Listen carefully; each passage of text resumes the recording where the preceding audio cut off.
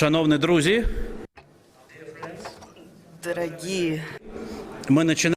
dear friends, dear colleagues, we will begin in 1 minute.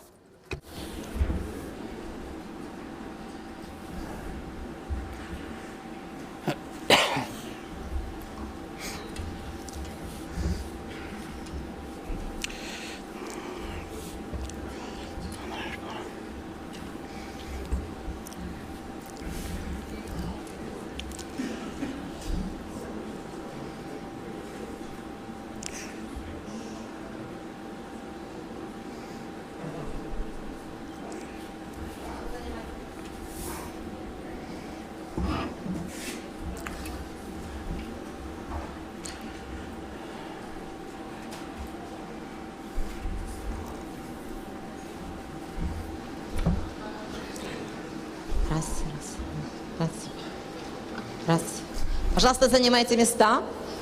Please take your seats. We will begin exactly at 10 a.m. Please take your seats.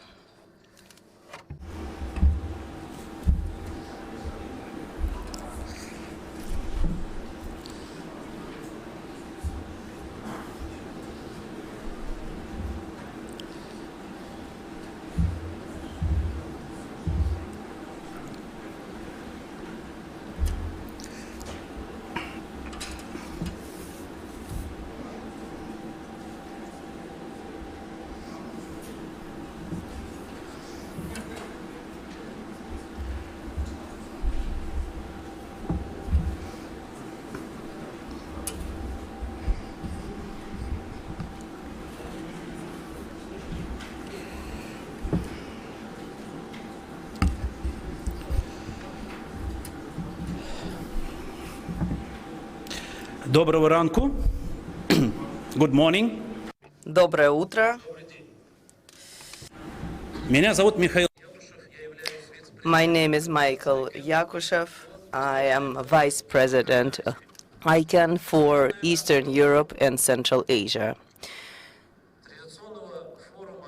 We are opening the traditional UADOM forum as the first Eastern European DNS forum, as well as the first DNS forum that we will do in the UADOM forum.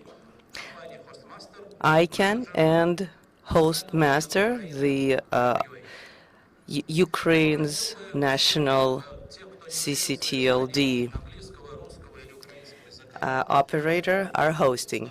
Please, all those who are not entirely comfortable in English and Russian, please use the headphones providing at the entrance to this hall to make full use of interpretation that is provided simultaneously here. I will now go over the plans for today. Today we will go into technical details. Today is the day when we will discuss and inform the audience about what's going on in the internet. And we have to say that this format does not allow for discussions. Discussions are all outside during coffee breaks. However, if you do ask questions, please introduce yourselves. Tomorrow we will have a more interactive part. Tomorrow, the day will be devoted to discussions, discussing the issues that you have in front of you as part of the program. As for today, there will be no moderation and no introductory words. However, Svetlana Tkachenko, the representative of the organization, will make sure that everyone uses limited time. Now let's look at Svetlana. Her badge is yellow. All badges are color-coded, and yellow means that you are dealing with somebody who is involved with the organization of this event. So if you need any kind of assistance, please go to people with yellow badges. We have more than 200 participants who gathered here from all parts of Ukraine, Russia, Serbia, Bulgaria, the United States, Great Britain, Turkey, France, Spain. Maybe other countries are represented as well. So we truly have an international forum here, and we hope that it will be interesting and fruitful. Today, we are expecting Mr. Rozhenko, who will participate in the discussion. George Sadovsky is also participating in the conference. Many of you who have worked with him in the past few years in Ukraine are familiar with him. And the head of the Istanbul head office is also here. These people will speak either today or tomorrow. And in conclusion, I would like to remind everyone that 24 years ago, on December 2nd, the country code domain of Ukraine, UA, was born. This is an important event for us all, and in fact, it is not fortuitous that our conference is taking place on this date. Everyone who is listening to us remotely can use the website that you see here. The login and the password can be received at the entrance. I wish us all a fruitful cooperation, making new friends, learning lots of new information. The first section is dedicated to the Internet of Things. I would like to give the floor to Alexander Baranov, who will be our first speaker for today. Thank you.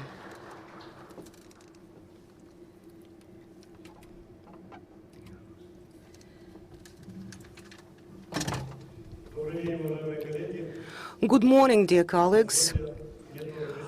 Please allow me to join the previous speaker and congratulate you on an important anniversary that we will be celebrating today. Raise your hand, all those who will be celebrating the Ukrainian national domain anniversary. Okay, not bad.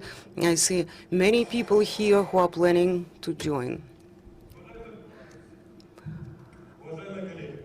Dear colleagues,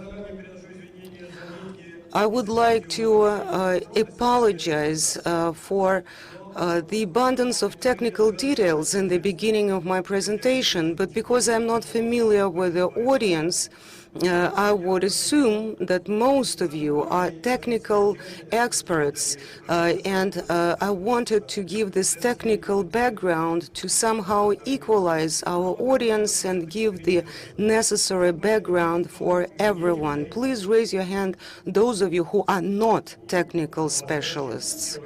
Wow, so the first part of my presentation is probably tailored to you, and I apologize to the rest of you who are well familiar with the facts postulated in the first part of my presentation.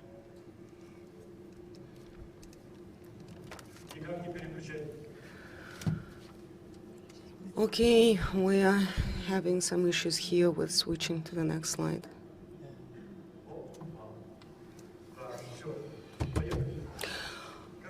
All right, let's. So when people hear the term the Internet of Things, I'm not talking about just about Ukraine, but about the global community. People wonder, those who got some taste of the Internet of Things, they become overwhelmed with happiness and with all the new prospects that the future has in store for us. Something like this. Look at the face. What did we have before? I will briefly cover the development of the Internet network. Can you hear me all right?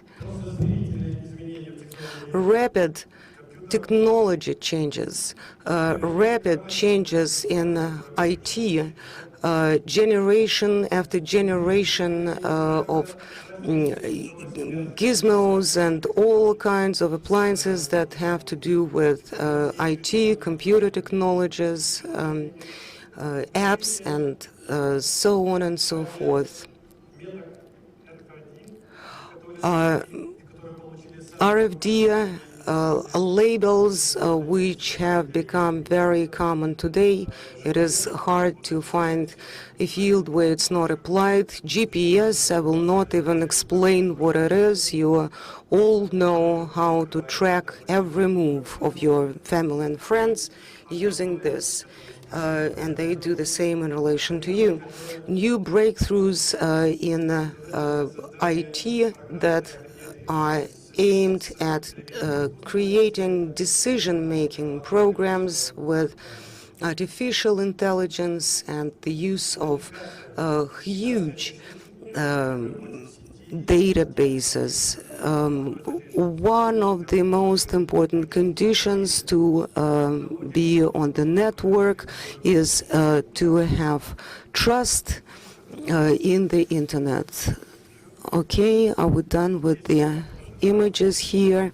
What you see here is different possible kinds of identification. In 1999, Kevin Ashton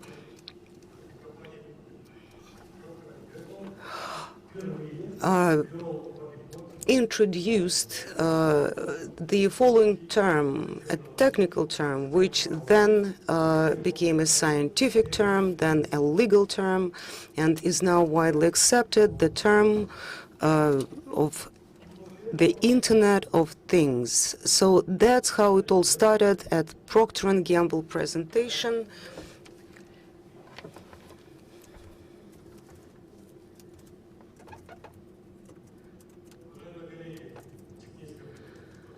Dear colleagues, our technical support people, what's going on with the slides here?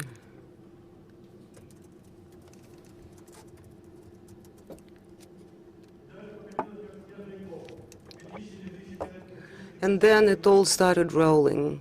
From the year 2000 to 2005, the newspapers, the media started using terms such as smart street, smart city, smart, smart, smart again, meaning that the technologies related to the Internet of Things started to penetrate into everyday life. The International Communications Union then made an announcement at the international level officializing the term of the Internet of Things. That happened in 2006, and I'm speaking of Europe because it's closer to us, but in fact, not just in Europe, but in the entire world. The Internet of Things was acknowledged by different governments of different countries, including its possible influence for the economy. In 2010, 2015, the European Union held a number of important events and creating a number of important alliances, including various corporations and scientific communities, to study the influence of the Internet of Things for our everyday life.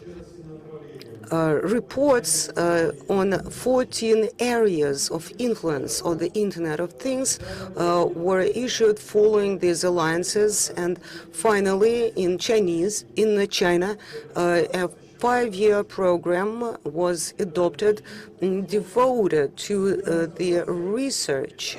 The budgeting for this program for the 5 years, for the term of 5 years, is $127 million.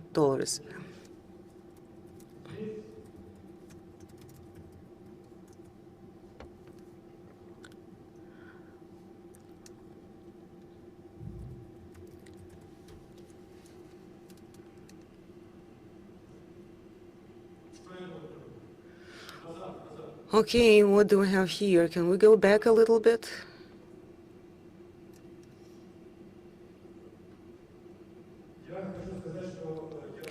Another thing I wanted to say is I recently visited China, and I want to say that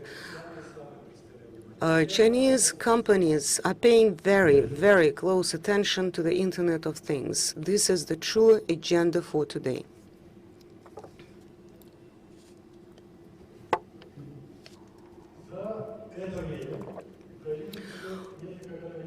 Over the years, we've come to see new catalyzers: the telecommunications, the cloud, and artificial intelligence, which is probably the most important thing, which is manifested in quite a number of apps, and the synergy of all these solutions resulted in the fact that today we're talking about the Internet of Things as our everyday reality, and this is true for the entire world.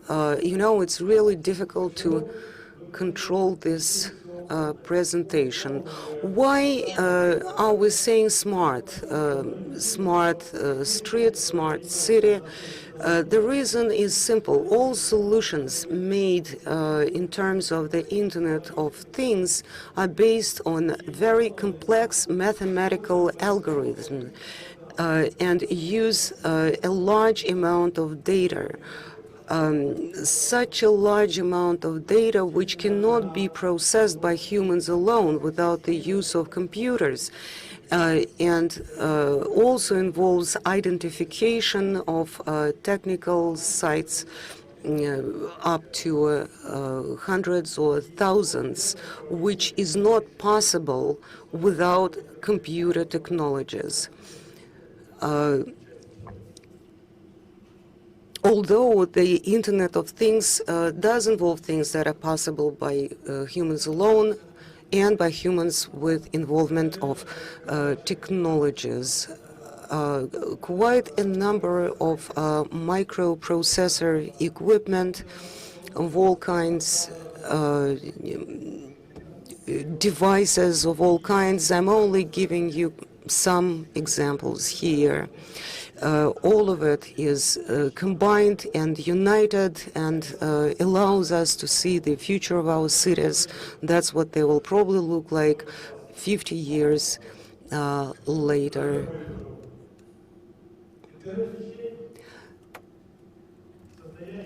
The Internet of Things, consisting of these components, is a big thing to say.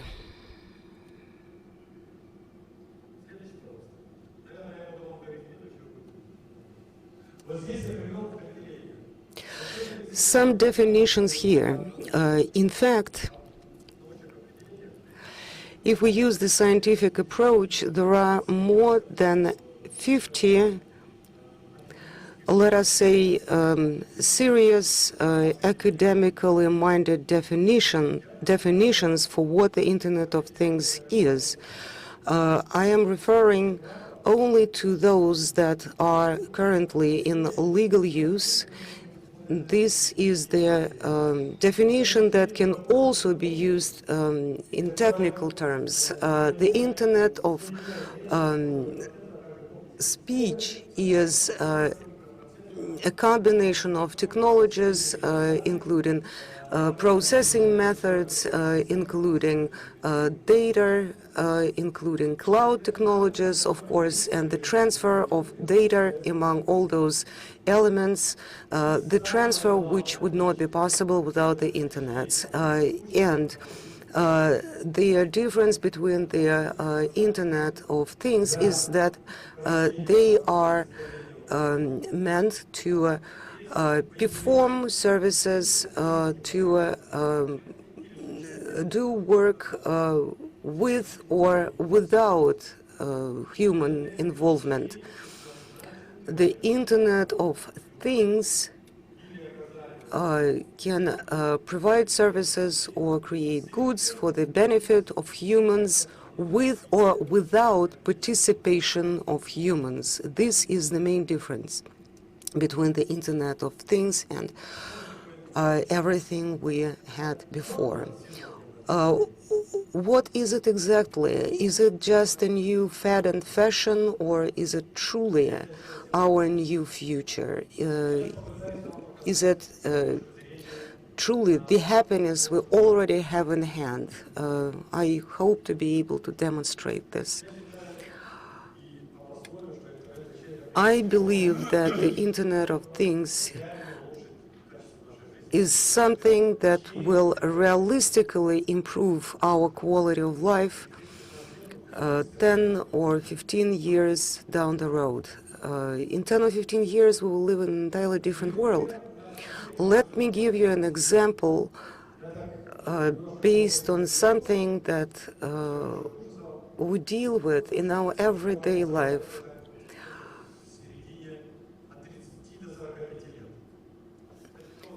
I believe the audience here is mostly in the age between 30 and 40. This is the age when we often forget about our health, and it is not until later that we start being concerned with health issues. Remember, years ago, we all used to have those yearly checkups, go into the doctor, and we had our blood work done, we had our heart checked, and what I represent here is not necessarily tied in with any one health factor necessarily, just an abstraction. That we have some standard measurements, and everything in the middle of this graph is supposed to be reasonably healthy. So every year we go there, and all our measurements are fine, and we leave, and we don't come back till 1 year later. However, if we did our checkups more regularly, once a month, once a week, then we would see them as a curve. And then, as we observe this curve, we would know that there is a change in risk factors that's there by 2014. We will observe that the measurements are not entirely normal anymore. But if we look carefully, we will see that everything was there as early as 2004. That was the moment in time when we could see the first changes. Although the manifestations will not become visible until 2008. We will be diagnosed in 2008. even though the trends had been there before. Therefore, we can make the following conclusions. If we had these measurements done on a daily basis, or at least on a weekly basis, or at least on a monthly basis, we would have seen the trend much earlier. We would have diagnosed the condition at a much earlier stage. Tell me something. Is there anyone here who would agree to go see the doctor once, I'm not even say every day, once a week, or even once a month? That's important. That's about your health. I don't see any volunteers here. I don't believe there's anyone who would agree to go and have their blood work done on a monthly basis. Therefore, we need to look for different solutions. And here we can use the smart health systems offered by the Internet of Things. Of course, what you see here is symbolic, and I will show you the medical equipment that is actually used for the purpose a little later. But basically what you do is you get your measurements any minute, any second, if you want, using your smartphone, using the internet. These data are accumulated as your medical chart. There's a special program that analyzes all this information using correlational methods and other processing methods, and signaling to your doctor that there are some important changes with a potential of significantly affecting your health. And your family doctor or whoever it is who is looking at the data will, in this scheme of things, see you in 2004 and diagnose you in 2004 rather than much later in 2008, in my example. What you have here is a microelectronic system. This is the tip of your finger, and this is the system which already exists and remains functional for 5 years, and now they are developing a new one which will remain functional for 18 years. This thing can take your blood pressure, can diagnose you with the hope of, with the help of ionic measurements, and can do biological testing, and even deliver medication to the part of your body where it needs to be delivered.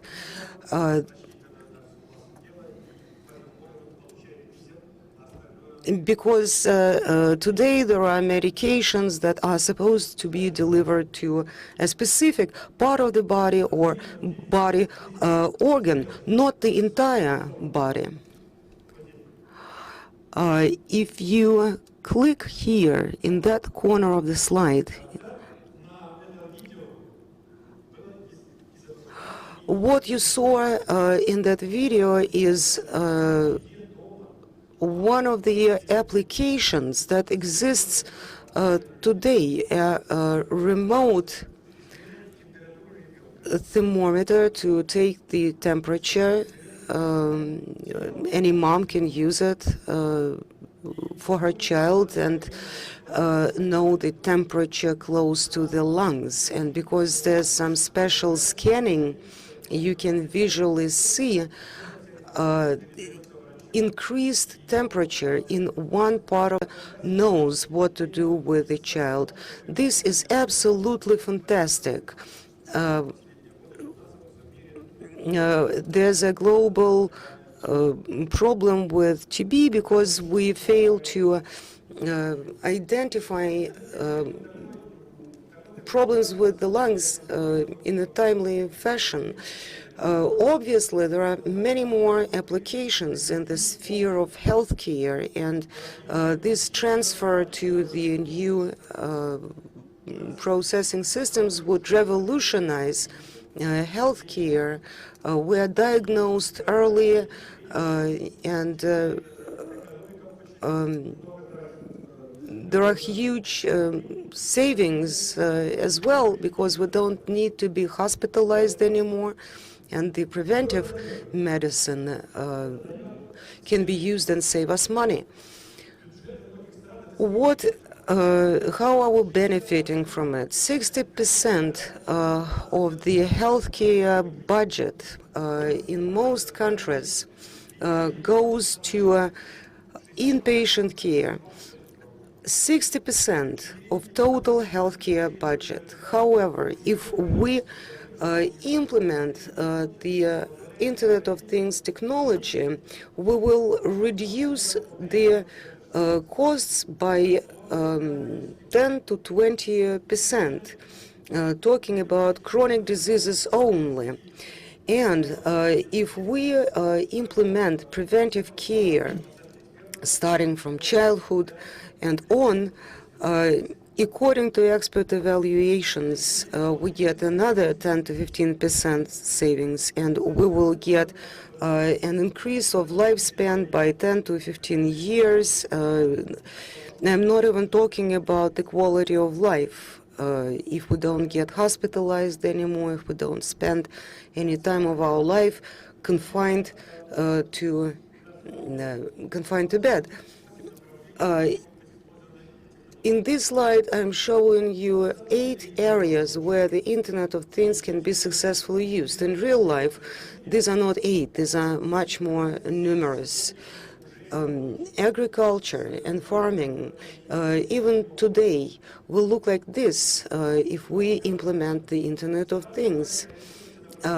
Cattle breeding, those countries that do a lot of cattle farming, and this usually involves lots of manual labor, and now you can use automatic systems that can make sure that the cattle graze in optimal parts of your pastures and can automatically herd your cattle for you.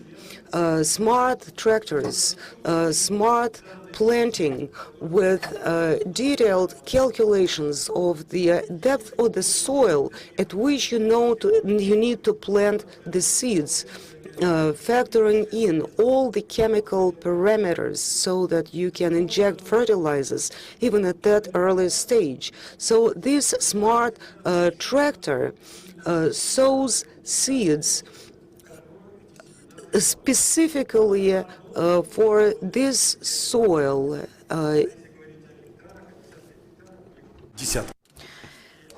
And every pasture has different patches of land, and so every tractor is able to look at the quantity or quality of the soil and disseminate seeds accordingly. You see here on the pictures tractors that are able to accommodate what they disseminate to the quality of the soil. It also has to do and can be applied to fruits, vegetables. This is for hothouses here on top. What does this mean? This means that we can have phenomenal outcomes and results. First off, it's the effectiveness and the labor effectiveness. But most importantly, it's about increasing harvest by 30 to 40% without putting in additional effort into prepping soil and pastures. And so these days, this is how you can use Internet of Things to improve results. For Ukraine, this is extremely, extremely positive because you don't overuse soil, because you only use soil for plants that are fit for a particular soil. We also optimize the use of seeds, fertilizers, because they are used not uniformly over land, but only in areas that require them and only to the extent that's needed. Moving on, smart factories. I'm not going to go into much detail, but I will just say that the pictures are taken from different factories, and you see there are no people there. What's most important is the fact that IoT is used especially much in logistics. I was making a presentation once, and one of the members of the audience said that his company works with Boeing as a subcontractor, and that they are the ones who program some of the software used for plane assembly. I didn't check into what he said, but he said that before IoT started to be used for Boeing, a Boeing assembly took 30 days. After its introduction, the assembly went down to 9 days, from 30 days to 9 days, which also means that there is no opportunities to forget tools inside the body of the aircraft without them needing to be there. I can't say that I checked this information, but I do believe it. In terms of Internet of Things here, we can say that a lot of factories are using them because the process is set up in such a way that the supplier delivers the supplies on the eve of the assembly of the day they're being used, bypassing warehousing entirely. Experts say that obviously this increases productivity, but in terms of logistics, there are estimates that there is a savings of a factor of 10 or more. That is phenomenal. Also, Internet of Things makes it possible to produce things for an individual user, customized production. This means that, if you, say, want to have a pair of boots or a fridge tailored to your needs, you can define those needs, and the refrigerator will be produced and delivered to the store. Same can be done for women's boots, for example. The objective would be even more difficult, but it's still possible. Moving on, smart cities. Well, I won't go into detail because I only have 10 minutes left, but you all know what this means. Smart fridge, a fridge that will order from the supermarket whatever it is you need.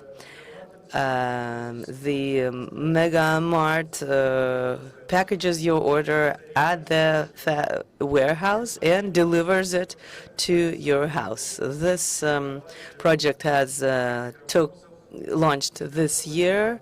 There are microvans with 2 drones on the roof that deliver packages. There is obviously savings, resource savings. You can have smart streets, smart roads. This is extremely complex. This issue is a big sticking point and a very difficult issue to resolve for big cities. Smart roads can allow for the use of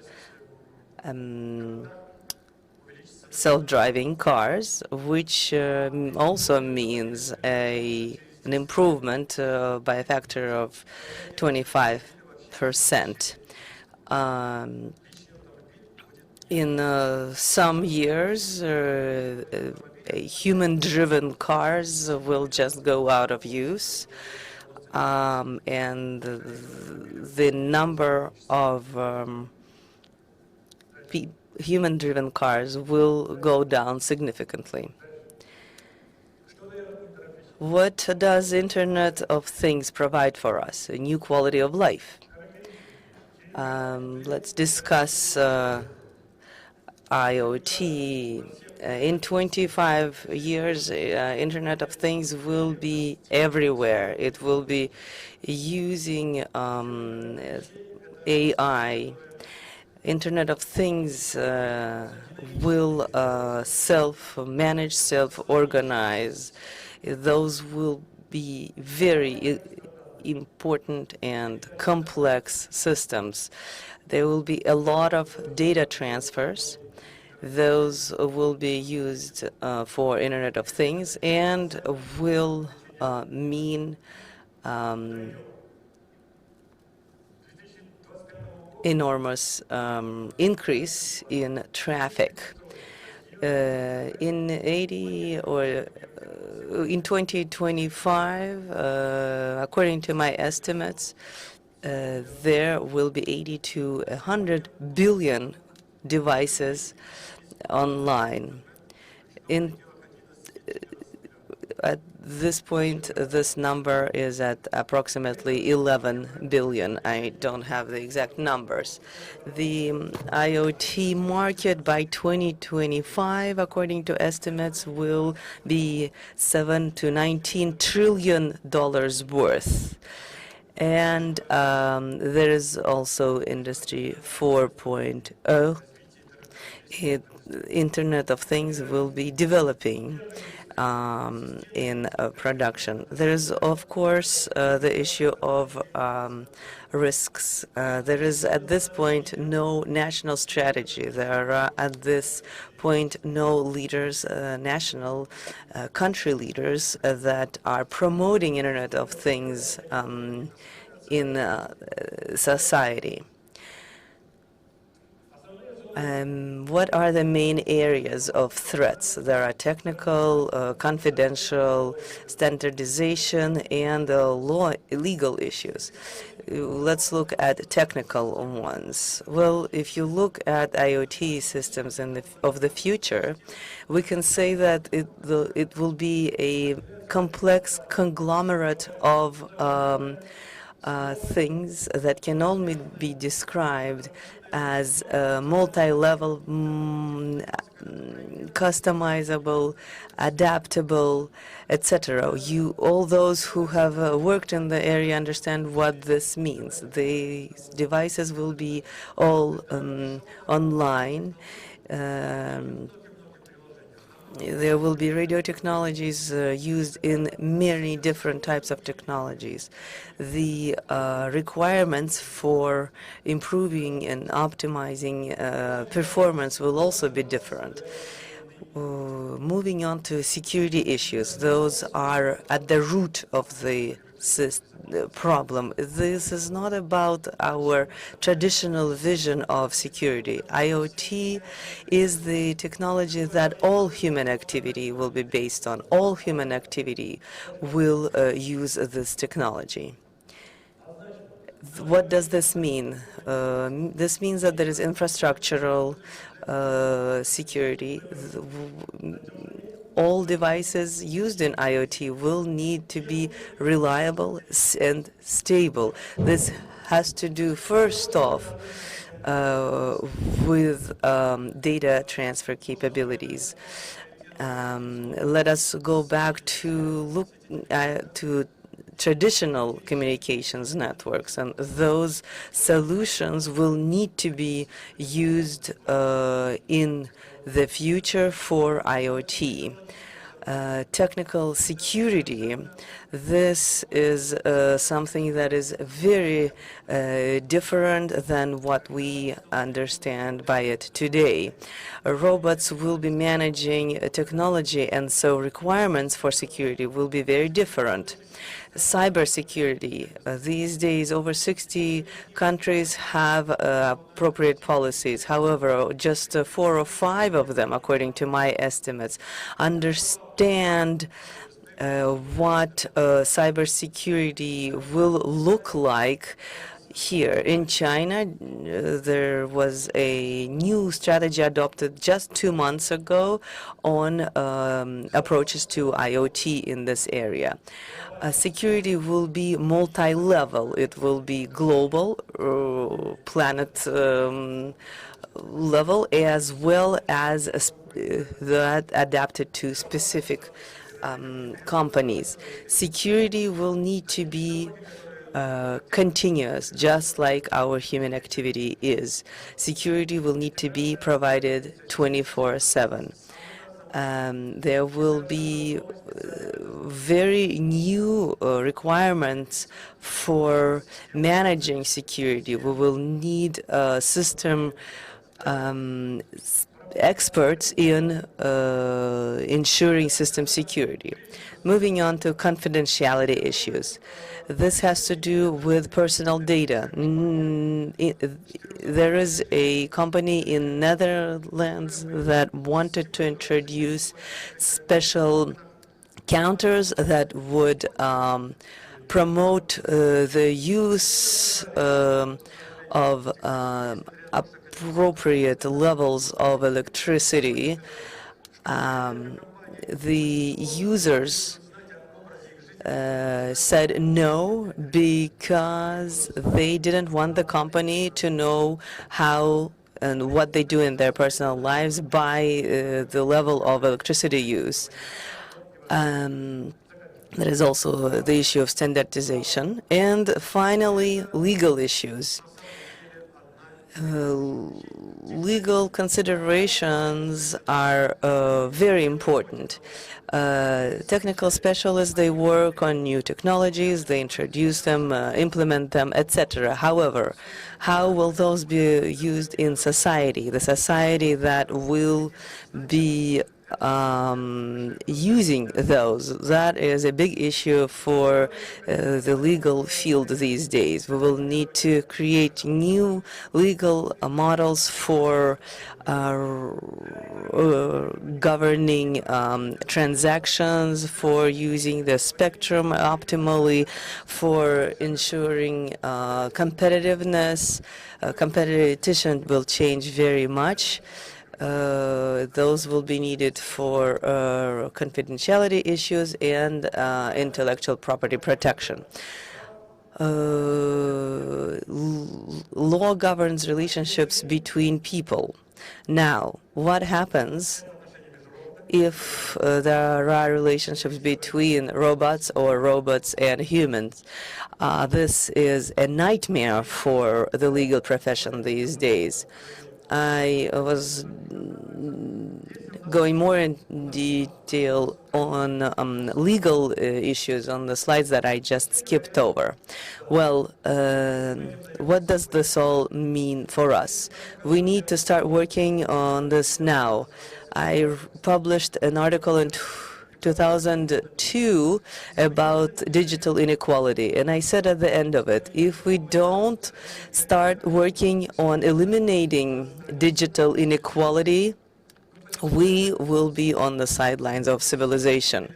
And this is happening because this is where we stand if we compare our country to the rest of the world. Our quality of life, our level will need to change, and this changing economics is changing, and if we use Internet of Things, our state of affairs will change. What do we need to do? We need to do major outreach activities, major educational activities. Why do we need to do this? We need to involve systems analysts to develop business models. We need to look at IP technologies. We need to implement whatever is being developed outside. We just need to be involved. We need to develop standardized business models for commercial production. Well, Internet of Things is already making it possible to reach deals across the ocean without human involvement. October 26 marks the date when a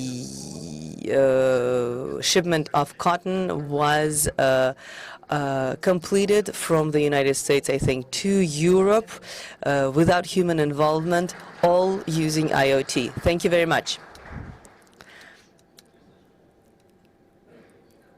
Do you have any questions?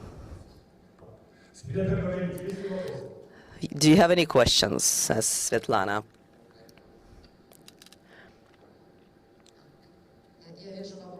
Yes, I see a question. Yes, there is a question.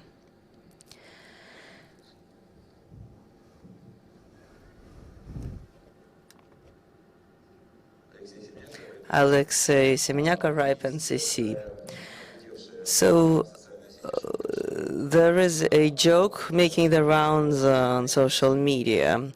It says that the letter, a lot of people don't know that the letter S in IoT means security, stands for security. What does it mean?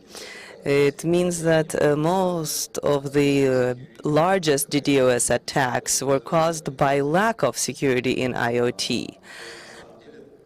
And so there are major security issues there. And so it is an interesting exercise to remember that October 1st, we had a Ukrainian IT conference in Kiev. It was larger than this conference, and I think that none of the participants of that conference are here, and vice versa. Those who are present here weren't there. That's an important issue. I believe firmly that future can be very interesting, but our efforts are all split up. On the one hand, we have people involved in IT and looking at how it should be set up in terms of security, and there is on the other side people who are involved in security. And on the other hand are those who actually build that hardware.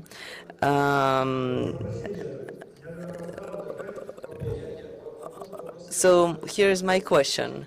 How are you planning to ensure there is interaction between those two sides? Answer. First off, you astound me because I was trying to look for the letter S in IoT, but actually it is present there.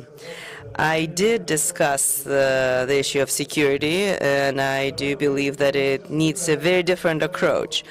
Also, you weren't entirely honest when you said that no one was at that conference of those present here. Well, you were there, right? But really, what I would like to say is that IoT is a major and global issue, and we need to start educating people about the threats, but most of all about advantages of the IoT, but of course threats as well. This is a major undertaking. A lot of people don't understand it.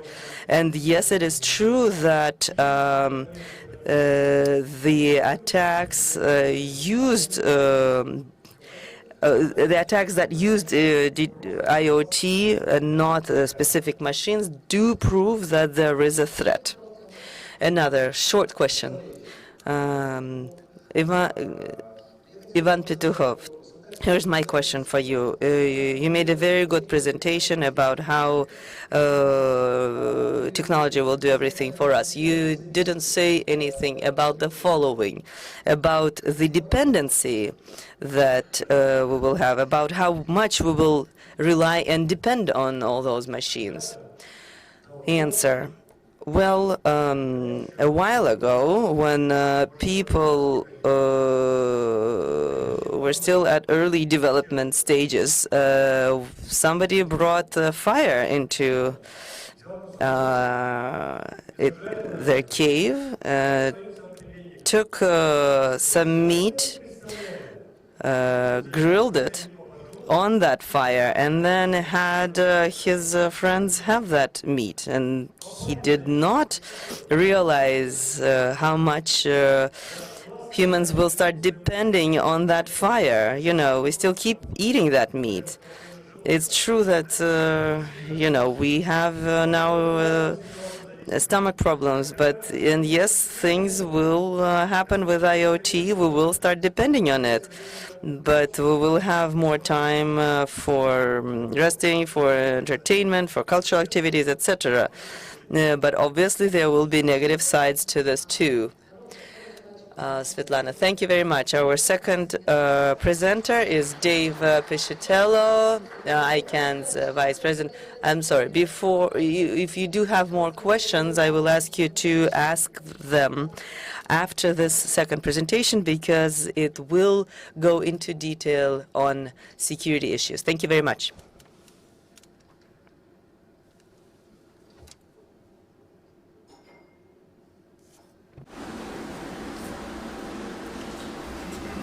Mike?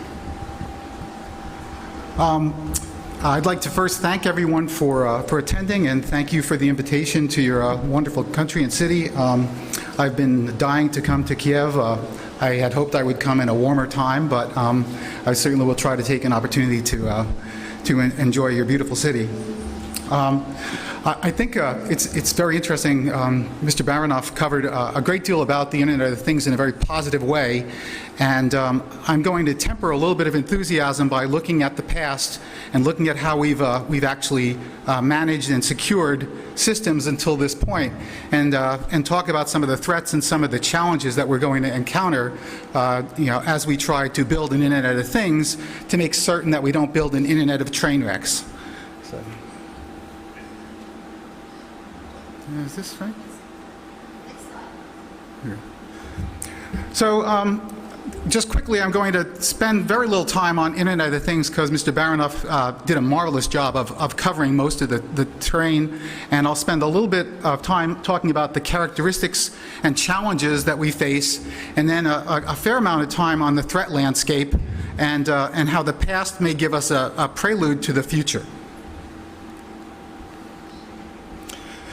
So very, very simply, the Internet of Things is, from a technology standpoint, the next wave of devices. The first wave of our devices were mainframes. Then we had mini computers. Then we had desktop computers. Then we had laptops. Then we had tablets and mobile phones.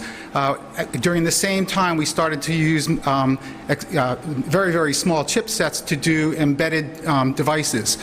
We've moved into the very, very early framework of devices that are connected to the Internet that can now affect all aspects of our lifestyle, of our health, and of our society.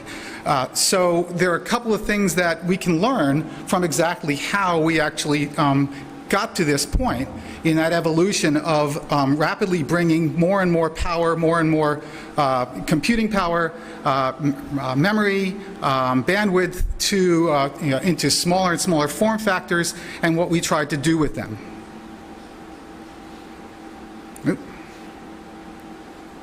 So everyone who works on Internet of Things security has some sort of bar napkin that looks like this. We draw different pictures of where you're going to actually see a thing that's connected to the Internet, and what kind of effect that's going to have on our society. Mr. Baranov's presentation actually covered this and much, much more.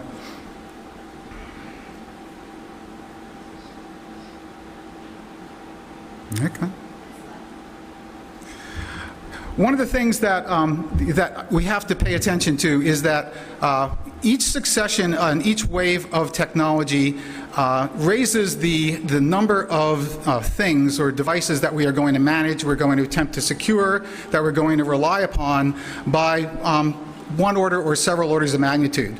No prior wave has actually taken the scale of devices to the at least theoretical or perceived market size that the Internet of Things may take us to.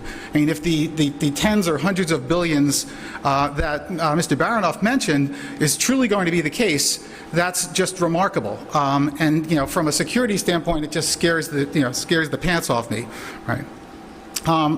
We also know that some of the challenges in doing a great deal of AI, of doing a great deal of communications, of doing a great deal of very, very highly sophisticated applications that are required in things such as autonomous vehicles, or in manufacturing floors, or in agriculture, as Mr. Baronoff pointed out, or in our bodies, is going to require a substantial amount of processing power.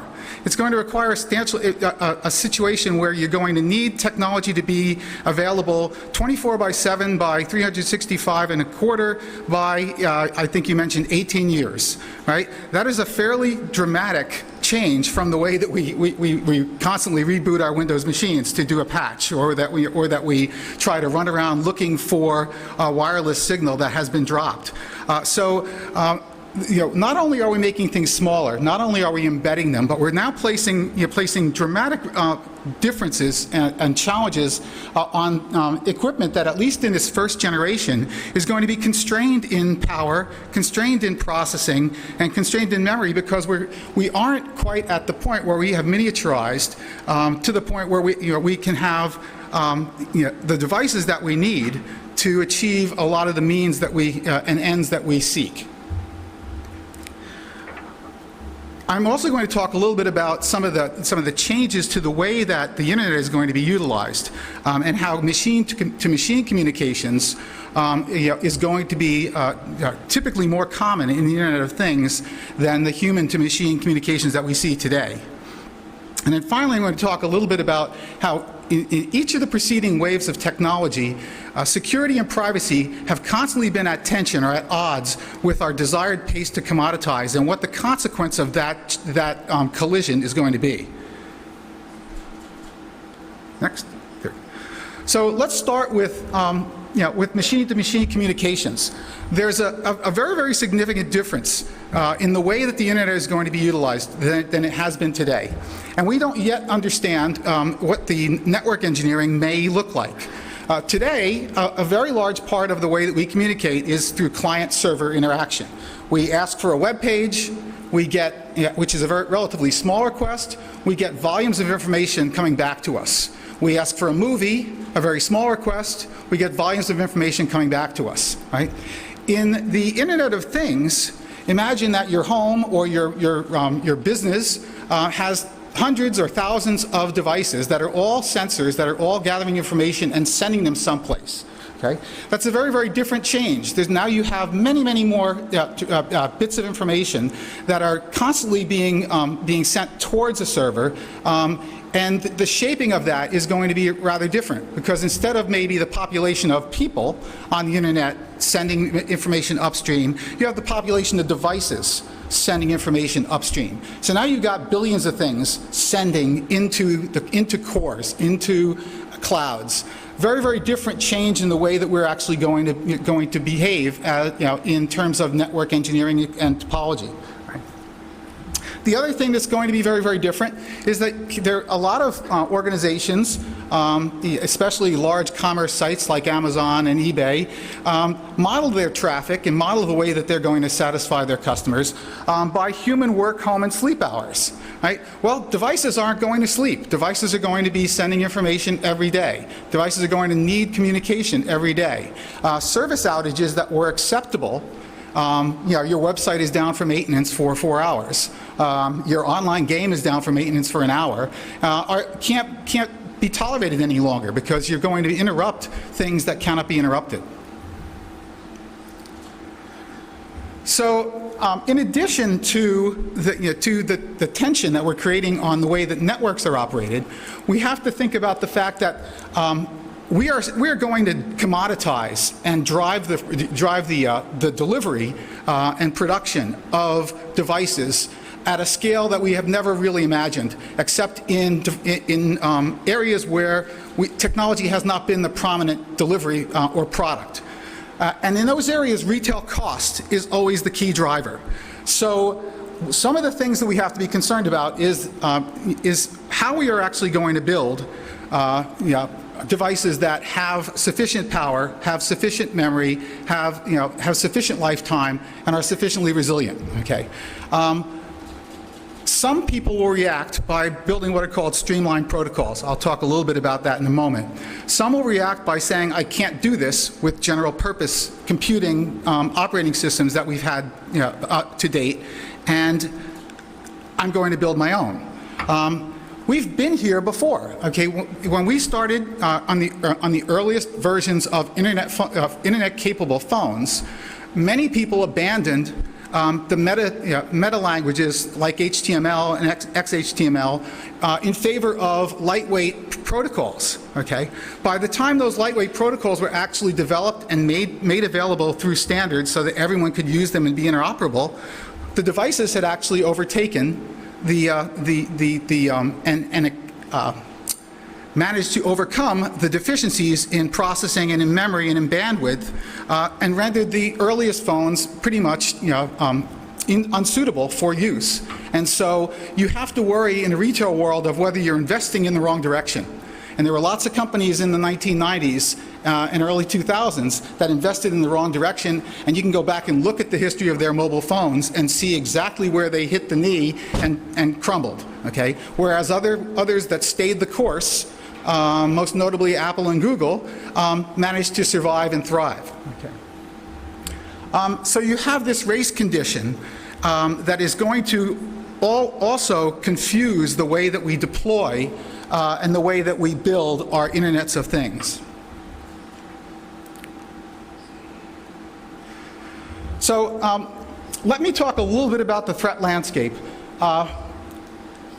We are now going to have devices that are going to control traditionally human-directed activities. Okay, our cars are going to drive themselves. They're going to be assisted in driving. We talked about agriculture earlier. Aviation is something that we already have a fair amount of intelligence and autonomy in the planes and jets that we fly today. Drones are now unmanned. Drone delivery is now becoming a very, very interesting commerce initiative for companies like Amazon. Building fleets of drones that are going to drop boxes on your head all day long is sort of frightening. It's sort of a nice cartoon, but it's also going to be a reality. Perhaps not in the next 3 to 5 years, but certainly in the next 10. Okay. Residential and business environment control systems. All these really, really interesting applications are going to create a couple of really, really interesting problems for us. Okay, they're going to assist us with human biofunctions, assist us with the way that we interact with our devices. But in a lot of cases, there may be no human ability to detect or respond to a malfunction in the way that we are accustomed to today. Okay. Look at the braking systems on a Mercedes-Benz today. I mean, yes, you can brake, but often there are circumstances where the car will brake for you. Okay? If that logic fails, if someone finds a way to exploit a vulnerability in that logic path and they can use it maliciously, there is a consequence. So things can go and break, and they can go undetected until a security event. Security events, however, at this point now place humans at harm. And so this is a very, very different scenario and a very, very different threat model than we've had, up until now. If you look at the history of the way that we have actually evolved from particularly desktops to laptops to tablets and phones to very large communication switches down to the tiny little routers that we use for our access to broadband technologies that allow us to have internet to our homes capable of delivering streaming. You know that each new wave introduces new attack vectors. Okay, we begin with new operating systems, or we customize operating systems. Though each time we go and we take operating systems like Windows, like Linux, or Android, or iOS, and we modify them, or we try to make them simpler, or we try to replace them with something different, we have thousands and thousands of lines of code that are new. Okay, we are relying on essentially a zero error tolerance in the Internet of Things for these things to be reliable, secure, and resilient to attack. Well, we've never done this before, so being optimistic and saying we'll be able to learn how to do this before we have the Internet of Things, up and running is a bit too optimistic for me. So we have to be very concerned about how we're going to do this. And when we go into scenarios where we take an operating system like Linux, and we start to strip out libraries and pull out services and yank out different pieces to make it fit into the memory and the processing capability of a very, very small form factor, we're having an effect on the way that system worked. And I know for years, from years of working on firewalls where we did exactly this, this is a non-trivial exercise. Equally non-trivial is saying, okay, I'm not going to use that. I'm going to start and I'm going to write an operating system from scratch. Now I might have hundreds of thousands of code that has never withstood the kind of attack mentality that exists on the Internet today. Okay. We also are making, I think, a very naive assumption that we'll get better at configuring things so that they are secure. We are terrible at this, and we're terrible at patching systems. And consumers in particular don't have the technical wherewithal or the interest in doing this. So a great deal of the way that we are actually going to have to look at Internet of Things is going to require us to be a little bit more circumspect about things that we don't do today. Some of these threats have already been realized. How many of you have heard about the Mirai botnet attack that took down, quote, the Internet? It essentially was a massive denial of service attack. So this was an attack that was essentially initiated by doing massive scans of the Internet, looking for devices that had a port called Telnet that was open. Telnet is a plain text protocol that most people had realized was insecure back in the late 1980s. Okay, and there were devices out there that were not only allowing traffic or allowing connections to devices like routers and DVRs and cameras, but the devices themselves had the original default username and password configured.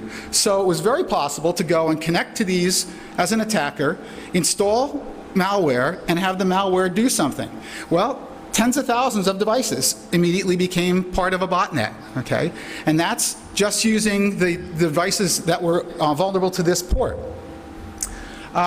Very, very significant. This has become a very, very hot topic. Just this week, we had another scan of a different port. The port was this 7547, which is for SOAP, which is a web access. And through the SOAP, you could actually go and get access to the administrative console of an entirely different set of remote access and broadband access technology. So while we are getting very enthused about the Internet of Things, so are the attackers, because we are creating possibly the most formidable army that could be launched against us in the history of the Internet. The warning bells that Mirai rings for us, the things that we have to pay attention to, is that an Internet composed largely of IoT devices has been exploited. Okay, the compromised devices used a channel that has long been regarded as unsecured and has long been removed from current best practices among most well-developed products. And by well-developed, I will also say the products that don't do this are usually more expensive than the products that do. Okay, the default credentials are known and shared. This is a common problem with the way that we configure our machines today. People don't even know that when they buy a router or they buy a device from off the Internet or off the shelf of a box store like I don't know what you have here, but a Carrefour's or a Walmart in the United States or a Target. When you buy those, you're buying what is on the shelf. The consumer doesn't know anything about Telnet. The consumer probably doesn't even read what he's purchased. And even in a case where internet service providers are managing the system for them, we see that some of the internet service providers are lax and leave the default credentials on those devices. Okay, so in those scenarios, we're just fostering an environment where devices can be repurposed for all sorts of kinds of attacks. And remember, if you start out with an operating system like Linux, and someone is able to go and gain administrative control or root on Linux, anyone who has knowledge of Linux can then modify, what is installed as a root or administrator, so that the device does whatever he pleases. So the possibility of attacks, is very, very diverse and very, very nefarious. And DDoS is only one of the kinds of attacks that that these botnets or these exploits and vulnerabilities can create for us. So this is a very, very significant threat from the security community's standpoint. So as you're building these devices, and the things that we have to pay attention to drive the market in what I believe is the correct direction, is the question you ask in your development phase is, can I effectively and correctly prune services or binaries that attackers can exploit if I'm going to start with a general purpose operating system, okay? Or can I actually securely code a custom operating system and improve the security baseline for all IoT devices and have one perhaps or a pair or some that takes us out of a monoculture available for IoT devices? And this is very, very important. This is the baseline. If we don't get the operating system correct, everything we build on top of it, as Mr. Baronoff said, we're going to have multi-level security. Well, everything you build on top of sand, relies on your ability to stay stable in sand. So if you'd rather have concrete than sand, you have to think about putting concrete in at the outset.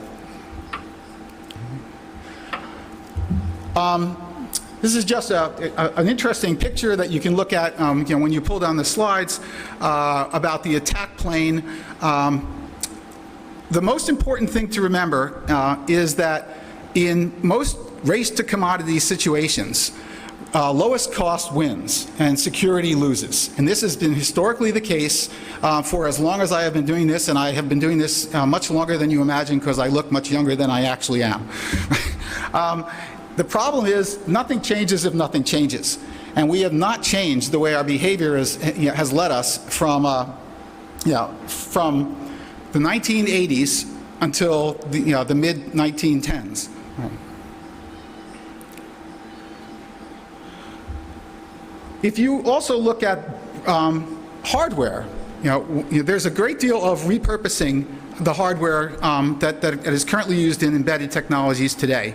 Mr. Baronoff gave us some very, very encouraging views of hardware that's going to be available for many, many more years with much less power requirements, with much more processing power, and that's really, really exciting. That's the high capacity chipset. Okay, there are a couple of things we have to worry about. Supply chain hygiene is a term that we use for we're worrying about devices that are manufactured with backdoors in place, with the ability to operate software or to collect information unbeknown to the person who is acquiring it. And this is very, very significant in equipment in particular that's acquired by nation states. And there's a very big concern about that. Now we're taking the situations where we're going to build billions of something and we're going to send it out. And if by the time you actually find out that there's a backdoor in the device, and you've deployed a 500 million of these things, you're already in very, very serious trouble. Right? The other thing that we have to worry about is, as we make these chips much more powerful, if we don't secure them, if we configure them poorly, we're giving even more advanced delivery systems for attackers than they have today. So again, this is not, oh, we shouldn't do this talk. This is, we should pay attention to what we're doing. Yeah, right? One of the biggest problems and the biggest threats that we see when we encounter these botnet attacks like Mirai is that deploying something that you purchase that's a commodity product creates an immediate challenge of how do you continue to secure them. One of the characteristics of most things that you buy as a commodity is that you buy them, they're built in hundreds of thousands, and they're shipped to stores, or they're shipped directly to a consumer, or they're shipped to an internet service provider in large numbers. Especially when these devices go out to the field, they are now in a situation where they're often not managed. They're often not upgradable. So even if we find a security flaw in some devices, the chances that we are going to actually be able to convince every consumer to go and change their broadband residential router today are very, very small. Imagine how hard that's going to be with some embedded device in a human body, or with devices that are all around our homes or all around our buildings or in our cars. Maintaining the ability to reach back and update the devices that we deploy is critical, yet it is one of the most overlooked and poorly managed aspects of how we actually deliver product today. There's a problem that we call shelf life that exacerbates this. When you are a large a store and you decide you're going to sell a particular product and you buy 100 of them, you're buying 100, and you may buy those in March of 2016. If you then go 6 months later and you buy another 100 because you've depleted half of them, you have 50 that had old firmware and you have 100 that have new firmware. Well, the old firmware tends to get pushed to the back of the shelf, the new firmware is in the front of the shelf, and you end up with these devices that are truly old in terms of their firmware or software that remain on shelves for potentially multiple years. Somebody eventually buys that, puts it in their home network, and they're more exposed to a vulnerability or an attack than the person who bought the one in the front. The consumer is probably never going to be aware of that and is going to just simply go his happy way. So sometimes we may end up with exploits that last for years. Now, take Mr. Baronoff's example of a chip that will survive 18 years and project that same kind of shelf life problem, and you may have somebody who has some device that has a vulnerability in their home or in their body where the vulnerability persists over a decade. So we have to be really careful here. We have to pay attention to some of the things we're bad at. We're bad at providing consumers in particular ways to upgrade their product and keep themselves safe. We have to get better. The other thing that is truly a problem from somebody who's been doing security for 30 years, this is the one thing that sets me off and sets most security people off. But as you seek larger markets, as you seek to commoditize and you drive the price down, the perceived value of security diminishes. People tend to say, I've got to get my product to market. I know that if I put this in, it's going to cost me 7 more cents per device, and I'm not going to risk that because my competitor is 7 cents a device cheaper than me. Okay, so the cost of the device typically drives the decision making. The development cost of security is usually much higher than the development cost of just getting the product out, and desired timeframes, or what we call haste to market, drive most manufacturers. All of these things conspire to make security less of a priority than it must be for an Internet of Things. Mr. Baronoff touched on privacy. The other aspect of security objectives, not just to secure the information in transit, but to also protect the information from misuse. Today, commercial use of information that is arguably personal identifying information, whether it be metadata or the exact data, is profound.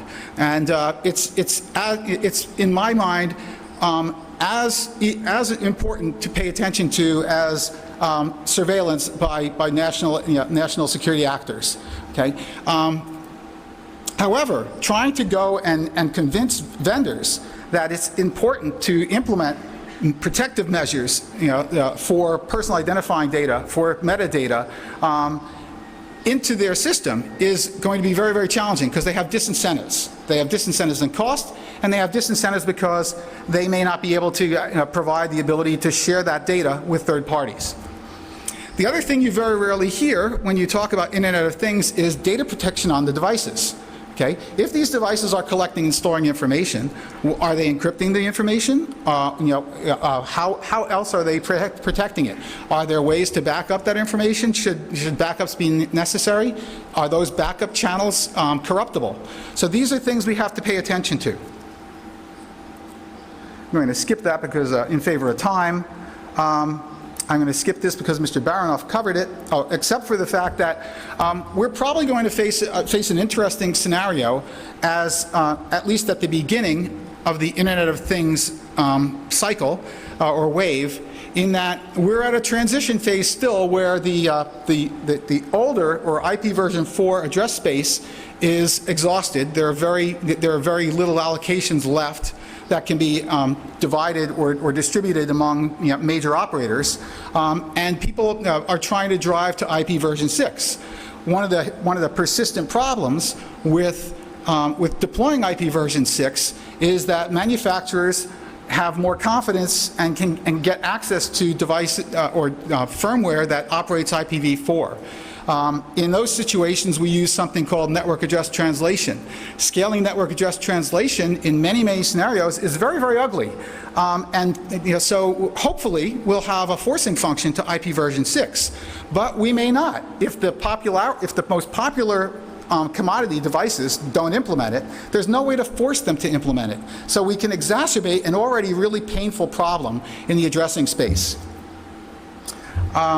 I'm going to finish just real quickly with ways that we might actually increase confidence, give a little bit of optimism about trying to at least create security mechanisms, and that is to using DNS security in the IoT world. Many channels that we're going to need and many applications that we're going to need in Internet of Things should use encryption. One of the things that we could do with DNSSEC is distribute cryptographic keys from a source that we can prove is truly the entity that we want to access and acquire those keys with, a trusted publisher, with very, very great confidence using DNSSEC. And there's a protocol called DANE that you should look at if you're interested in exactly how this works.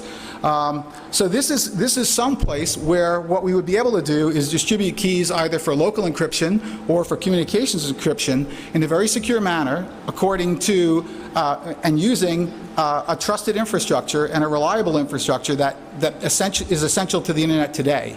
One question we'll have to deal with is how scalable will the DNS be in a situation where we have billions and billions of requests for this kind of information. I'm pretty confident with the distributed nature of the DNS that we'll be able to do so, but it remains to be seen. Right? So the idea here is that everything that you have in your home or in your residence, you name your refrigerator, your door, your windows, your thermostats, your air conditioner, any other devices that you want to manage, and each of those actually is able to pull down cryptographic keys specific to their application or their need from a distributed repository that is trusted. Right.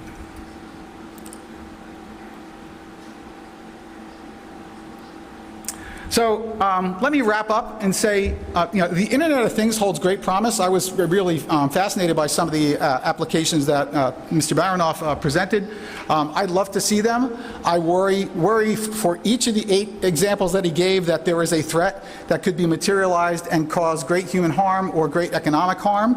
And I hope that what we will do is not repeat the past, that we will actually go about what we need to do, stop worrying so much about the price and the commoditization, and pay attention to the consequence of rushing to market with technology that is not going to suit the need and creating great mistrust and undermining the confidence in an Internet of Things that we actually need to have. That's the end of my presentation. I think we have a few minutes for some questions. And if you want to contact me afterwards, please do. I write about a lot of these kinds of security threats at my blog, securityskeptic.com. And again, thank you very much for having me. Thank you very much. Вопросы, буквально несколько минут. We have a few minutes for questions. If you have any questions for Mr. Baranov or this speaker, please go ahead now. It looks like there are no questions.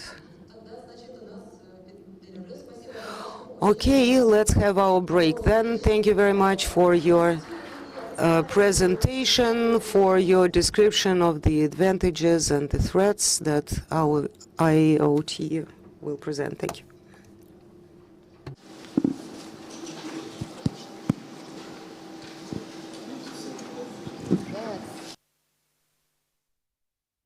Кофе, пожалуйста, в зале, где вы получали бейджики. Начало следующей сессии в 12 часов. Пожалуйста, не опаздывайте. We will resume work at 12 sharp. Please be here promptly.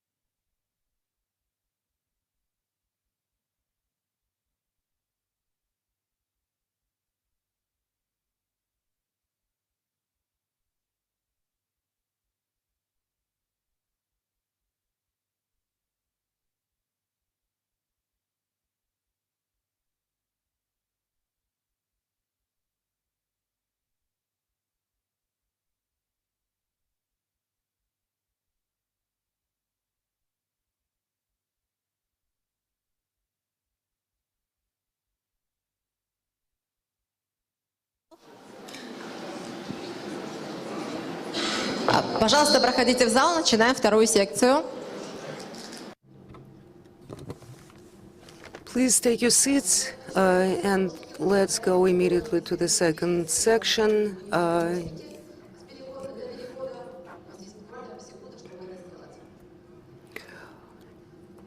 We will give everyone 1 minute to get headphones because the second section will be in English.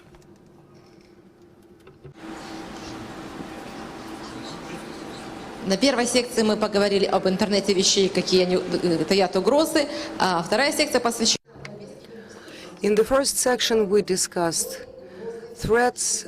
Our second section is dedicated to cybercrime and to what lessons law enforcement agencies can draw from the situation. We would like to give the floor to ICANN security specialist.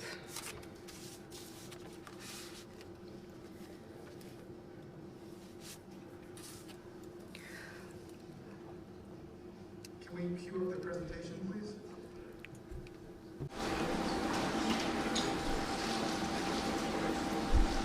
Yeah.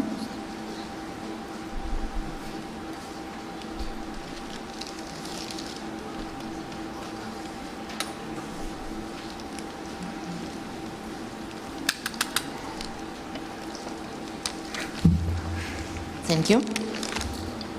There we go. Thank you very much. I will try to speak a little slower. I think I wore out the translators earlier, and I apologize for that. I tend to get excited about security, and when I get excited, I talk a little bit too fast. So I'm going to talk today about ICANN's role and relationships and remit in a number of different areas. And so part of this presentation is going to be a description of ICANN and where we play in the security arena. And part of it is going to be a little deeper dive into some of the capability building that we provide.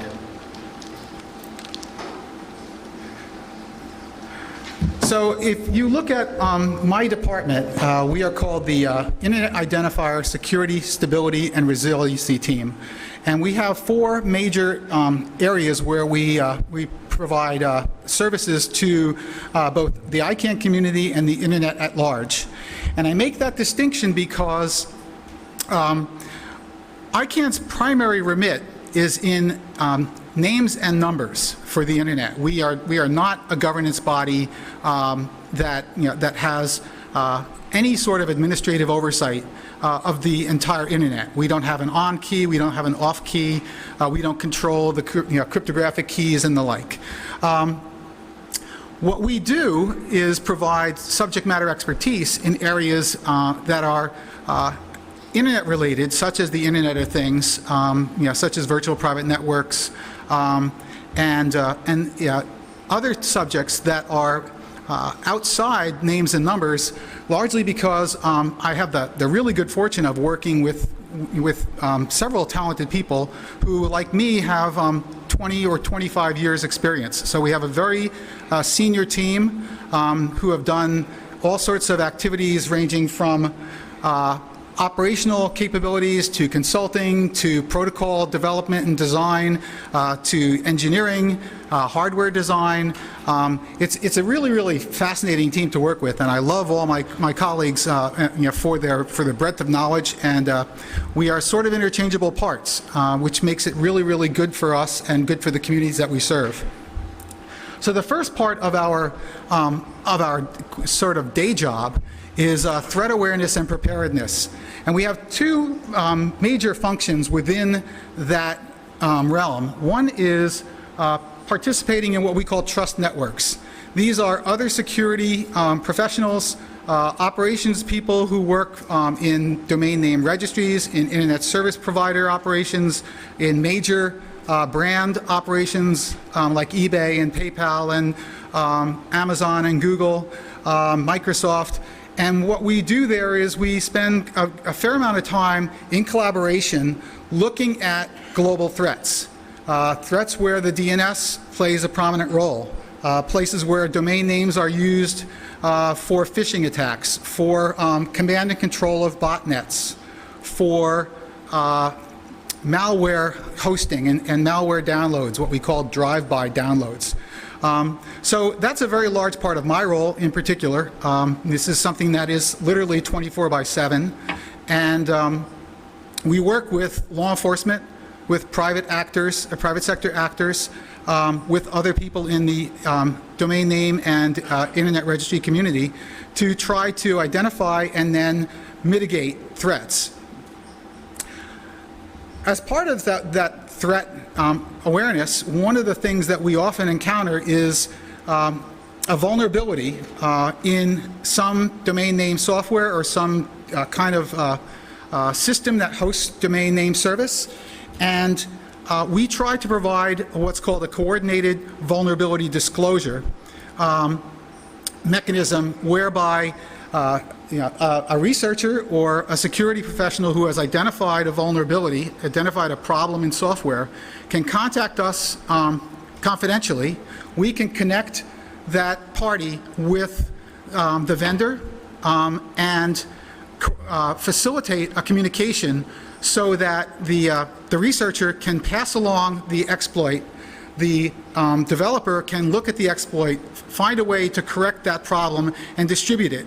And this is what we often called responsible vulnerability disclosure. It's a very, very important facet of what we do, and a very, very important element of trying to protect people from harm by making certain that patches exist at the same time that a vulnerability is identified. Another part of what we do that is becoming a passion in my department extends over to the office of the Chief Technology Officer at ICANN. We have hired some really, really fine data researchers and people who are very well qualified to do analytics. And we are now looking at what we are calling the health of the Internet Identifier System. How well is the name system behaving? How well is name resolution being satisfied for the billions of people that need it every day? So we are doing measurements at the root of the DNS, and we are going to do security threat reporting. We're building a platform that is doing a census of every TLD that we can acquire zone data from, and looking at the threat activity within each of those TLDs, within each of the registrars who are accredited to register domains in those TLDs, and we'll be trying to make reports not only to the registries and the registrars, but to the public that help people understand where the health is and where the unhealth is, so to speak, in the Internet's name system. We are also trying to provide, and this is a personal passion of mine, new metrics, new ways to actually measure health or well-being of the identifier system. And just right, for those of you who are developers or familiar with scripting, a lot of what we do is try to proof of concept some way to go collect data, look at it, and come up with some metric or some value that says that rank scores a number of different parties according to how healthy or how unhealthy they are in having a population of domain names that have been identified as phishing or malware or spam and the like. So that's a very exciting piece of our work now. We're probably at the 80% mark of delivering that, and I hope that if I come back here sometime next year, we can have a presentation or a talk that's focused directly on that. Another extremely important part of what we do is capability building.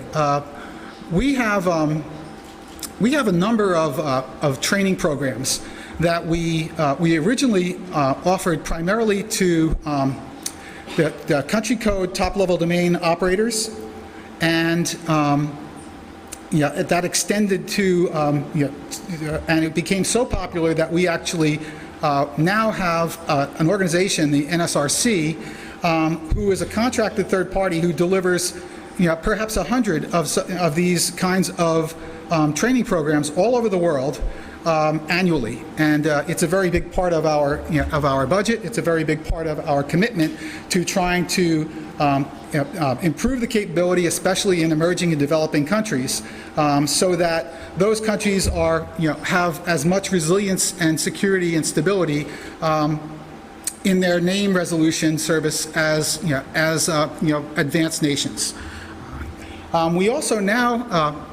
We began in around 2013 a program where we provide law enforcement and other public safety communities with the ability to sit in a training that helps them understand how to do investigations into criminal or other illicit activities, and how the identifier systems, the names and numbers, can be used as a way to go and investigate various illicit activities such as fishing and farming and illegal pharmaceuticals and counterfeit goods, human trafficking. All those crimes, all those malicious activities have at their core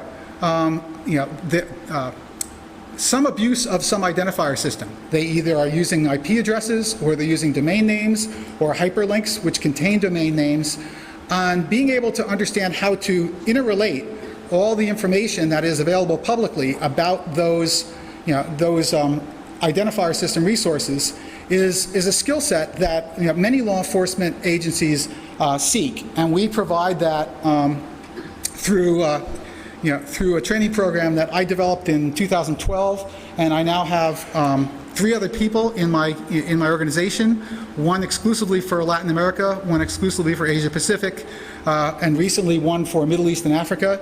And then I'm currently flying back and forth between the United States and Europe, trying to cover both those both of those regions. We are delivering about 75 to 80 such trainings a year.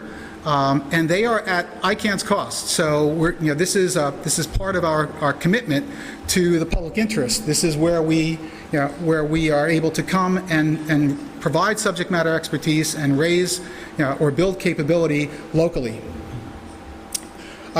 Obviously, there's a huge demand and appetite for these kinds of trainings, and so we've begun exploring the possibility of working with local computer emergency response teams to do a train-the-trainer program. So as an example, in February and March of this year, I spent some time in the UK with CERT UK and ran 2 training sessions for their trainers. And now they are building up their capability to be able to do more training within the UK.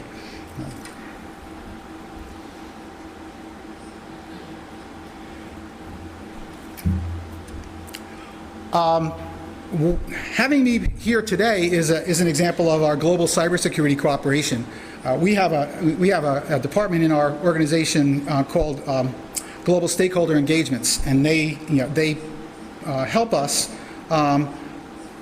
visit countries, speak to audiences like you on a variety of topics where we have subject matter expertise. Most often we try to talk about internet names and numbers, but as I did this morning, there are some other areas of expertise where we're happy to come and speak on other topics. We also work with the global security and operations community. There's an acronym, OPSEC, that is often used. And these are daily interactions with people who are encountering problems, anything from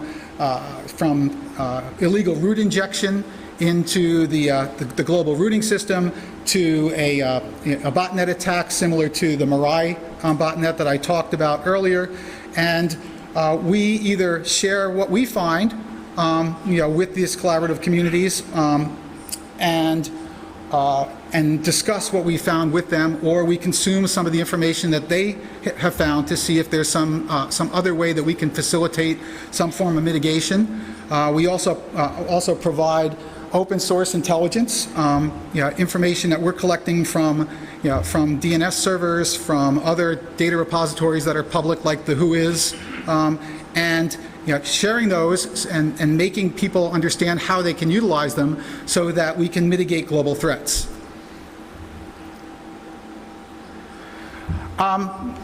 The internet abuse mitigation communities is a very, very large population of people.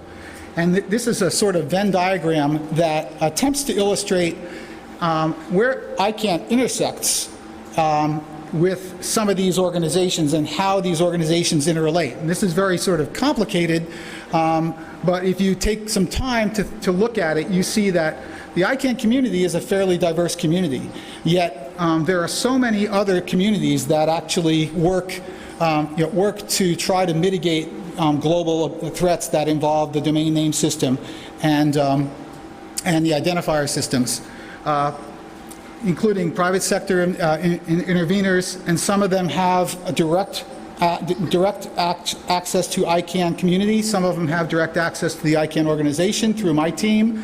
And it's quite a very large community. But it's not the entire community, because all of us, including consumers, are part of the victims of abuse.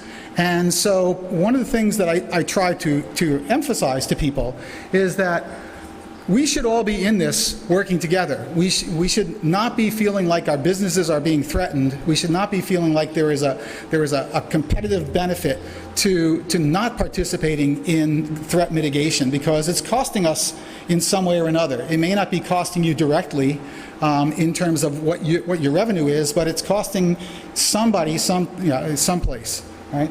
And we don't want to just simply spend our lives being victims.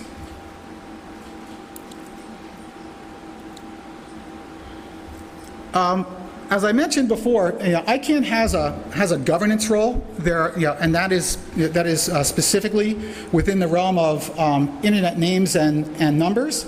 But we also have a subject matter expertise role. We have a number of people who are highly qualified and respected in our company, and we are perfectly happy to assist in investigations where identifier system abuse is prominent.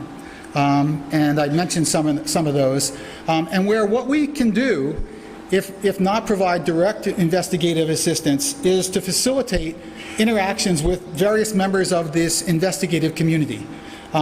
So this would involve helping investigate domain names, helping look at addressing anomalies, helping identify origins of denial of service traffic, helping identify servers or countries or companies under siege, and then working with either law enforcement or private actors or others to try to find a solution. So in the example of a denial of service attack, we may be working to help a private actor whose website's being attacked for a denial of service work with other ISPs to try to squelch the amount of traffic that is coming from their networks and attacking that particular party. We don't do a lot of this directly. A lot of it is collaboration. And a lot of it is, honestly, sometimes just a phone call saying, hey, do you think you could speak with this party here and maybe help them block some of the traffic that's emanating from your network and attacking theirs. So there's a lot of collaboration that is extremely important. We also spend a lot of time trying to explain to people how they can use and consume and apply publicly accessible DNS or addressing information to solve their problems, to further their investigations. And this is a big part of our role.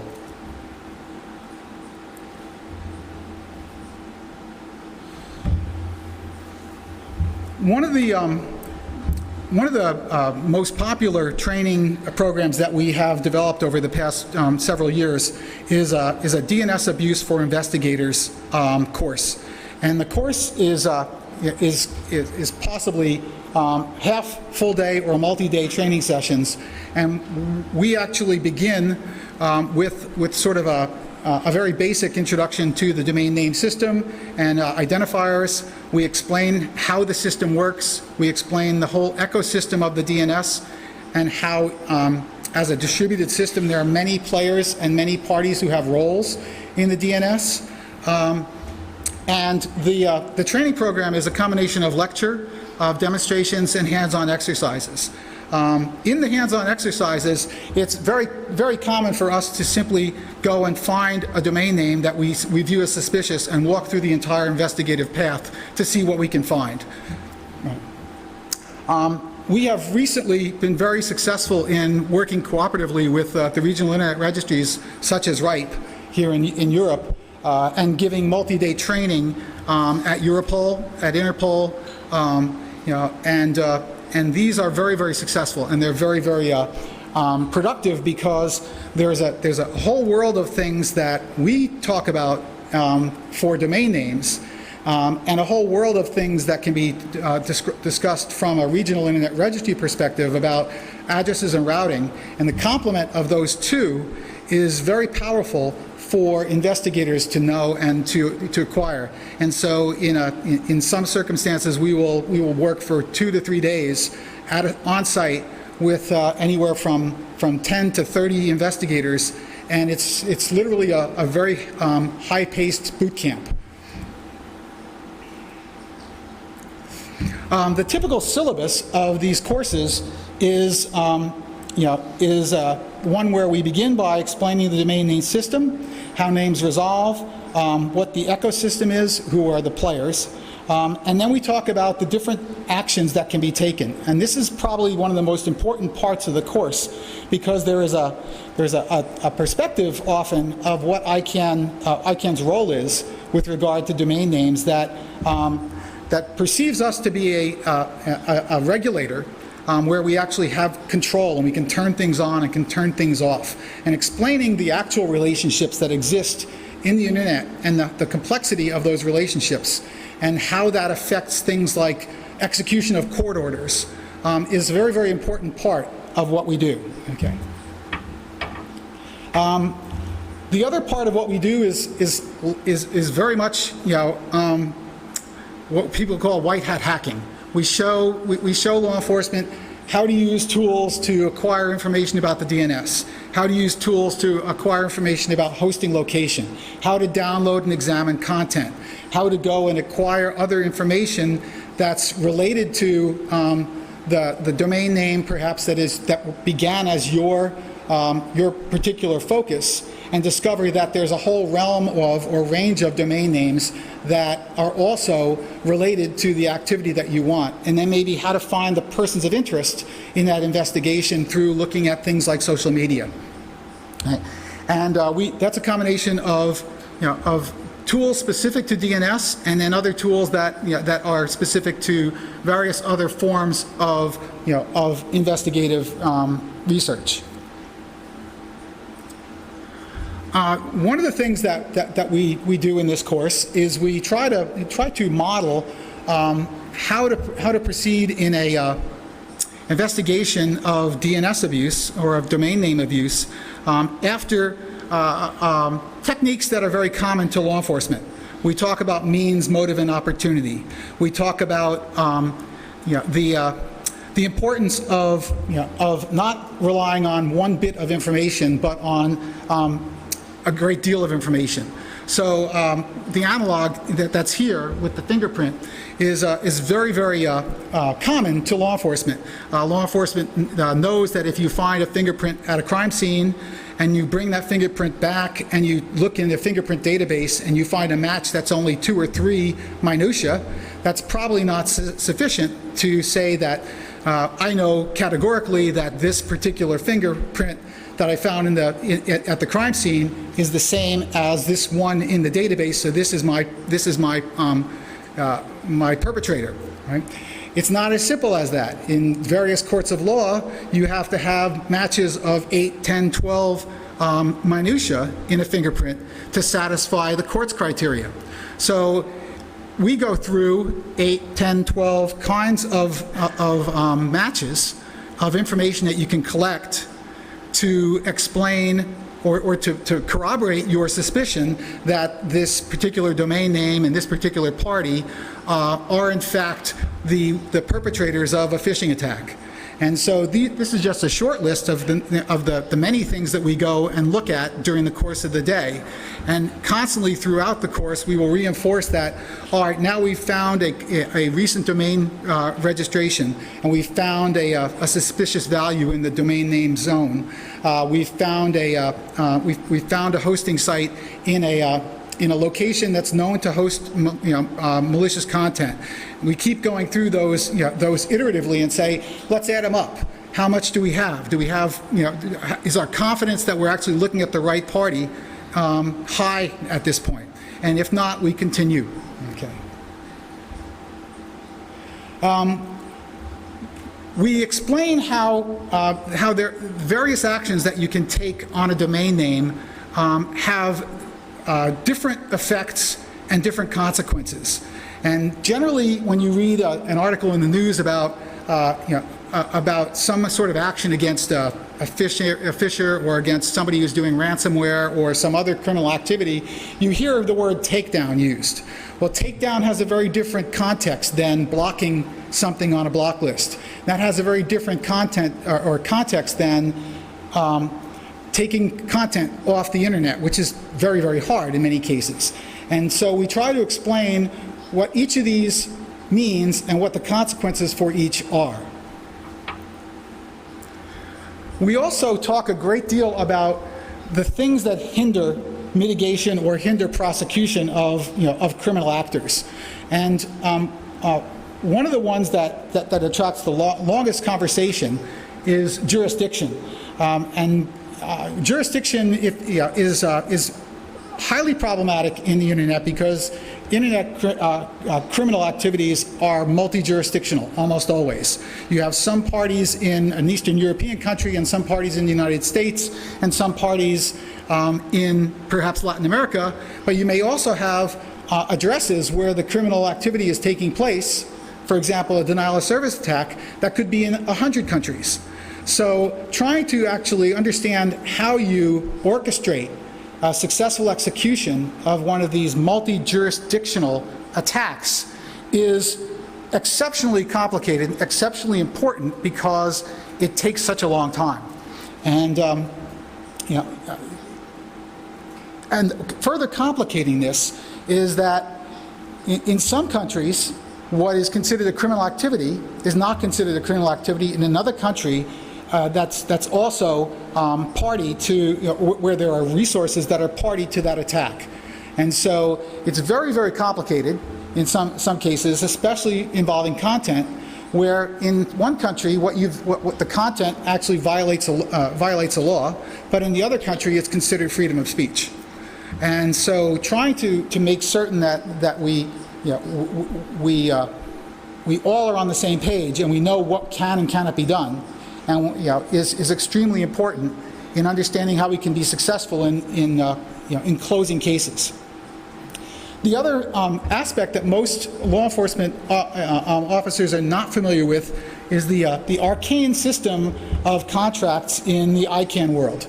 And part of the course that we have tries to explain what ICANN's role is in contracts, what the registrar's role is, what the registry's role is, whose responsibilities it is to take down a domain or suspend name resolution, and it's not trivial. It takes quite a bit of time to map this all out.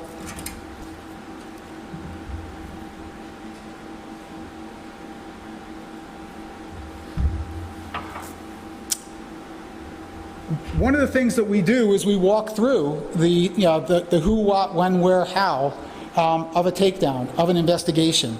And especially when we talk about multi-jurisdictional scenarios, these are very, very large, complicated interrelationships, often involving multiple law enforcement agencies, multiple court jurisdictions.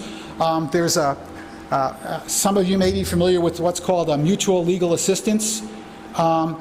Mutual legal assistance plays an important role in being able to have court orders that have been issued in one country satisfied by a party in a different jurisdiction.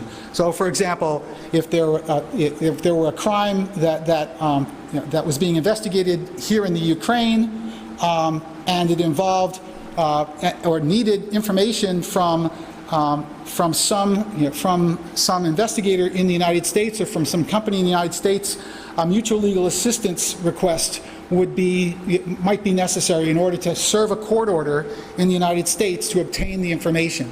And when you do something like that, what you end up with often is either a question of matching criminal law or mismatches in criminal law. And when you have mismatches in criminal law, then it becomes a lot more complicated.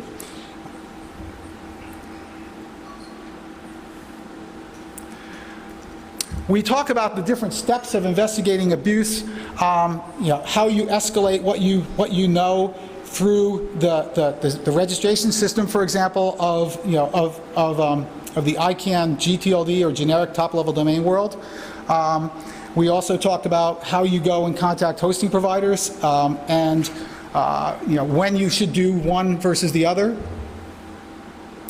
One of the big emphases of the course is to explain to most investigators that if you're looking at something on the internet, you're probably not alone. Often, people who are in the private sector are days and sometimes weeks ahead of law enforcement in looking at information, largely because law enforcement commonly needs a criminal complaint in order to take an action.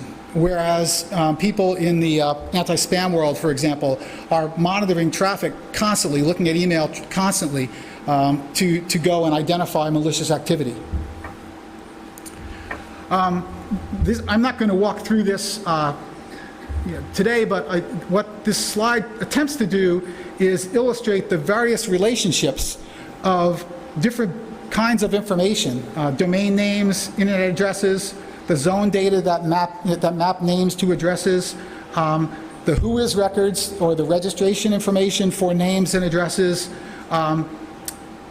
acquiring those through something called passive DNS, understanding the relationship of maybe one domain or one IP address that you have that might exist across dozens or hundreds of other names, how you can take handles like email addresses or even names or addresses or phone numbers and go and look into social media sites for the publicly exposed information and gather up further information about the resources or the locations or the profiles of individuals that you view as persons of interest.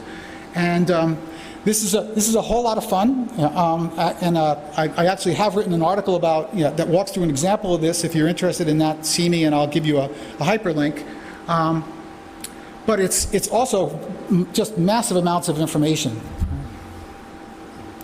So let me give you a quick use case, and this is something you can play with at home. If you go and you type quote no prescription close quote site :edu in Google, this says go and look at all the websites that you search for in the edu top level domain for the words no prescription. Okay, so if you do this search, in this particular case, you come up with about 68,000 hits. Okay, and all of those hits are actually compromised WordPress sites. These are, if you remember my talk earlier about lax configuration, these are all WordPress blogs that have been deployed with default configurations that allow immediate administrative access to the web page by criminals. And so affiliates for illegal pharmaceuticals that these companies that offer ED drugs or restricted use drugs like narcotics or cancer or blood pressure medications, much cheaper than you can acquire in many healthcare systems, go and exploit these, and they build pages to redirect to an illegal pharmaceutical company. So if you follow one of these, you might find a link like this. So HXXP, by the way, is a convention that we use when we share links with our colleagues so that no one can accidentally click on a link and visit something that we didn't intend them to visit. But normally it would be HTTP, and this particular link goes to Lindenwood University in Missouri in the United States. Okay, if you go to the home page of that site, you see this very common home page that makes the college experience look very exciting and inviting, right? But if you go to the page that's called Buy No Valdex USA, you find a shop online with us, illegal pharmacy redirect. And there are links on this page that take you to an order procurement and fulfillment page where you can buy Novaldex and hundreds of other drugs and have them shipped directly to you from some manufacturer who is doing this illegally. So this is just the way that we actually do this. You can actually try this at home. And then what you'll end up finding is the web page HTML. You go and you grab the web page HTML, and you can find the link in the web page that actually identifies the legal pharmaceutical procurement and fulfillment page. And if you notice, it's an entirely different domain. And this one, by the way, has already been taken down, but you'll find 68,000 new ones today, right? Because there are that many pages that are not administered correctly. So there's a good lesson here in just how bad lax configurations are. But this is how we go through investigations, and now the next thing that we would do, the next thing we would do in our training is we say, okay, let's find the IP addresses of this fromlocation.com. Let's go and find the name servers. Let's go find the whois records. Let's go find other names that might be associated with that name server or IP address, and we continue to work through. And this is one of the ways that we identify hundreds of names that are all associated with one pharmaceutical affiliate, and try to build a case to identify who that is, where they're making registrations, and see if we can find that person and serve him. Right? So that's just an example of some of the things that we do. The course is a lot of fun. If you are an investigator, we call it a fire hose of information in 8 hours, but it's also something that's quite worthwhile. So I'm done. If you have any questions for me, you can either ask now or you can talk to me during the break. Thank you very much. Спасибо. Очень интересно. Thank you very much. This is a very interesting presentation. Do you have any questions, please? I will be speaking in Russian. I need a...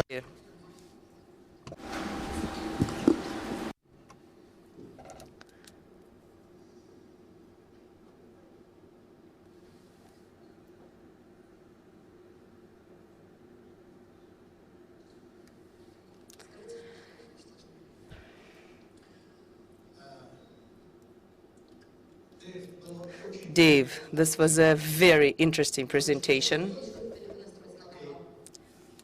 Can you hear me, Dave?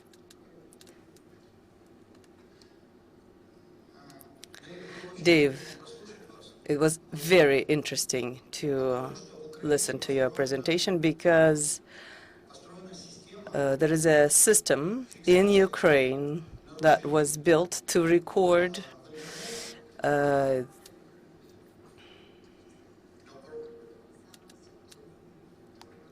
it's on channel 1.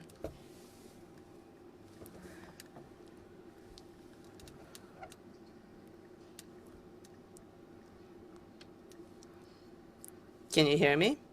Hello? Speaking in English. Hello? I am speaking in English. Can you hear me? Can you hear me? Please. Hello, can you hear me? Dave, can you hear me? Yes, you can? Okay, great. Yes, you made a very interesting presentation. There is a system in Ukraine for recording any violations of authors' rights and internet content violations.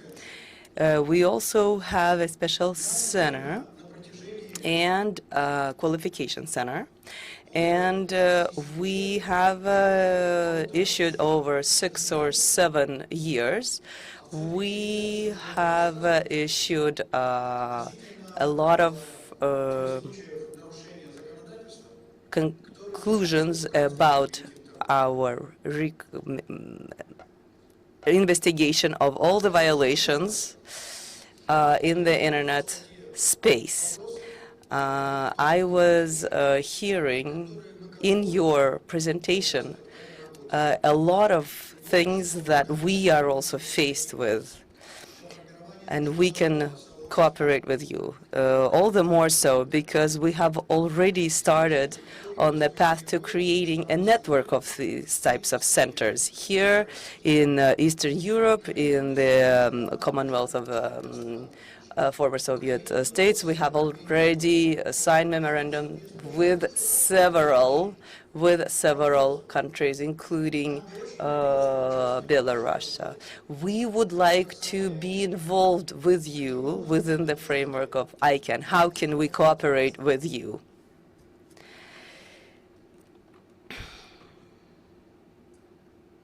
So thank you. There are several different levels at which I think we could have involvement or cooperation. There are a number of organizations like yours that are concerned with intellectual property rights, and there is a level of policy development and involvement at ICANN where there's an entire constituency or stakeholder party to our what we call bottom-up multi-stakeholder consensus process, and those people work on policy. For example, that prohibit cyber squatting or try to protect the intellectual property rights or brand rights for organizations and cooperate through WIPO. That is a policy level. I am way below a policy level. I'm more at ground zero. So what we do with our training is we provide kind of a baseline for investigations that are applicable to intellectual property investigations, but are also applicable to investigations involving human trafficking, or investigations involving counterterrorism, or investigations involving spam and phishing and financial fraud. There is a whole commonality of activity across each of these criminal, illicit, or state-sponsored activities in some cases. We tend to be agnostic in my team, because what we're trying to do is essentially provide the tools and equipment to choose, or that can be used for each context of the investigation. We're happy to share those with you, and we have a lot of resources that we make available. But there are also trust communities that we're involved in that perhaps we can introduce you to, where there's other people like your organization who are facing the same problems, and happy to do that offline. Did I answer your question, or yeah? Все. How we can engage it in your activities How can within ICANN? Yes. Yeah. Okay, I will be emailing you. Еще вопросы? Пожалуйста, Оксана. Oksana Prihodko, European Media Platform. Your slide on the role of different constituencies within ICANN involved in ensuring security. I didn't see internet users and at large, well, maybe just as victims. only. So aren't these issues important for at large? Do you think that this has to be changed and that internet users have to be more active in ensuring cybersecurity and in your organization's activities? Absolutely. The users in particular tend to fall, within ISOC's purview, the Internet Society's purview, and my slide was kind of political in the sense of I didn't want to step on other people's toes, but I'm also a member of the board of directors at the Anti-Phishing Working Group. And within the Anti-Phishing Working Group, and ICANN is a major contributor, we have an entire program called Stop, Think, Connect. And Stop, Think, Connect is a multi, in fact, you're going to have a talk immediately following mine, is one of the many activities that tries to raise global user awareness and capability in local languages. And so it's a very, very good program. And so part of what we do from my team's perspective is we participate in those. We provide subject matter expertise in helping understand how you teach people to avoid ransomware, as an example. We do a great deal of publishing from my organization too. So at the ICANN blog or my own blog, we write about different kinds of crimes and different things that people should be aware of. It certainly was no intention to omit at large. If I thought I had it on the slide, so I'm sure that at some point I covered one bubble with another and forgot to change the color. But yes, at large has a very, very important role. So, yeah. Еще вопрос? Do you have any more questions? Hello, I'm sorry, Daniel Demchenko, a registrar in Ukraine. I have a question. I heard from your presentation that the main issue is the brand names used as domain names. We used to have issues like this, and here's how we defended ourselves. We created a block list, included all of the brand names used by pharmaceutical companies, and that way they weren't able to register those with us. Right, but you were talking about creating a ban on the registry level, and if someone does want to register a brand name, they would have to have written authorization from the domain name. Would this be a way of protecting yourself? So here's my question. Let's say there is a list of brand names, right, protected. Is there a way to include those brand names in a block list so that neither registrars or registrants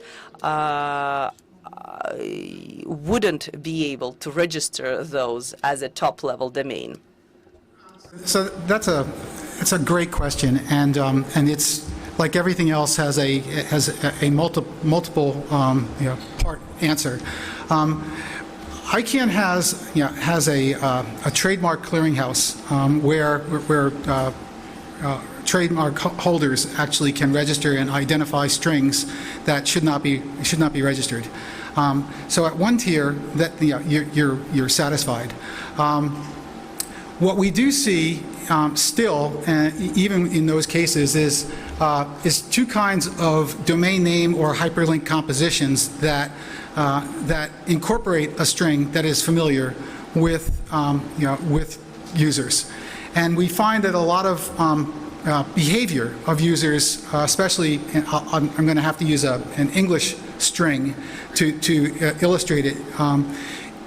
Users tend to find what they're looking for when they look in a hyperlink. So if they see the word Apple anywhere in the link, they're comfortable that it belongs to Apple. Now, Apple.com is a registered domain name, and Apple is a protected trademark. However, Apple.xyz214.com looks fine to some users, okay? And that's outside of the delegation boundary of a registrar, okay?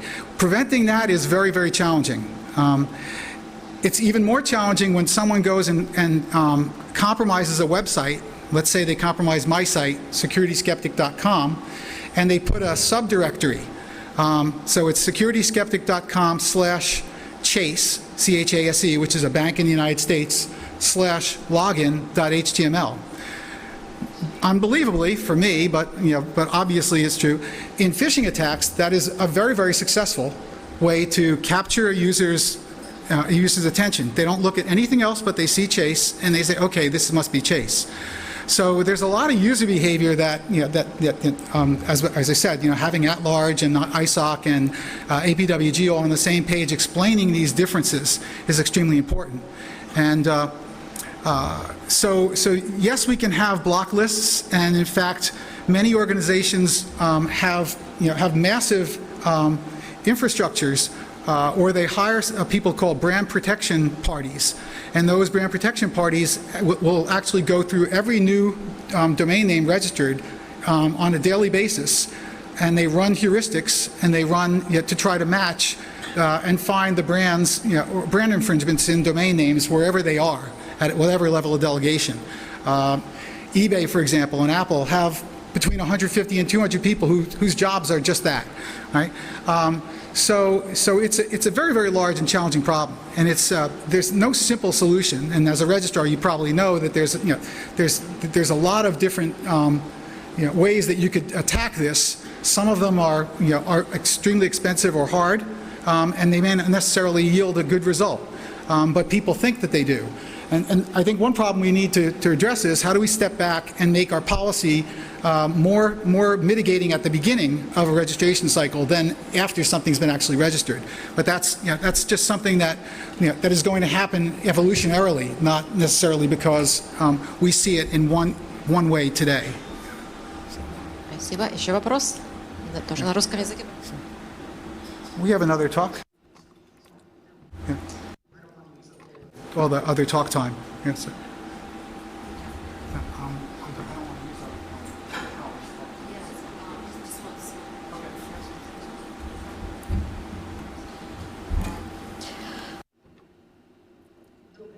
Hello, Tatiana Delinska. I have the following question. It's about the part where you were talking about, let's say you have information that you've already collected, right? And how do you find the people who did committed those violations? And I know that these days there is a trend among criminals where they exchange information in the deep web, right? So it would be interesting to see what you think about this, what information you have about this. Okay, so the question. Right. So deep web, right? Have you studied it? What is this? What can you do to combat it? Have you had examples? There is dark web, that's even lower, but there is deep web, right? So we don't talk a lot about deep web or dark web in our training. It is in both of those kinds of communities, and in other underground chat rooms or other underground communications forums. The typical way that those are used, whether it's by private actors like myself or by law enforcement, is finding a way to be accepted into the community. And often what you have to do is build a trust relationship with someone who is part of that community and get invited into that community and then become part of the underground marketplace. Try to buy credit cards. Try to identify or acquire or lease time on a botnet. And you have to have some creds. And so the people who are credibility and the credentials. So the people whom you initially contact are people who are going to test you. They're going to try to see if you actually fall into that community. I don't have time for that. I mean, there are lots of people that I could introduce you to who are really good at that and very skilled at pretending that they're 14, pretending that they're a 14-year-old pretending that he's 22, as an example. I'm too old to actually pretend that I'm 14. But the goal of that kind of investigator is to build personal relationships. Ultimately, an awful lot of police success, an awful lot of investigative success in acquiring and identifying a person of interest to the point where you could get a subpoena and serve someone and prosecute them comes down to them making mistakes. You would be so surprised to see how often people who are very successful in hiding themselves everywhere else in the world make too much of themselves on Facebook or on another social media, and they do it publicly, not even within their own community. And so a lot of the typical police, the same things that police do in the real world, in terms of turning someone to be to reveal information about a friend, or of finding information that people have left, little bits and crumbs, in a paper trail, are present in the internet, and it takes a lot of time and skill to actually go through that. And if you are curious more about that, contact me, and I'll put you in touch with a couple of people who'd be happy to share how that's done. But it's just police work, and it's funny. You tend to think that police work happens in these microseconds that the television shows suggest. Police work takes hours, days, weeks. And, finding little bits of information is very, very challenging. And I always hate looking at something like crime scene investigators, television shows, because they make it look like everyone is a technical wizard, and an awful lot of what we end up using to find the real people behind the attacks is the same kind of social engineering that they've used against us. So. Thank you. 2 more questions.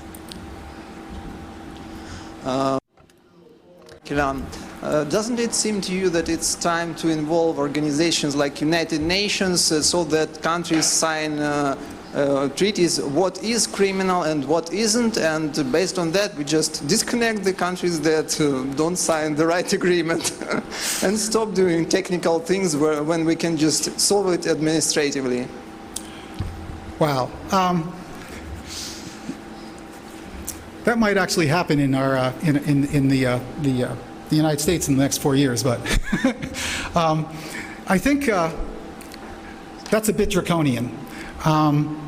What we are trying to do in legal instruments, such as the Budapest Convention from the Council of Europe, is establish a worldwide acceptable definition of various online crimes. And then once we have a baseline and universally accepted understanding of what those crimes consist of, having those embedded in laws across all nations. Okay, that would be great if we had a baseline so that what was a computer crime in Ukraine was also a computer crime in, let's just shoot for all the Interpol countries, 160 plus countries. Life would be much easier. The second thing that we actually need to do, and I recently wrote an article about this with Dr. Steve Crocker, who's the chairman of the board at ICANN, is accelerate the process of due process. I firmly believe that what we should be doing is respecting due process and understanding that due process is truly no different in the internet world as it is in the real world, except that it happens faster. So solving the problem means we need to be faster in mutual legal assistance, but still abiding by due process and constitutional rights in different countries. I think that's achievable, and there are actually precedents in things like derivatives markets where you can see these tribunals that have been set up that have an accelerated path where some electronic submission form is available to an investigator evidence is submitted, the allegation is submitted, that gets processed by experts very quickly, and the experts pass off their information to a tribunal of judges who decide whether or not it's, this is a crime or it's not a crime, and everybody agrees who's party to this whole tribunal system, let's say 160 countries, yes, and they act on it. So instead of a mutual legal assistance process of 6 months, you might have a mutual legal process of 72 hours. And I think that that's achievable. It's just that it takes an awful lot of cooperation, and the hard part is getting the cooperation to scale. So. Thank you. Спасибо большое всем, кто задал вопросы. Хочу обратить внимание, что завтра у нас Thank you for answering the questions. I want to draw your attention to the fact that we are having a security session tomorrow, so you will have another opportunity to ask your questions.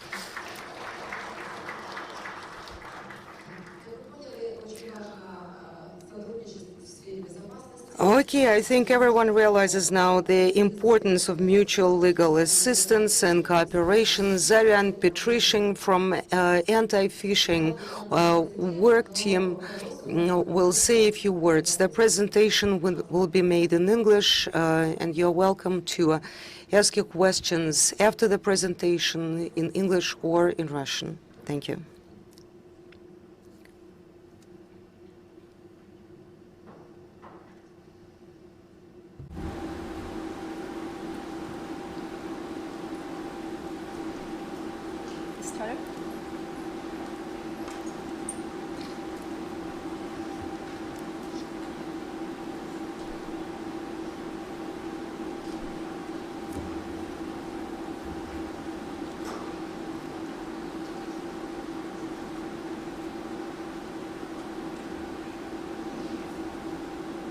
Well, hello everyone.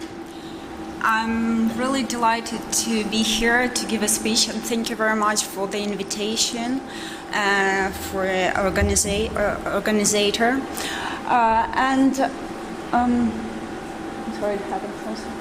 Well, I'm representing today Anti-Phishing Working Group, European Union. Well, and today I'm going to talk about work that we do. And well, thank you very much, Dave, for such enlightening talks. And I will keep on talking about our campaign, Stop Think Connect campaign. So let's start. Well, Anti-Phishing Working Group was established in 2003 in United States, and in 2013 Anti-Phishing Working Group was established in Barcelona as a European chapter of Anti-Phishing Working Group American. First of all, it was established by CaixaBank. It's the biggest rental bank of Spain, and American Anti-Phishing Working Group. Well, we were established at the European Union non-profit research foundation, and their biggest debut that we had in Barcelona in 2015, and also where Dave Picello participated. And we share the same mission with Anti-Phishing Working Group American chapter, unifying global response to cybercrime. And what do you think? I'm sorry, does it agree? Is our mission possible? Because it sounds a bit trivial. It sounds a bit trivial. And yeah, I'm sorry. But if you look, just a second. Yeah, but if you look at our map, I just wanted to remind you, we started in 2013 in Europe, and if you see the green, the maps in green, So there are European institutions that we work with in Eastern Greece and Cyprus, then European Commission, and the Europol in The Hague. Also, in the dark blue, you can see we have our collaborators. So they're on our Stop Think Connect campaign. You can see also in Armenia, Latvia, where we have our representatives. And in the blue, we have our members and also collaborators like financial institution and the national CERT. So from our membership profile, you can see that we have a lot of like 2,000 companies, so NGOs and local education agencies cooperating with us to make an effective response to cybercrime. Well, just a second.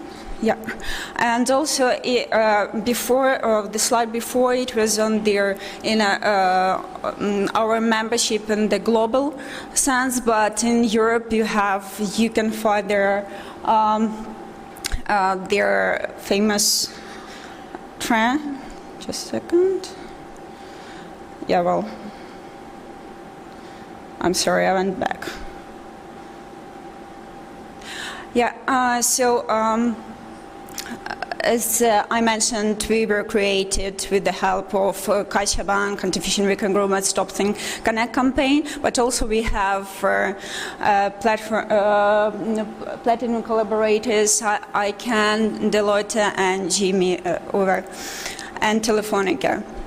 So, and after that, you can see how many collaborators we have. Also, our work consists. I'm trying to be quick because not take your time before the lunch.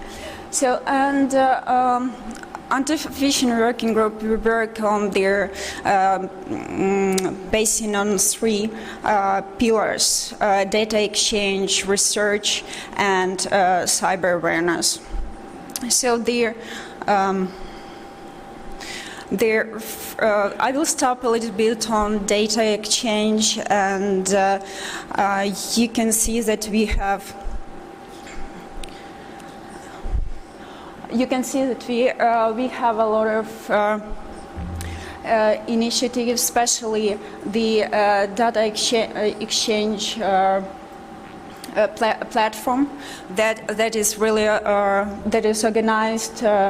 By Anti-Phishing Working Group, and where we shared data for the security, law enforcement, and government. And here we have like a non-profit database where our members can share, and after that create reports for public. Just a part of our ECX. Yeah, so you can see there, according to our report from the last quarter, so you can see how many phishing web sites were affected, and the unique domains. So also in our report you can find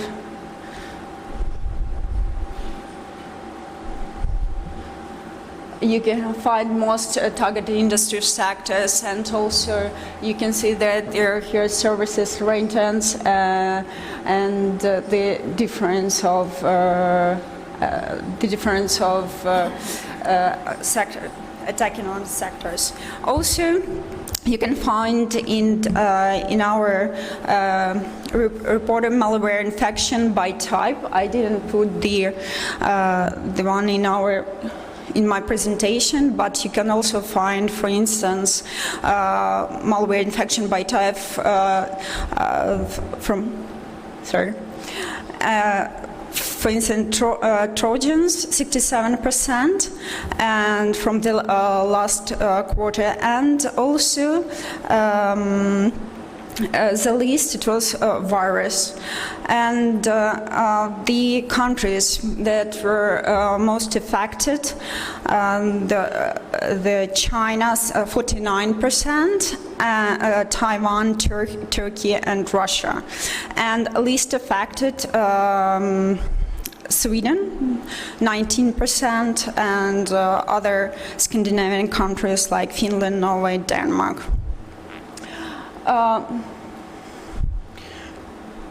Well, and also I want to go back just a second.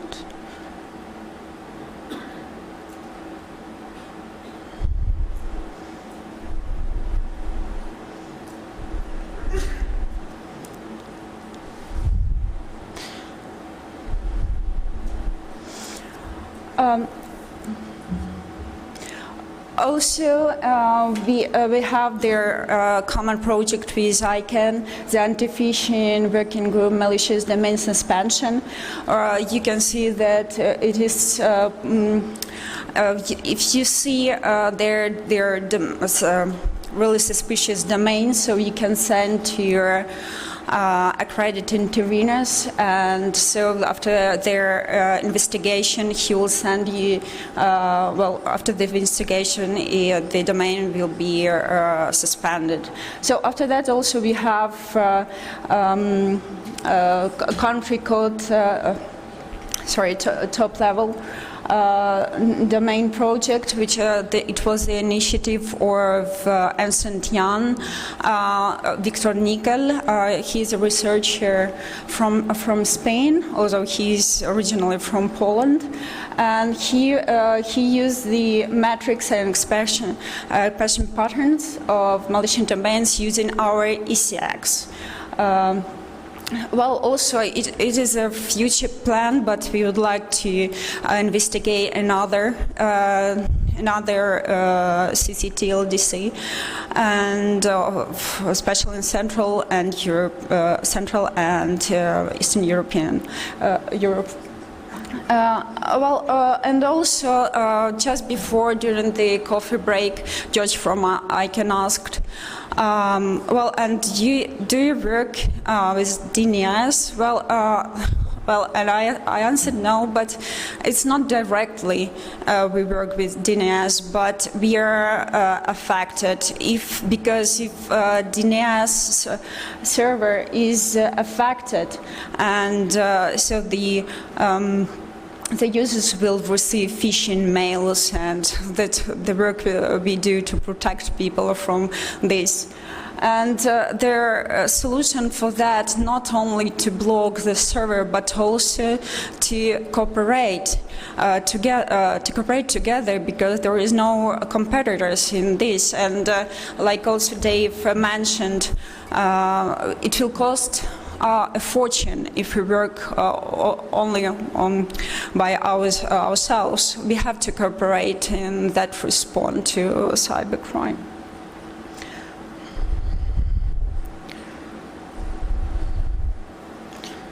Yeah, so also that the work that we do, we are working on cyber awareness. We don't not only organize different cyber awareness days, but also we're like this year we received fundation from European Union, and to compare last year we tried to win 3 projects, but it was not successful, and this year 2 at once. One of these is Vivid. We're working on different videos for vocational training for students of IT and cybersecurity, and for teachers to use it for students, and it will be well, we're working on it. But still, it was just started a week ago in Berlin, and with our partners. And after that, we have another project, TruSec, that will start in 2 months. And it will be a platform, also like validation platform, also working for awareness centers. Well, also we are working on different tools for against the e-crime. You can see there one. The one was just started 2 months ago. Well, it is sponsored by CaixaBank, and with the help of Evercat, we are creating a kind of application for cyber volunteers. Right now we are on their stage that we just started it, but we are first we'll do it in English and Spanish, Catalan, and after that we are going to move for different languages, especially with the help of our representatives of Stop Think Connect campaign. And also there are some development proposals for next year. The first one, Friend Shield. They're a social network to create social network for juniors, seniors to share their experience of cyber attacks, because as you may know that usually seniors, they are attacked for getting money, and juniors for sex. And another one is MI Bot. We're working on a tool there that can check, that we can easily check if our router or if our tablet or mobile is attacked or has a virus. Also, gamification, especially it is oriented on students and kids, to raise awareness among students, kids, using games for them to be interested and to study. Well, also we have this year we had 4 events, as you may see, the global one in Toronto. It was organized by Anti-Phishing Working Group for Europe and American chapter. And in Belgium it was organized for specific audience, because we invited a lot of people from European Commission to work on different projects and to discuss how we can solve the problem. And also it was the debut for us. We organized the first cyber awareness symposium between our representative Stop Think Connect campaign. If you may know, Stop Think Connect, it's a global campaign on cyber awareness, where local initiatives or national asserts translating the resources and working on cyber awareness. There were a lot of representatives like Nigeria, Armenia, Latvia, Brazil. And also in Bratislava, the last one that we had just in October.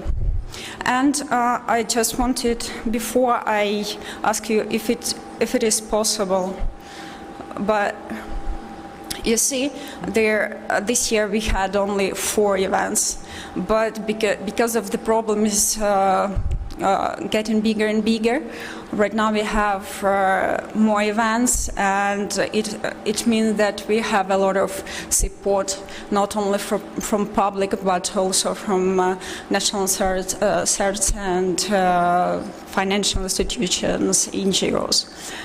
And also, you may see that we also organize cyber awareness days for students, for kids, where we invite professionals, hackers also, for them to be interested in it, not only just to hear from the teacher.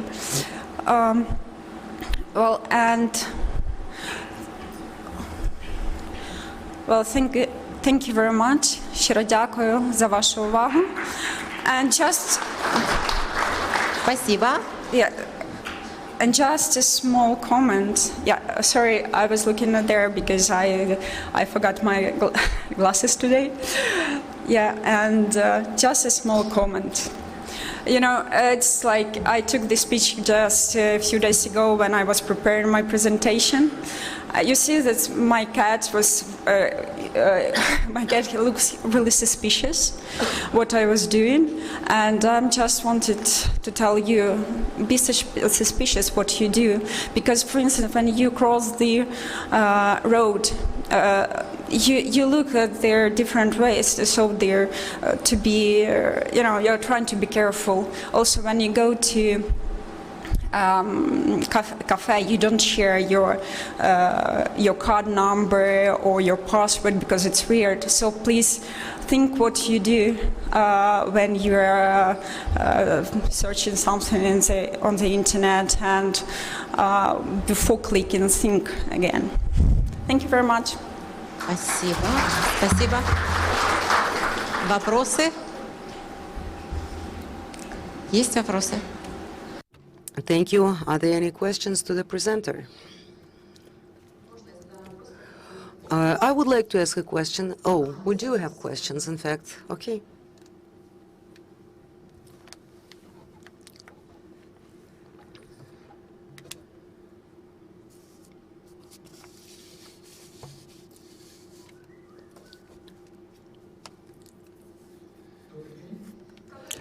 Good afternoon.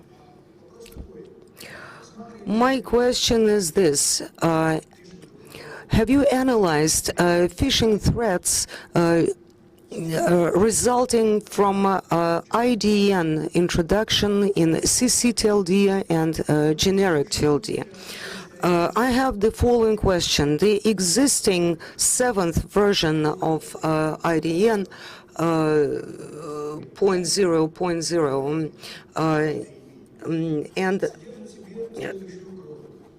the Internet Architecture IAB contains one threat. I'm referring to Hamza case. There is a letter in the Russian language, a letter that can be coded as something like YO, yo. But there are different ways of transcribing it using the Unicode. At this point in time, there is no solution for it to prevent phishing. Because there might be messages that go to either the local part of the domain, I'm talking about email messages, or that may contain fake symbols, at least the way it will appear, so it will look like a recognized name of a bank or a company or a trademark, but they will actually go to a different address. My question is whether you analyzed similar cases, and if you have, what antidote, if you will, are you able to offer? Thank you.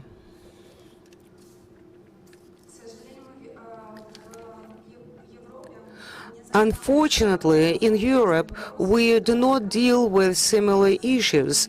All of those are handled by Americans. All we do is cyber awareness. As far as I know, yes, there have been studies of similar issues, but unfortunately,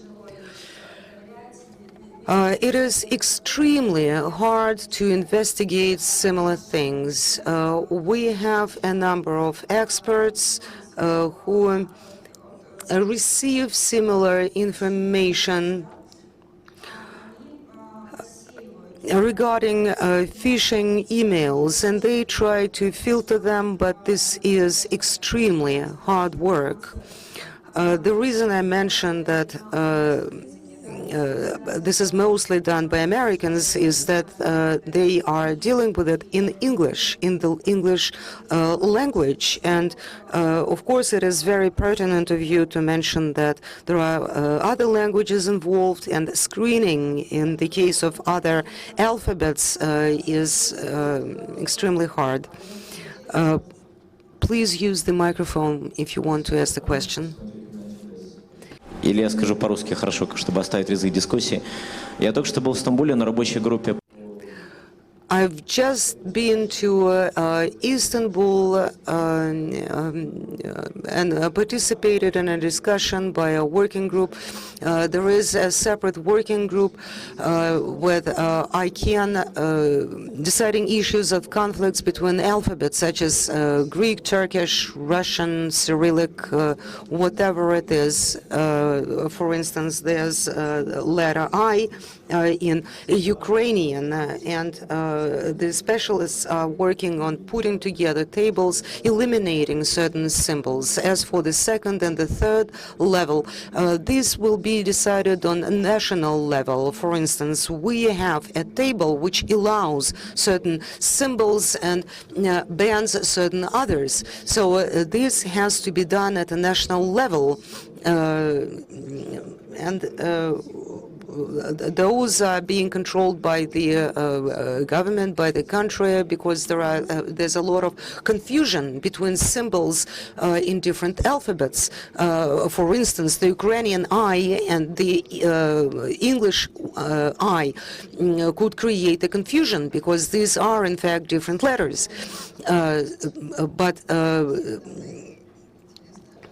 Thank you for the update. That's very interesting. Are there any other questions for Zariana? Thank you for a very interesting presentation. Lunch break. Please reconvene at 2 p.m. sharp. Thank you.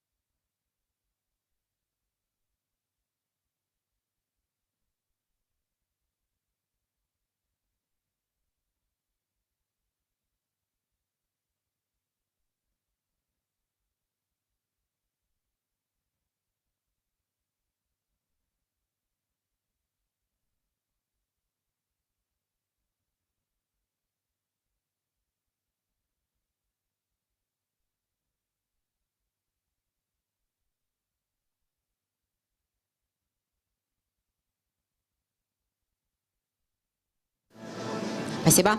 Пожалуйста, занимайте места. Я понимаю, что после обеда, в течение которого было много интересных встреч, вопросов, контактов, очень сложно собраться с мыслями и вернуться к работе, но, тем не менее, давайте проходим в зал, занимаем места, берите микрофон, берите наушники, если нужно. Пожалуйста, проходите.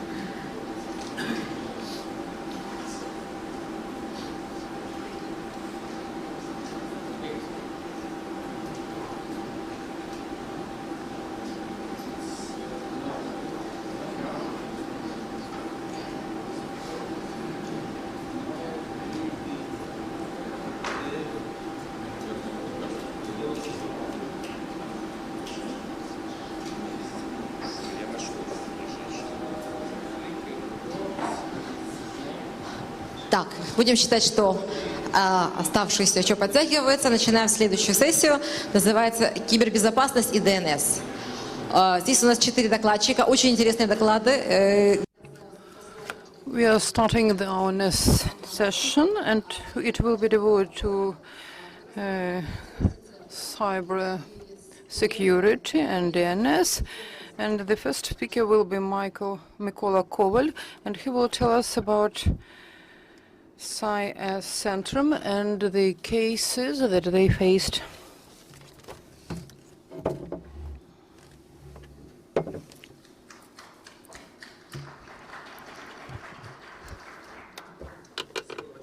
Thank you very much. Good afternoon. I'm really pleased to be here. It is my first speech at such types of conference. I'd like to build my speech in the general background of our conference. Once again, thank you for the invitation. I would try to make my speech relevant and in line with everything with what we are doing right now. Next slide, please. Just a bit of my background.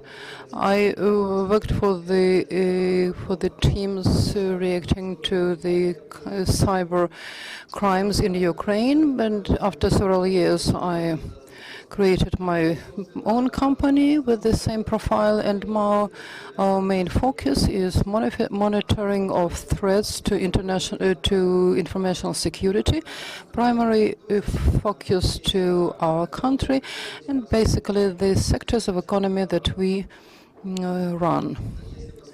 If you look at our activities listed here, you can see that the last point is development of local international cooperation on cyber security. It is really important because without cooperation, as I realized when I faced it for the first time 7 to 8 years ago, it is impossible because telecommunication providers, agencies or people responsible for these areas in our companies, they should cooperate, they must cooperate. Actually, part of our time and efforts were spent for development of such cooperation, and actually I'm glad with the result that we achieved, because more or less adequately we can respond to the threats that our company faces. But we do face such threats. If we remind the situation during the elections, when we had elections to the our parliament, when our multimedia companies were attacked, and we also recently, even telecom industry was suffered recently. I will tell you a bit in details later about that.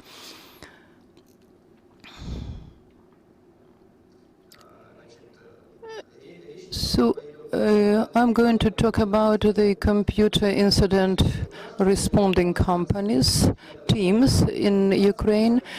We have the government center who was established in 2009, and we have established a network of cooperation with our foreign companies and cooperators, because it's really very supportive to our company to adequately react to the threats.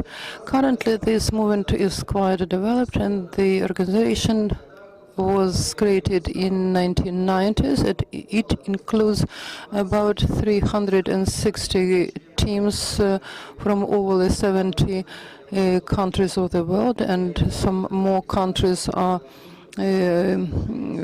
joining. I recently knew that Lightning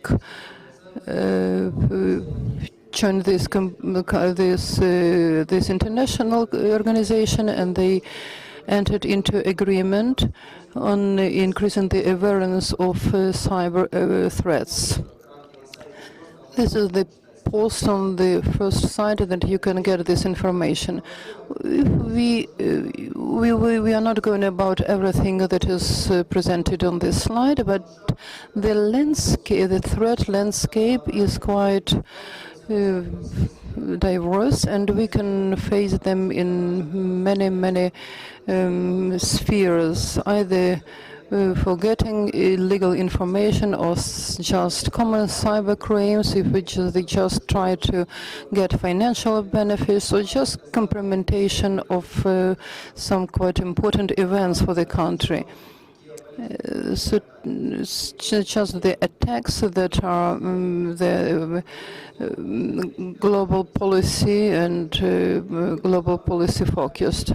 They are just try to unlock some or hack some government sites. Almost all sectors in Ukraine really suffered from these attacks, and Black Energy was the main the main institution that caused those attacks. Nobody knows who will be the first. We are not going to talk about all those things. I was thinking about what should be relevant to the community dealing with DNS and infrastructure issues.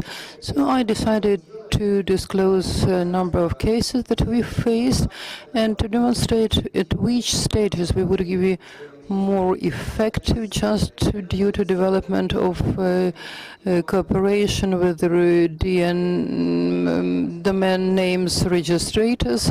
As far as I know, we have about 112 and 19 registrators in Ukraine, with also stop-level registrators, and probably to enhance our cooperation. When I worked in the center, we tried to increase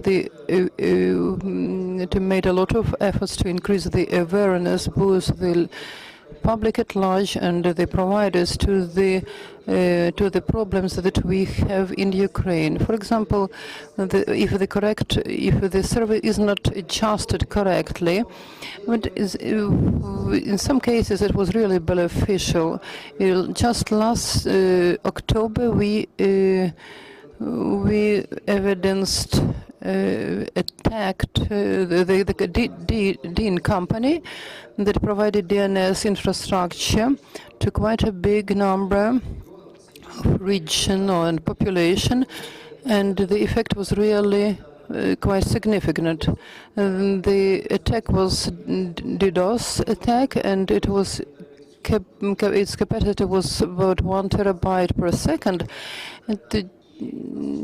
and it was performed using the Internet of Things.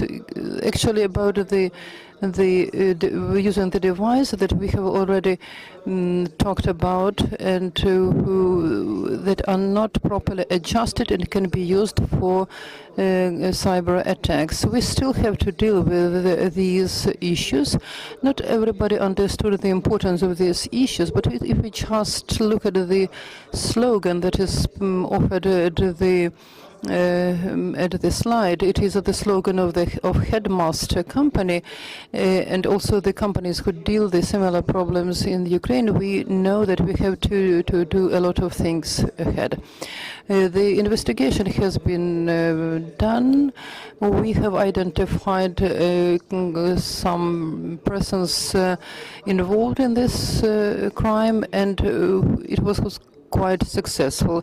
So we got some lessons from this attack as well.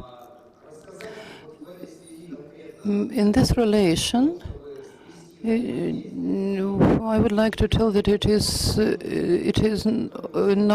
is quite complicated to join together all the aspects. One of the aspect is mumble hard. I've already presented this information in Austria this year, and together with ISAT and our company, we identified and blocked out for a while a certain botnet. It was engaged in spam sending, and the threat wasn't absolutely evident.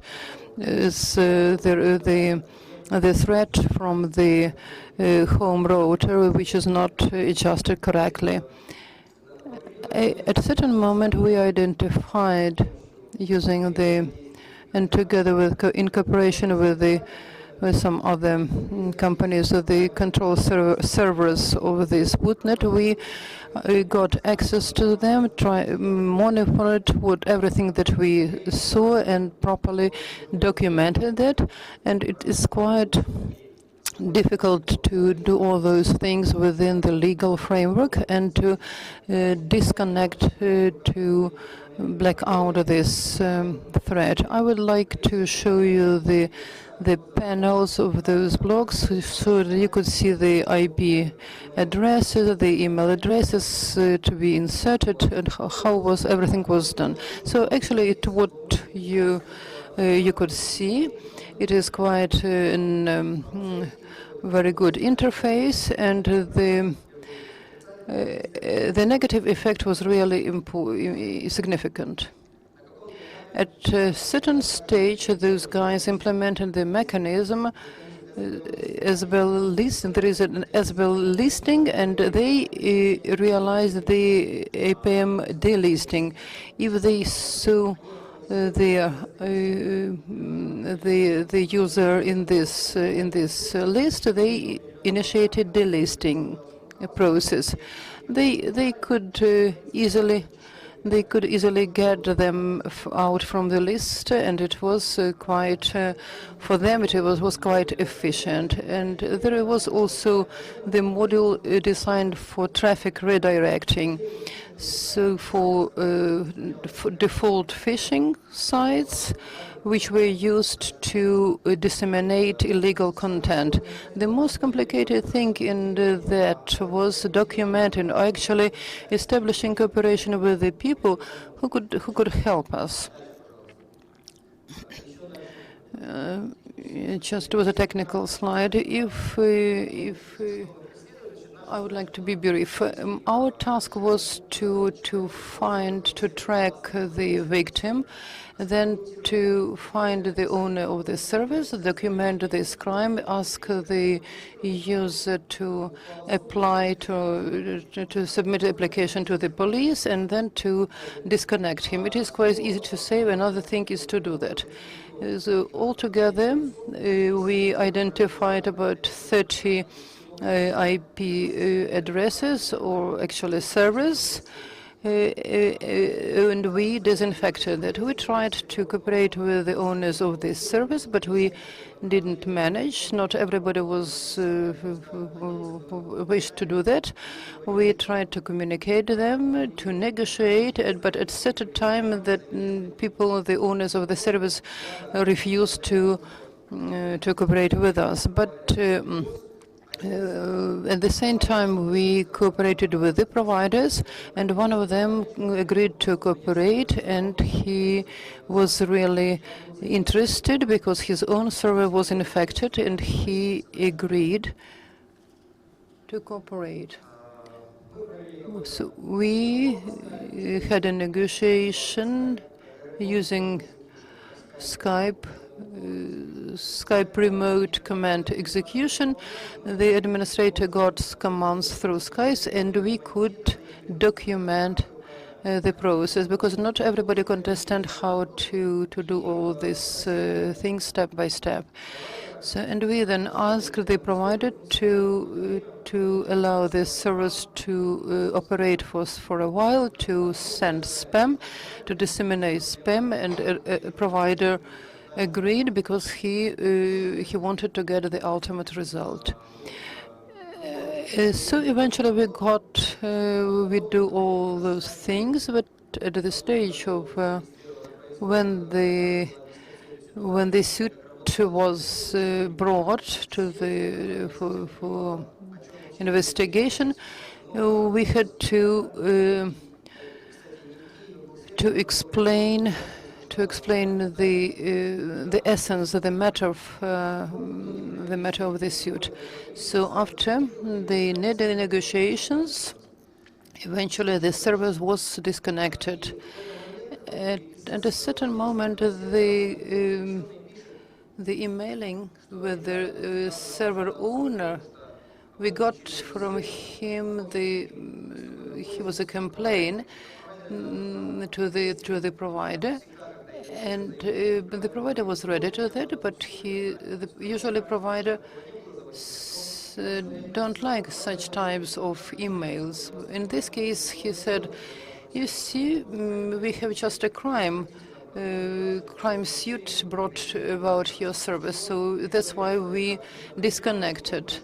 And after that, the server owner didn't try to be so strong in his position. Usually we should not be scared that the hosting net owner would brought the suit on you. If anybody of you faced such cases, please let me know. So what was the most interesting? What was the cooperation? At the time, they used certain domain names, and and also IP addresses. We used the sync following procedure, which should be performed together with the DNS registrator. But we cooperated not with the Ukrainian registrators, but with the foreign ones. We succeeded in that, and it helped us to disinfect of all those servers that were infected with this harmful SOCT. This is one of the examples of cyber spying that we faced in our country just in spring, and it was on behalf of some ministry, and it was addressed to the users. Please open and understand. I will just this harmful email was disseminated through the emails, and then the software installed on the computer, and it was a danger to the computer. Usually such software is used for online banking, and was using in all online banking application, but in this case it were all the government authorities that were the focus of this cyber spying.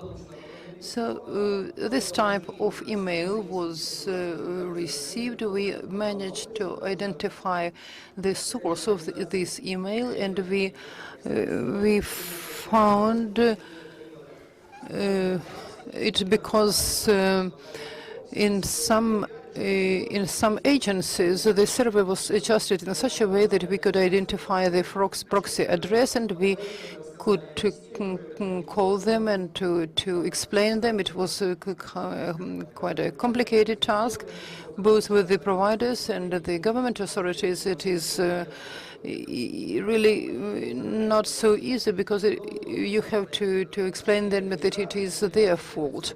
So actually we identified the organization, the responsible person, and then we analyzed the logs of the proxy service of all this organization, and we identified the domain when the activity was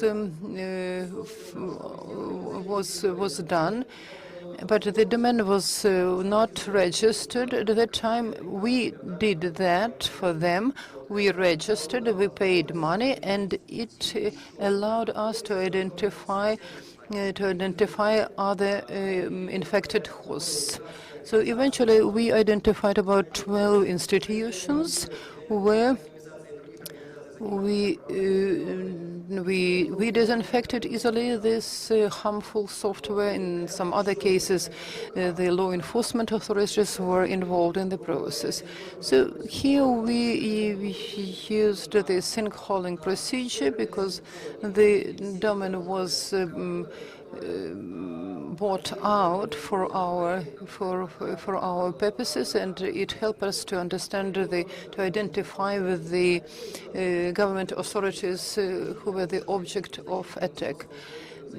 Another way of cooperation, and actually the case of cooperation with the domain companies, it is just a common phishing. All these types of pages are using Russian operator like Regru. This type of cooperation has been already established, but at a certain moment you cannot overcome it because a great number of domains are registered.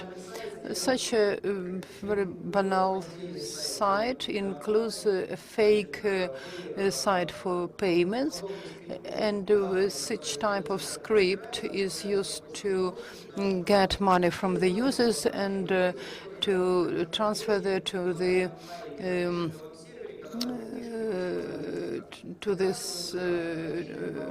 illegal accounts. So phishing, it's quite clear, understandable thing. With the data of the banking cards just accumulated on the site and then are used for illegal purposes. So actually, in such a way, such cooperation helps, and it should be, and if it is established properly, if not everybody wants to or tries to do just his own job, if we help each other, we could make our environment and our company more secure than we have it right now.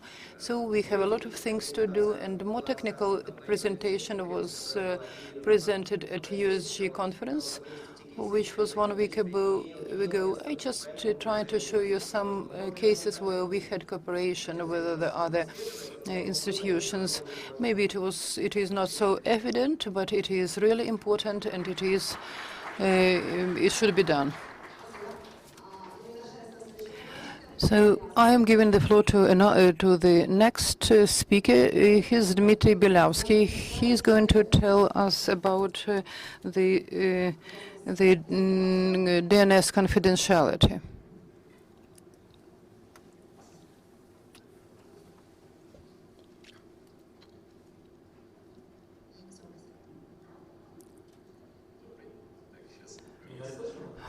Can you hear me?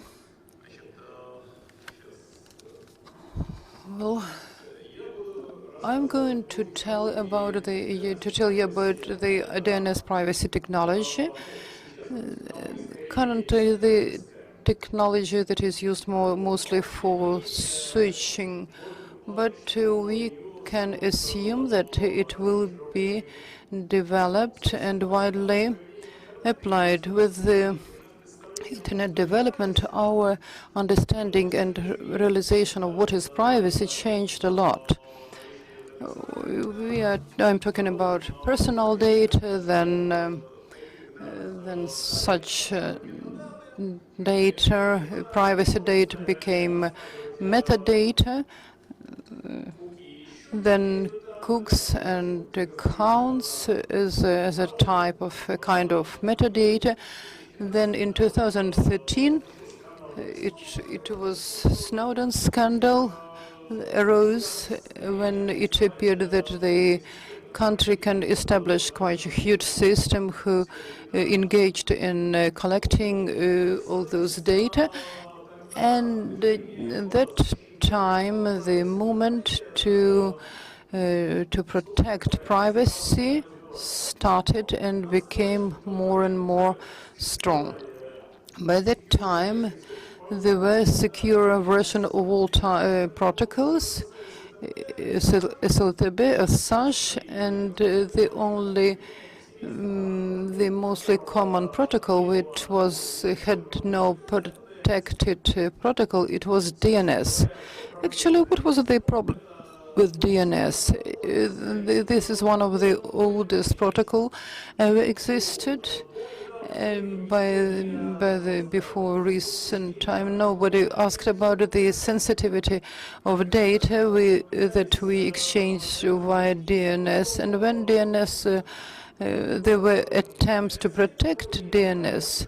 So it was the DNSSEC was developed. It was not about the privacy, but about verification. When we exchange a request, we have two options. We can either send as less data as possible into the net, or we could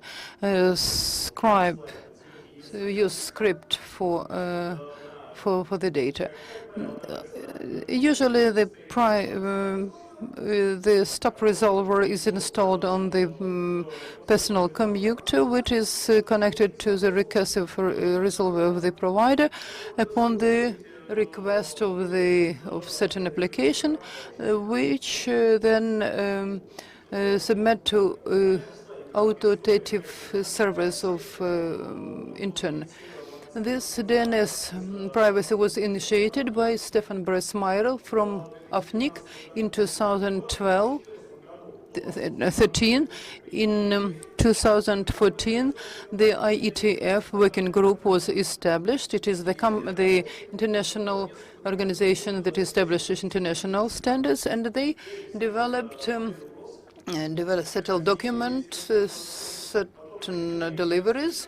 It is threat model RFC 7626 and some others models.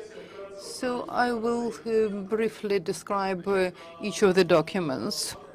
The threat models is scriptwrite is RFC 7626. It is based on the consideration that DNS data is public, but the data that you request, they are not public because of the based on the typical request, we can identify about 70 to 80% of the users. So if you put this data, if to use this RFC, would you like, for example, to identify who addresses the anonymous localhost site?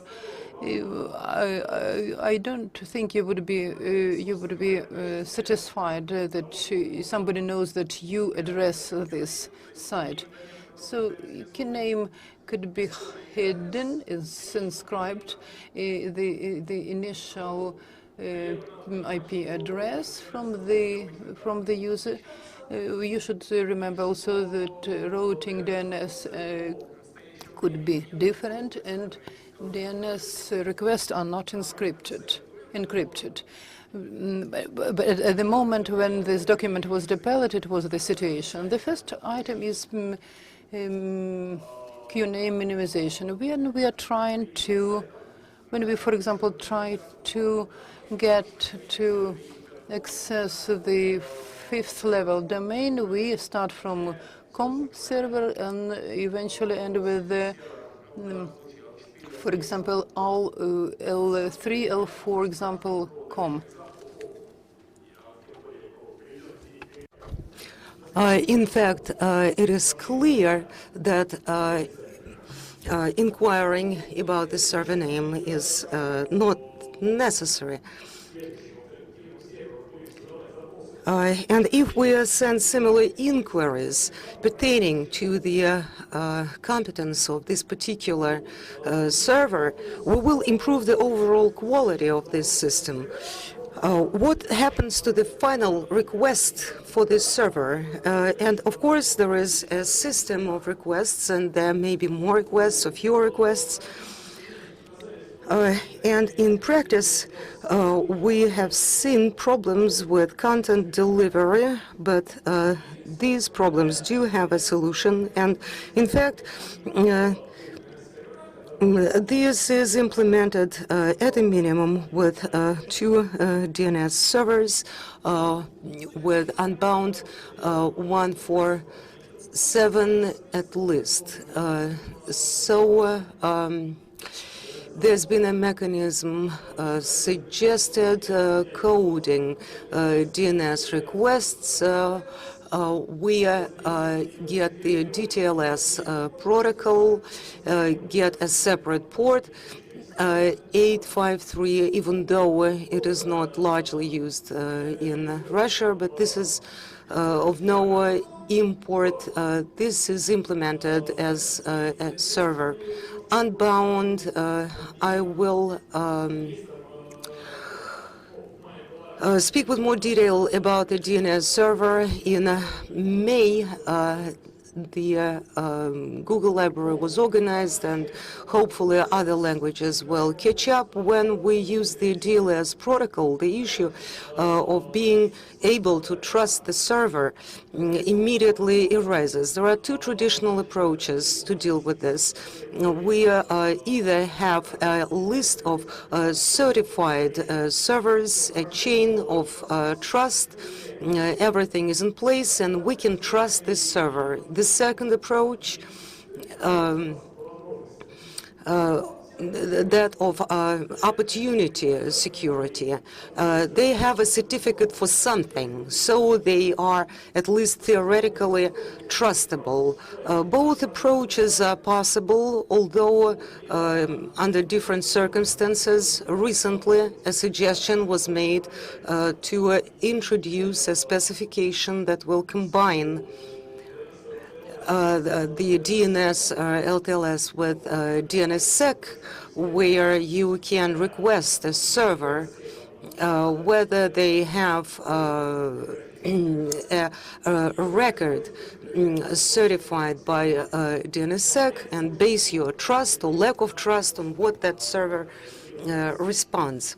This is how this network could be organized. I recommend you familiarize yourselves with this specification. It's really interesting. So how can we put our finger on it? There's a company called Synodan, and people who work there developed specifications and are working really hard on their implementation. I am showing a link here.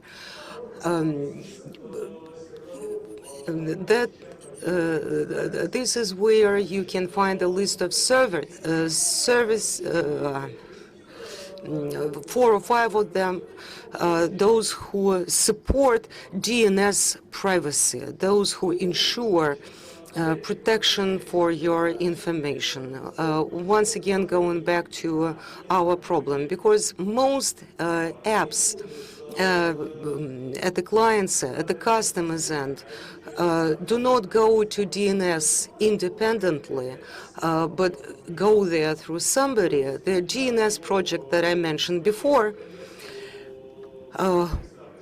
which is supposed to provide support in stop-resolve mode, and then you use get DNS to go to the servers that operate under a protected protocol.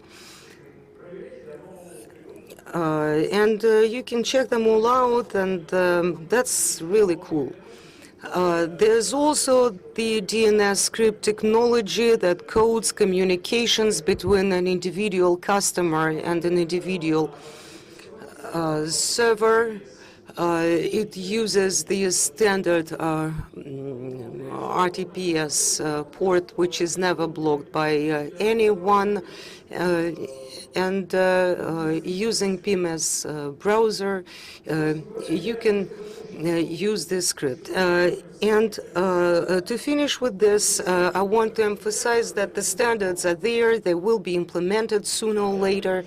And hopefully 3 or 4 years down the road, a large portion of DNS traffic will not have this problem.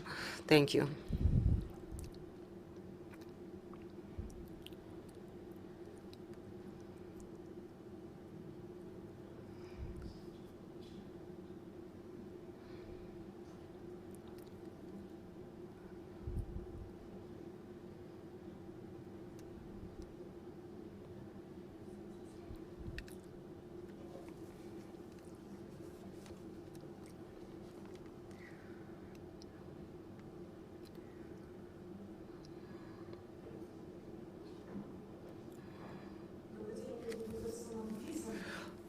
Good afternoon. It looks like I will have to make the introductions myself, but that's all right. My name is Alexandra Kulikova. I manage the work with multi-stakeholders in Europe and Asia, and I'm very happy to see so many of you here, even after the lunch break.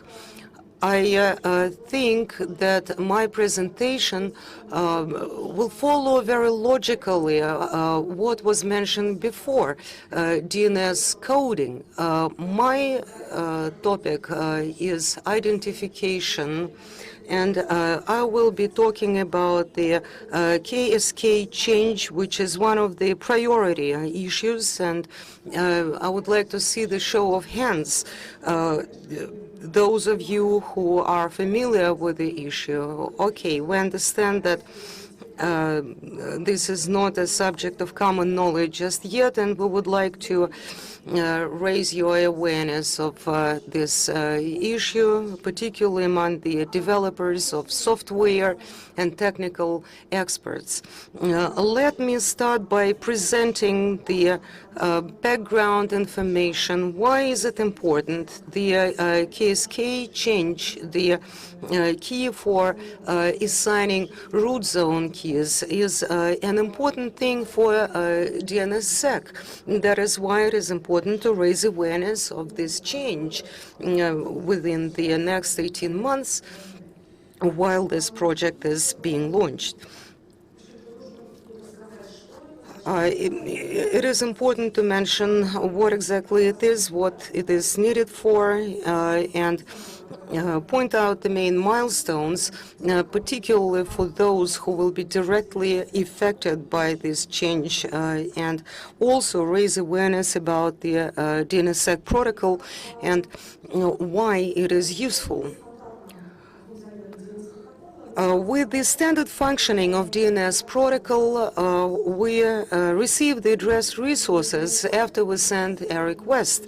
When we use DNSSEC, we also receive a signature. As many of you know, DNSSEC functions on the basis of digital signature with 8,000 cryptography, that is a public and a private key, which in fact allows us to receive authentic data when we do the validation. We need to make sure that the signature is correct, that the key used to create it is also correct, and also to ensure that the response we received from DNS matches the initial request, that the response is still valid, that it is updated, and that it is not repeated. Why is this important? Dmitry has already mentioned this. The initial DNS protocols were created many years ago without factoring in the security aspects. Therefore, they are vulnerable. This protocol is vulnerable to the point that with changed DNS replies, the routing of the traffic may be unfavorably affected. When we do the validation in DNSSEC, it is also useful to use mail service, so we are sure who we are talking to, and so we can fulfill the function of the verification center. We use two types of keys in DNSSEC. That is case key and the KSK for the key zone, for the data of the key zone. At each stage of validation, we verify the content, we validate the signature as well as the key used to make this signature. All together, if we look at the DNS hierarchy, we establish the so-called trust chain. When we verify the keys of the base zone with the related zone, we can be sure about the data. This protocol has not been implemented everywhere just yet, but quite widely. Talking about the KSK change, it is important to note that this chain of trust starts with the root KSK, the element that can establish the validity of that one particular key. How can you trust this initial point? You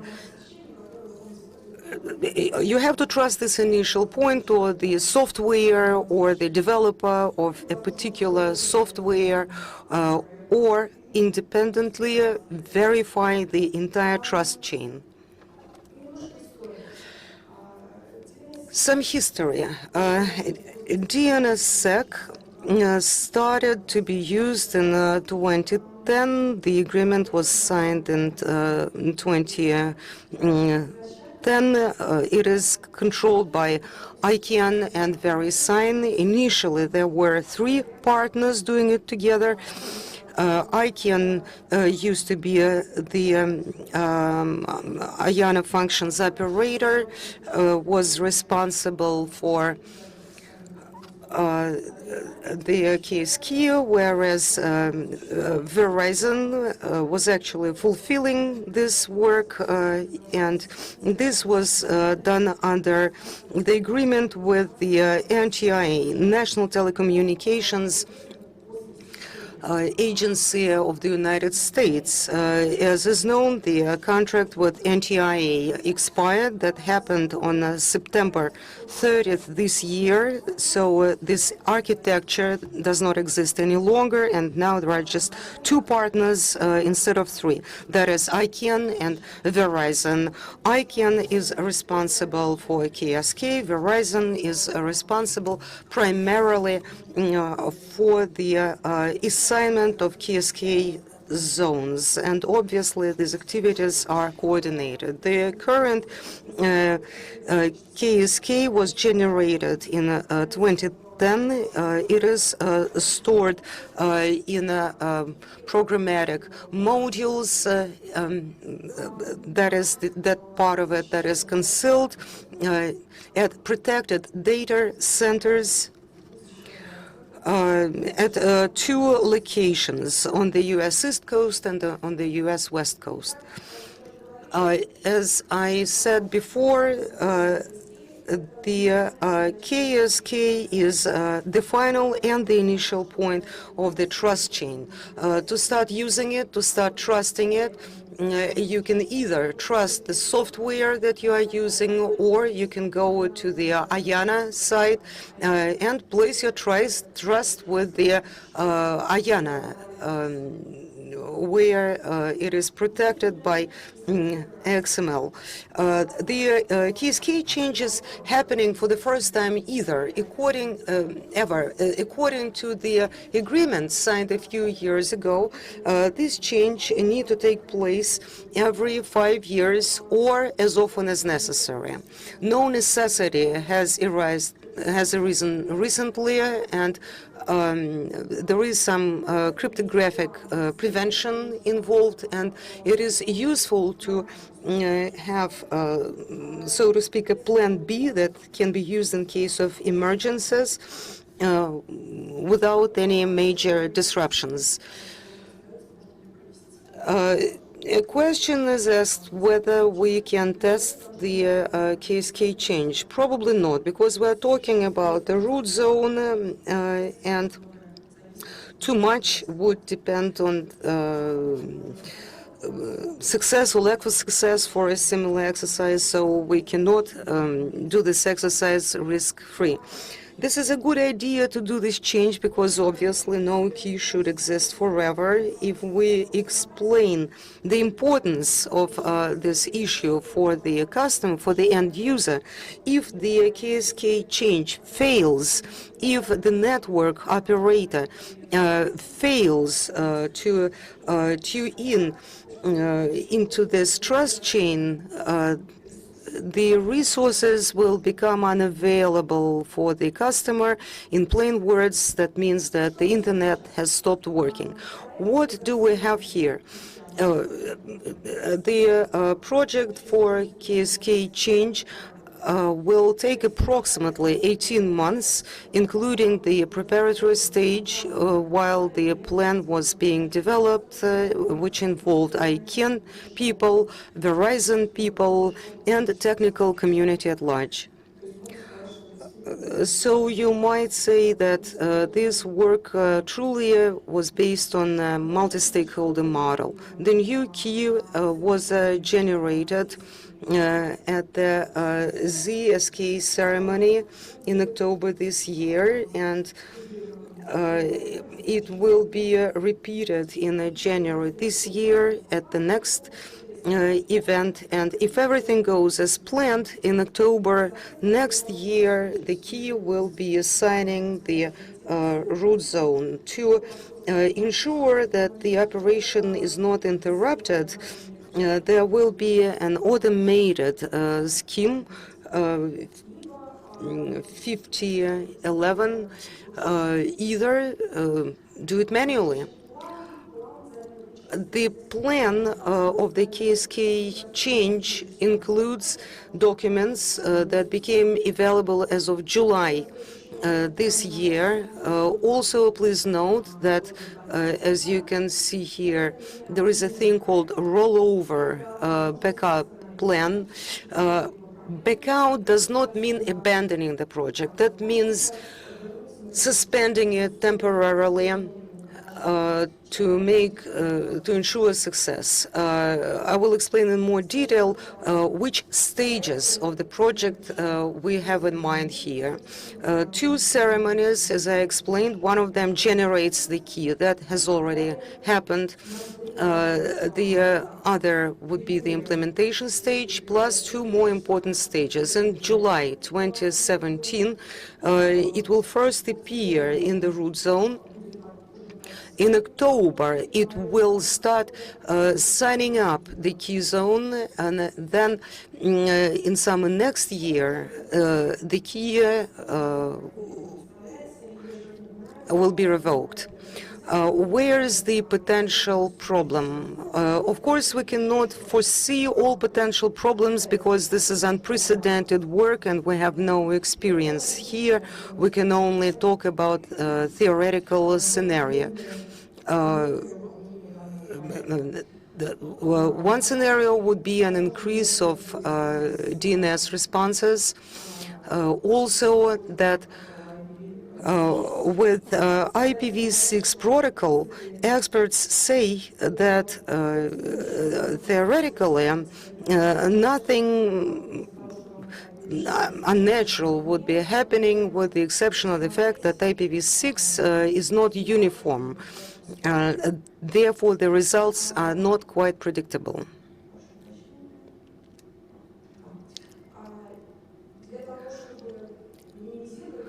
To minimize this type of problems, increased responses to DNS requests, we need to make sure that port 53 works not just with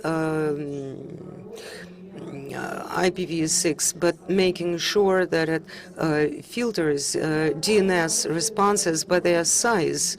And the aspect we should be paying attention to is associated with September 2017, when the key is already in the zone, but the ZSK has not been changed yet. So during those 20 days, there will be an increased number of responses. On October 11, 2017 will be a vulnerable moment, and the point when the key will be revoked, that is in January.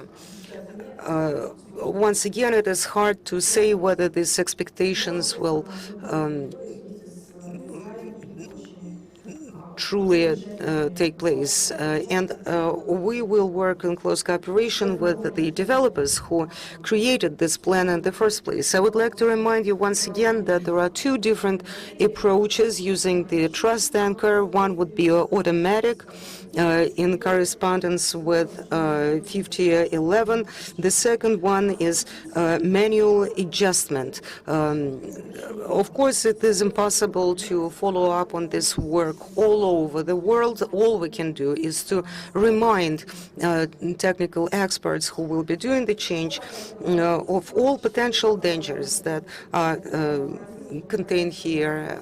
This project and all potential scenarios are the focus of attention for many technical specialists and software developers, obviously. And testing systems are being created for the automatic change of the key, and additional resources will be available by the end of this year, and a special announcement will be made to this effect. Once again, let me remind you that all the materials, all the documents are in public access. You can get them at the ICANN website. All these resources are available for you. You can look at them. And there was a public commenting period, and there have been no significant objections to what is planned, what is proposed, to the order of actions developed by Verizon, developed by representatives of other technical communities. If anyone has any comments, objections, it is still undergoing the process of public commenting, and we strongly urge all those who are interested to respond, to share their concerns, if such concerns exist. But let's hope that none of these concerns will be justified. Thank you.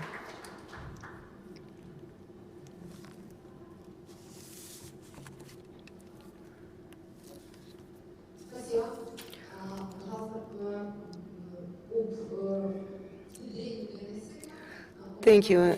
DNSSEC implementation at the level of, at the customer level, Olga Vasilevich, TOV Hosting, Ukraine.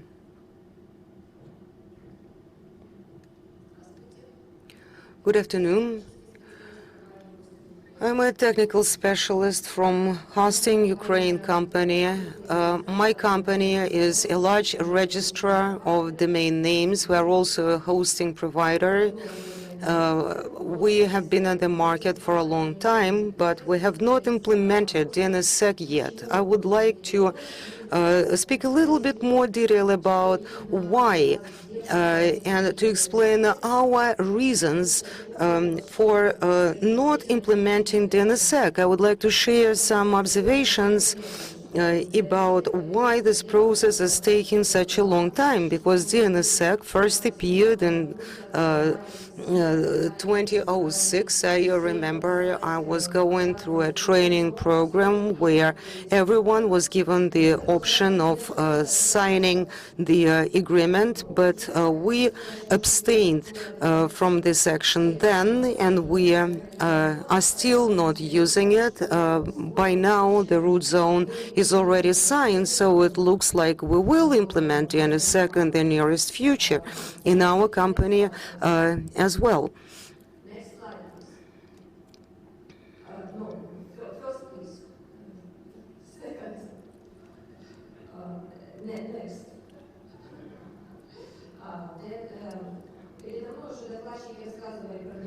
Those who spoke before me already talked about DNS, so just a few words. DNS is a hierarchical dissemination system. Each device has a stop resolver so that any device connected to the internet, whether it's a tablet, a laptop, a personal computer, anything with software, has its own stop resolver. The stop resolver does not do the search within the entire DNS structure. It goes to the recursive resolver, which is usually on the internet provider side. It is sent to the devices with adjustments. The recursive resolver does the recursive search of a trustworthy server responsible for the domain that knows which IP address corresponds to this domain name. Also, this resolver does the caching. The trustworthy server sends the record containing the record, the IP address, and the time. When we say time, we mean the DNS caching record. DNSSEC allows us to address the issue of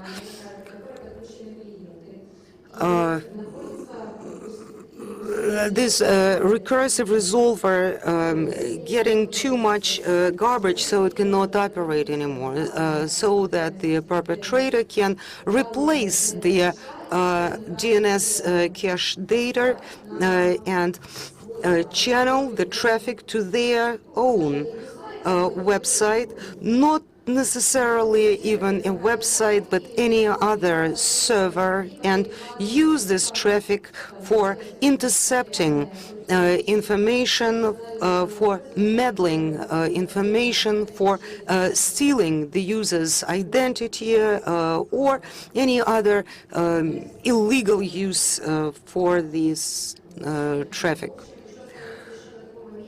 One more thing I wanted to mention is that DNSSEC fails to protect you from certain things. There's this concept of the last mile.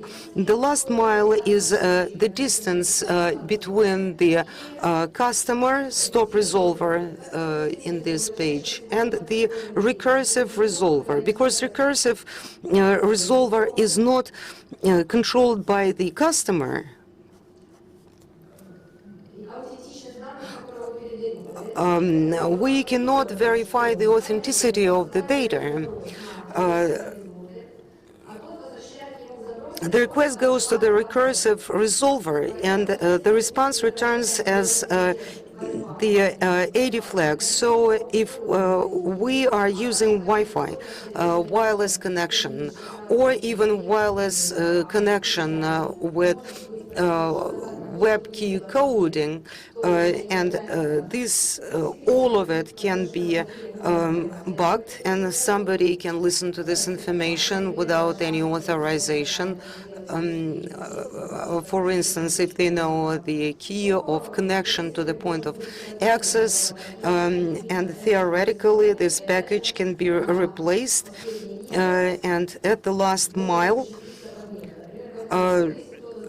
the data will be replaced. Somebody in this audience will want to replace certain data. They will use the necessary software and re-challenge the traffic coming from the device. So DNSSEC is very important in terms of implementation for either both for providers and the owners of different services. For example, on this poster we can see Bank UA. Suppose it is a kind of service that it could be, let's say, an internet shop or some other service which collects personal or sensitive data of the users that can be later sold or abused. They were used for stealing some valuables, because internet is quite developed right now, and commerce and trade is quite developed via internet. So if Bank UA zone will be signed, and then SEC and the provider would provide to their customers the DNSSEC resolver, the abuser that is beyond of that provider would not be able to redirect the provider to another, to his own site, for example, which is used for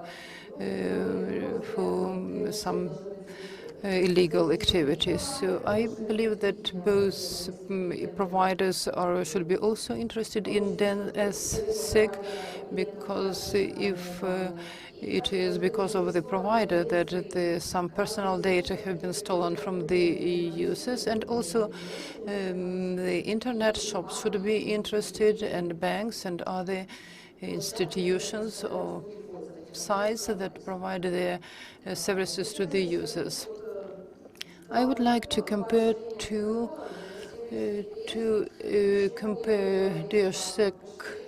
HTTPS. Why these two protocols? Because HTTPS is already a standard, and even every housewife knows that she should select HTTPS, not any other protocol. Even those people who do not go in depth into IT technologies, they know that this protocol is quite safe. So for them it is just understandable. But DNSSEC is still not quite common thing, and common users don't know what's that.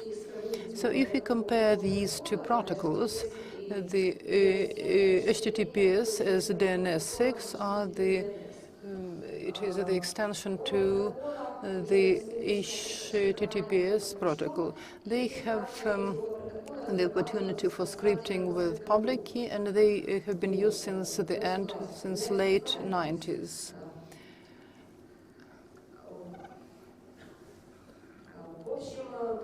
Basically, why HTTPS has been implemented much more quicker?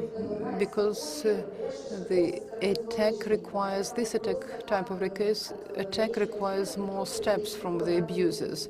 So with the HTTPS, it was possible to just look through the open environment, and then the man-in-the-middle attack was performed when all the traffic was redirected through the abuser computer, or everything was listened that was available in the environment, and whatever he got, some keys or passwords he used for his illegal activity.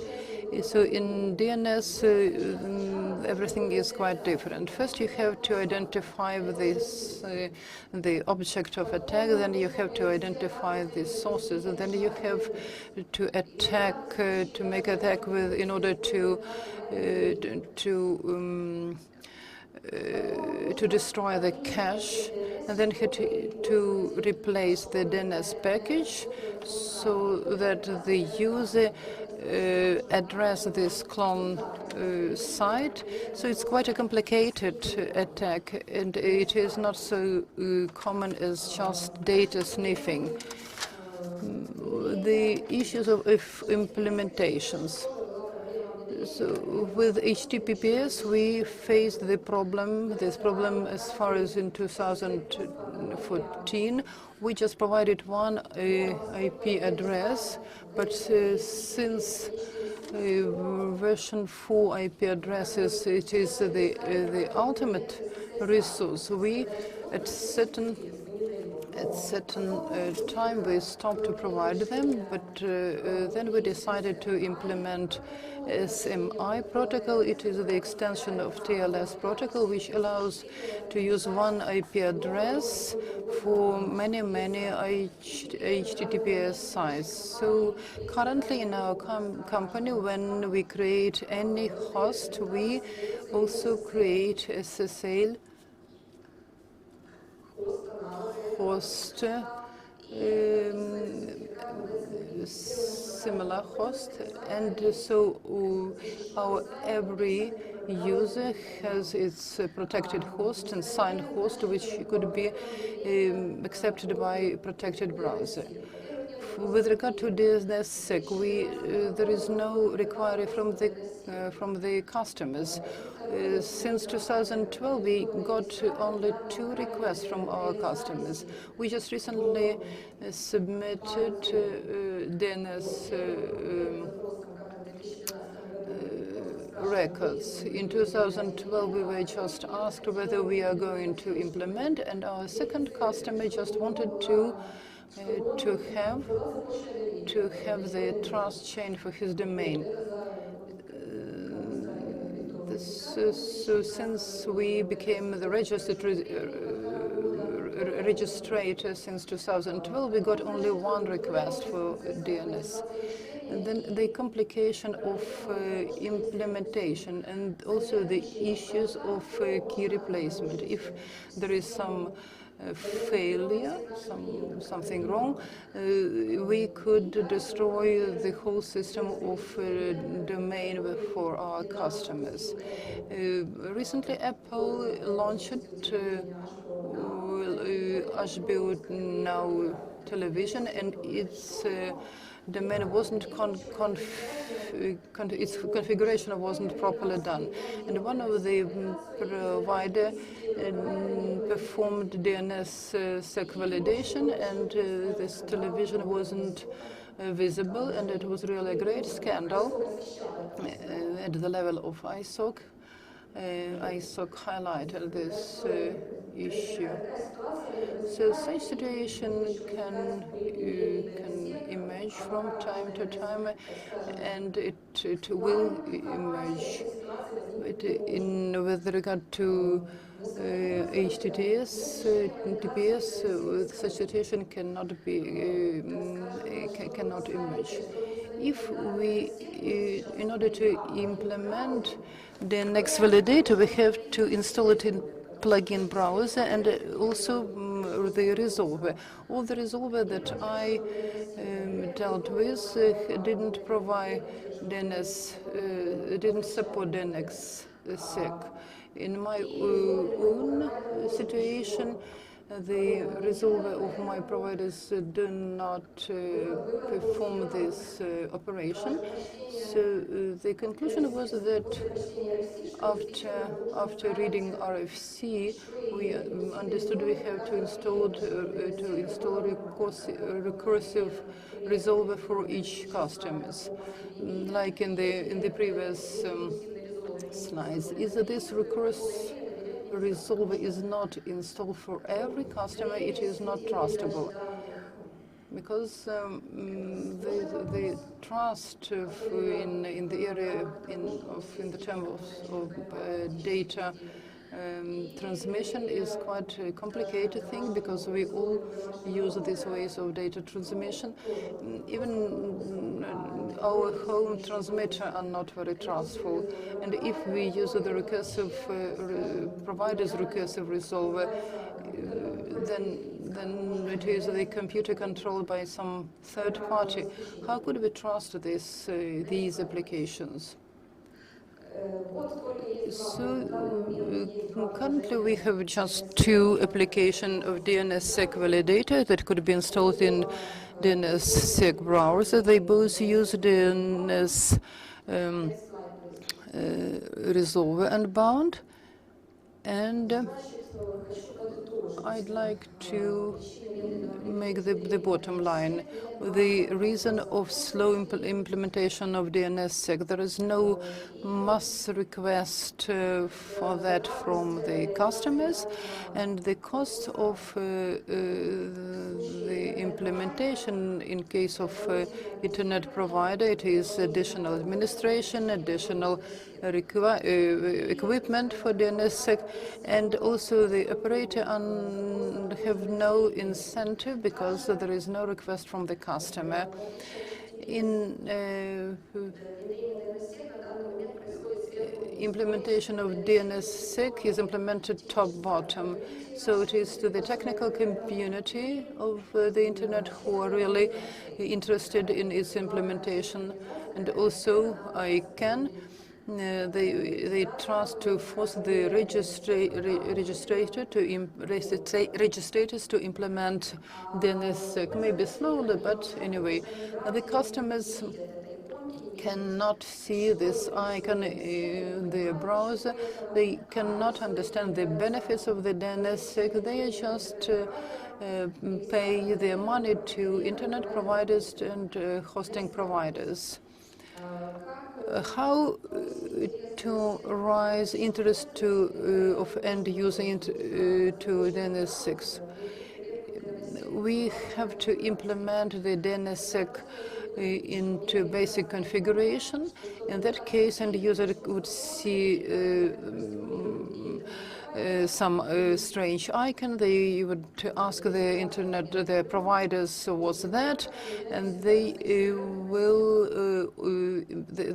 will be a kind of incentive for the internet provider to implement DNS-SEC in their service. Actually, that's all I wanted to tell you.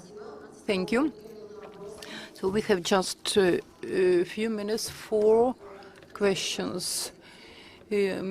Are there any questions to all the speakers of this section?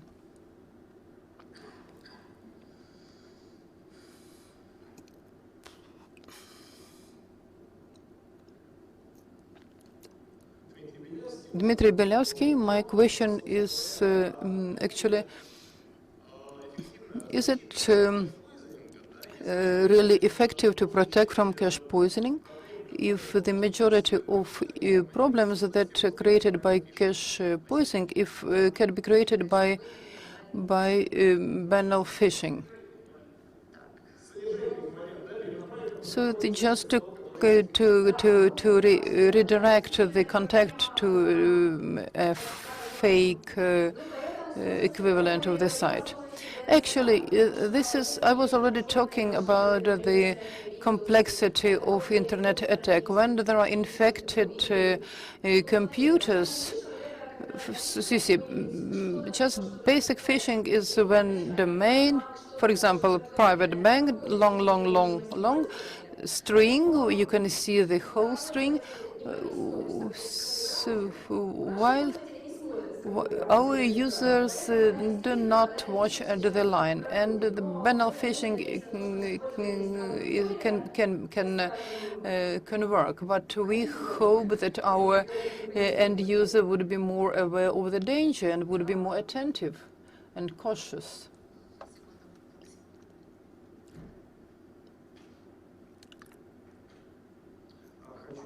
I'd like to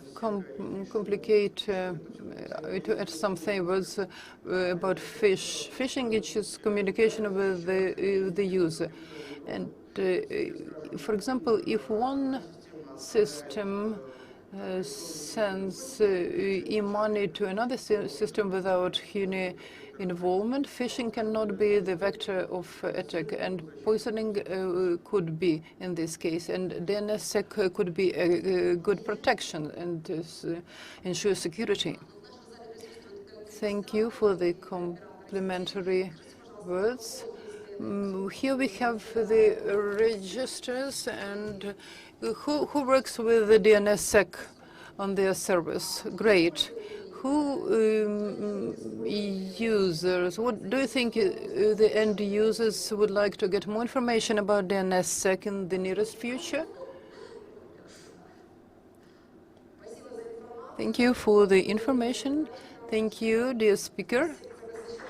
So our section devoted to DNSSEC is over, and you're invited for coffee.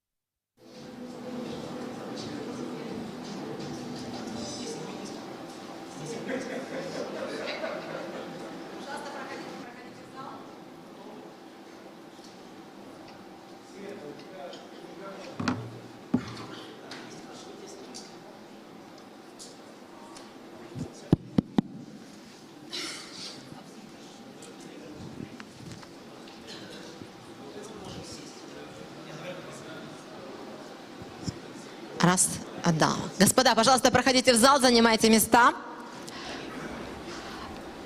Последняя секция на сегодня у нас называется «Блиц-доклады». Our last section for today is called Blitz Reports. Dmitry Kokhmanyuk will start. Good afternoon, everybody. Те, кто выступали на первой и второй секции, пожалуйста, подходите на сцену. Здесь уже расставлены. Can come, and then Alexander Nivalny from MIFI in Moscow, Konstantin Belousov from FreeBSD Foundation, Dmitry Belavsky from Technical Center of the Internet, and myself. Yeah, that's easy for me because I can see you guys right here. Sorry. Yeah, I apologize for my call. As not everybody in the panel speaks Russian or Ukrainian, I probably have to conduct it in English. But of course, each one of you can choose the language you prefer. We have translators. So I have a slot, but I follow a bit later. So I'll let Dusan to open our session. Dusan is coming from Serbia, and he is going to tell us about universal acceptance. Is that correct? Yes. Okay, good. So you can sit and talk from you, or you can stand here, as you prefer. I think. Can you give me your mic, please? Remote mic. Can I use remote mic? Okay. What Dmitry told you, first I'm electing English because you don't understand Serbian language, which is my mother language. We can try, but please. So basically, Dmitry told you that I'm coming from Serbia, but there is a lot of hats that I have on my head here. So first hat, probably some of you knows me from SIDIC, Southeastern European Dialogue on Internet Governance. This is part of IG Internet Governance Forum. This is initiative for Southeastern Europe. Maybe you know me from Cyrillic Generation Panel, which is the group in ICANN that builds rules for the root zone for Cyrillic for the Cyrillic script. Maybe you know me from other places, maybe from Grency, which is ICANN accredited registrar, first in Southeastern Europe. This is a Czech firm which I represent here, with a lot of services, with a lot of deals in the world, not only in Europe, but in Asia, Africa, South America, etc.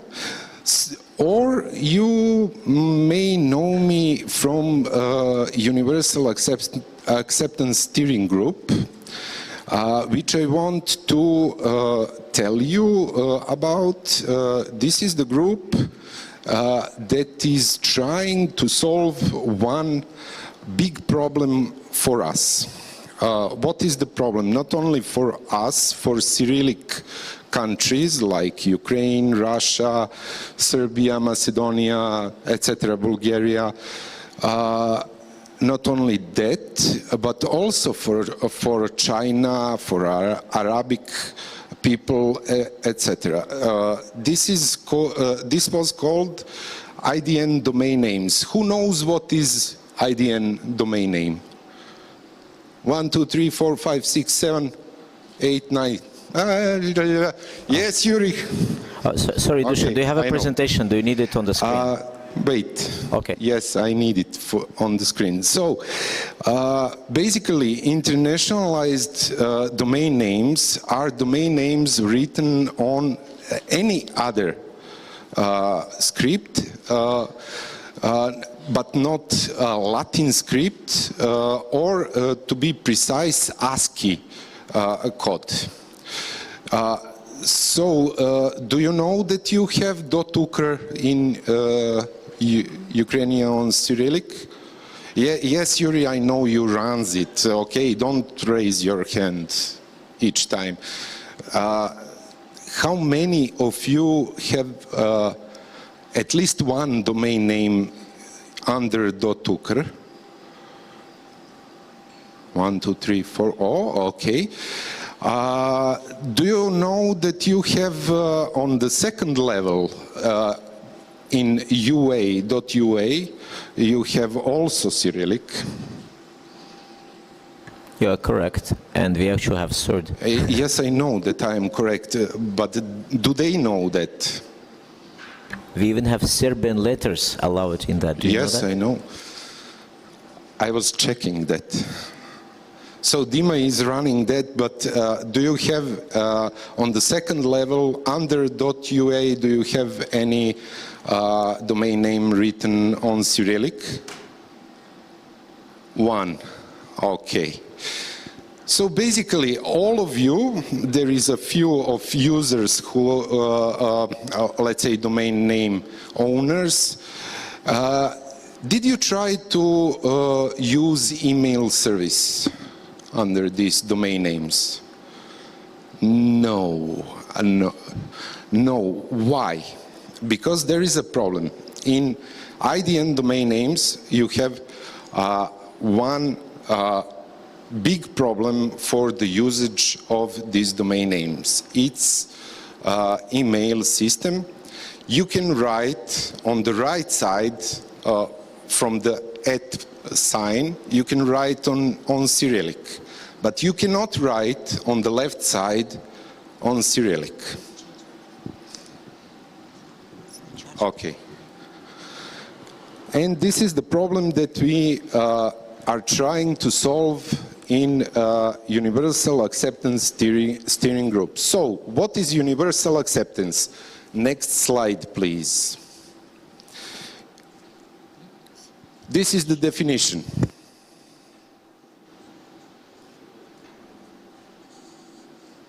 So, whenever you have a problem with Twitter, Facebook, whatever social network, maybe some forms on booking for hotel rooms or something like that, you can send to us the problem and we can try to find developers who will change that into proper adoption of your email or domain name, which is written on Cyrillic. So our work is to listen to you, to try to find where are the problems in those kind of domain names, and to try to find developers, big firms, small firms, it doesn't matter, to solve the problem, because this is our goal. Next slide, please.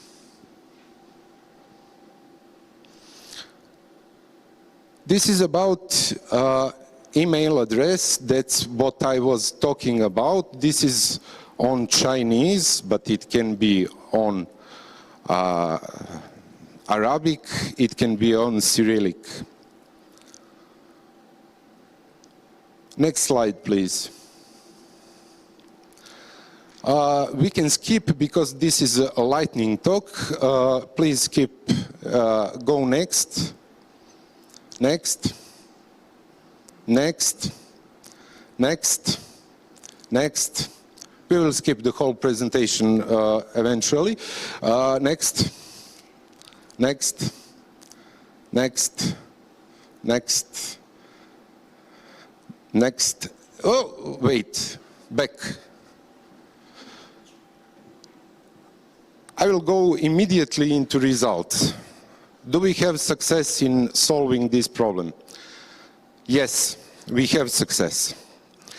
Back in ICANN meeting in Marrakesh, we had first example of IDN email solved. This was not 100% sure that you will use this kind of emails. It was done by Chinese, but until then we have this. Can you please go back, Eric? One back. We have this Indian firm, and you can play with their emails, their system. You can check. You can install data mail application, and you can check does it work. And you can see on the presentation what the guy from .rus was telling about. They will use this Indian solution under .rus TLD. Next slide. It looks like this on your phone. And believe me, there is a lot of software already prepared for IDN emails. Roundcube, Outlook, Gmail, name it. Even Postfix, with usage of Docker, can transmit your SMTP UTF-8 email. Next slide. What is next? On TLDCon, we heard that Yandex will do EAI compatibility, Mailman, which you are using on every mail list. This is most popular software for mailing lists. We will be capable of handling IDN emails. Next slide, please. We even fill RFC for problems in EAI emails. Do you know what is EAI? Nobody knows. That's why you don't have IDN emails, because this is IETF standard for IDN emails, which was developed 3 years ago. Next slide, please. When we solve all client or server software for emails, then we have a problem with hotel bookings, for example, or flying tickets booking. Why? Because you can use your IDN email, but those forms on their website will not validate this email, will not tell you this is a proper email. So we need to go there to tell them, correct this is a valid email. So even with a lot of registrars in Ukraine and outside Ukraine, you have the problem with domain name registration. So we don't need to go to hotel bookings, flying tickets, whatever. Domain name, you cannot really use your name on, for example, Cyrillic in their forms. So every single contact form on the internet must be changed in order to validate your email and your Cyrillic name. Next slide, please. Dushan, we are a bit short on time for you, but it's closing from me. Do you have any questions? I can do presentation for another hour if you want, but Well, yeah, we have 6 speakers, so it's Yes. like 1 maybe or 2 if it's a short, but if I don't see any raised hands, I'll go forward with the speaker list. Okay. Если нет вопросов, пожалуйста, я тогда передам следующему. Спасибо. Okay? Thank you. We'll give the floor to the next speaker. Thank you. Okay. Okay, we... Does this work? Hello? Okay. I think this works. Так, у нас... So we have, I was asked to speak Russian because not everybody speaks English. Maybe we don't have translation. The next speaker was scheduled Taras Geychenko, and the next one will be Alexander. Валеной, пожалуйста. Света, мы поговорили уже с ним, все нормально. So,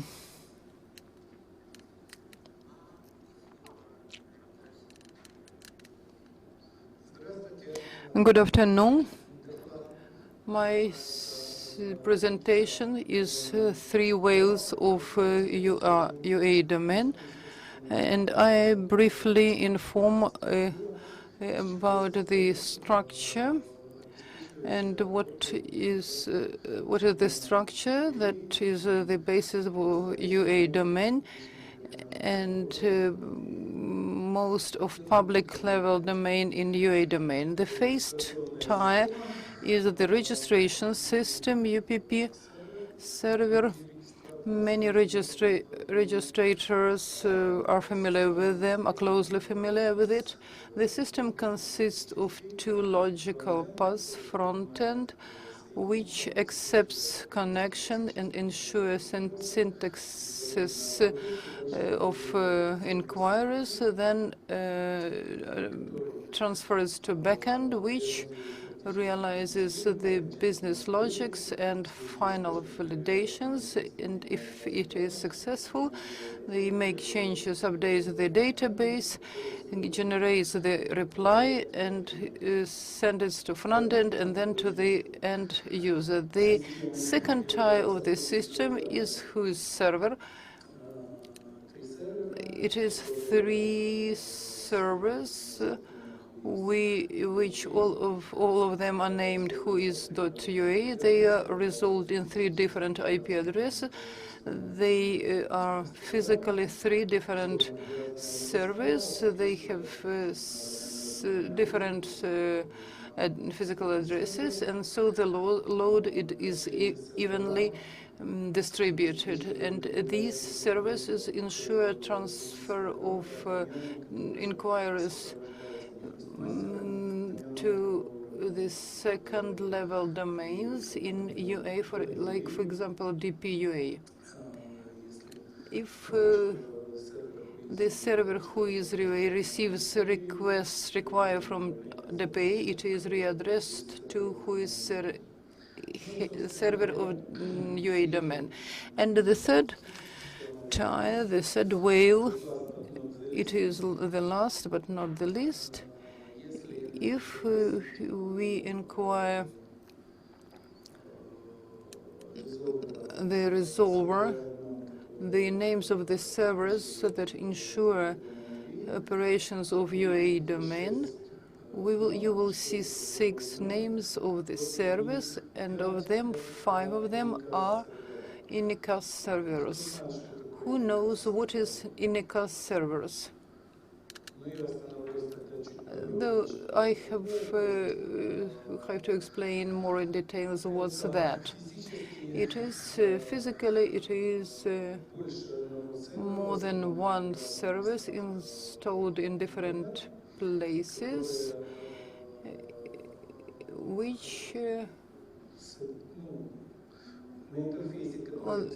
whose interface has the same IP address or different IP addresses, and who are provided by the same autonomous system. since they are placed in different places of internet that they ensure more direct and quick routing. Such INECAS servers are called nodes or INECAS servers. The more nodes we have, the better. It means that the coverage of the network is high. 5 of the 6 servers names of UA domain are INECAS servers with different numbers of nodes.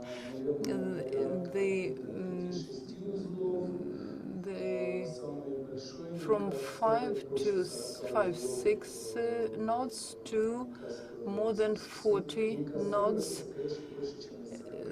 That is the biggest INECAS server. Due to that, we can ensure quite good coverage of UA in the world, UA coverage in the world. Actually, these are the 3 ways that UA domain is based on. Thank you for your attention. Taras, thank you very much. Now we have some time for questions about the UA operations.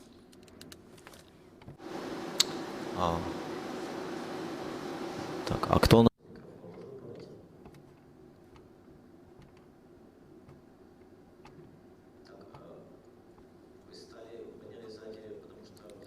You wanted to ask something and you got up, no? So I would invite Alexander Nevalyany from NIFIS and his speech. I don't know how to introduce you. You will do it by yourself. Okay.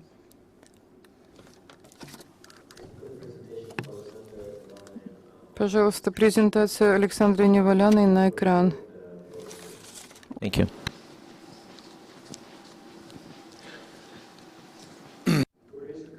Good afternoon, dear colleagues. I am pleased to be present at this event. I'll be speaking in Russian. My presentation is in English. You will see that I am going to speak about IPv6 protocol. It is more than 20 years that we are using them.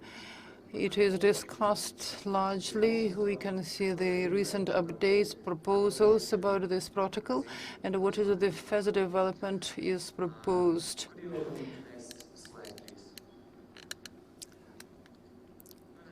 Let's start with what are the actual troubles for the internet today. Maybe you all know that we have a criminal environment in the internet. We have different content of unclear content, including pornographic, the new era of cyber terrorism, and we have to talk not about just some criminal actions, but criminal terrorism when power plant is taken out of operation, and of course legal issues, because many crimes are performed as trans-border crimes. For example, proxy servers are put in chain and they are become the object of attack. Everybody knows about Tor system, what sites are present there, and why troubles cannot be resolved.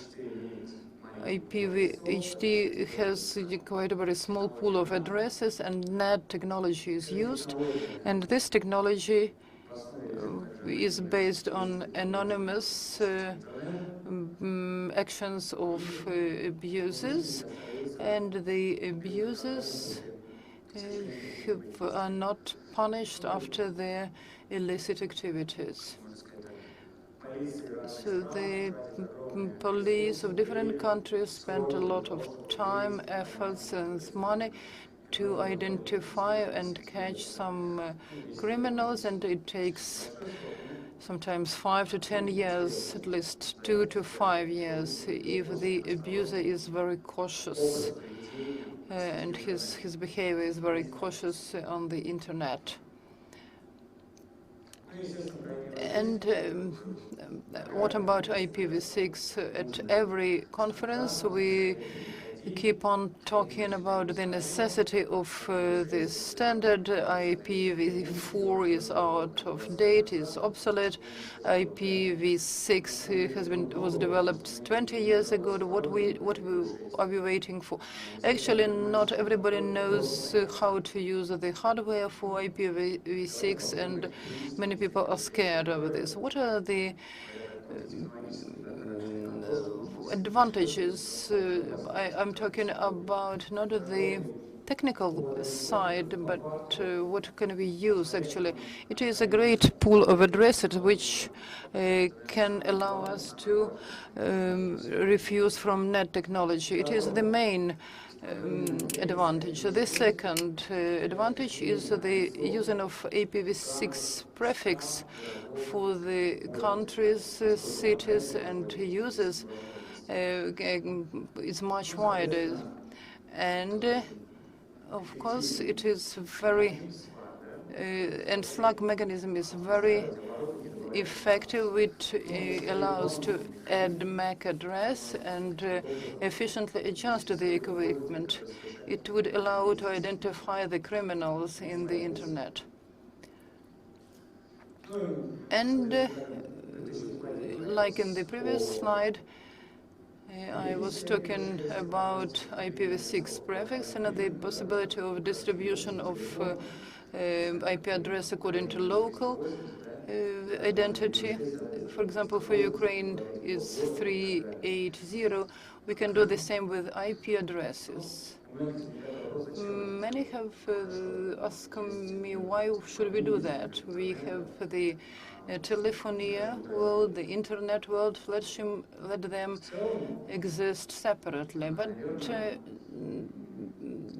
basically, it is the local addressing are important because we are shifting to the era when the concept of things and every equipment will have its own IP address, and it could be accessible from any point in the world, whether it is your relative, for example, who went to some other country, and you should be able to have access to this static equipment to get knowledge about the status of this man.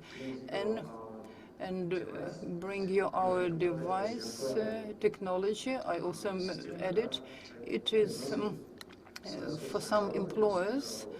It is very popular when the employees bring their own equipment and use it in the operations. So technically, it is a very flexible system and efficient at the same time.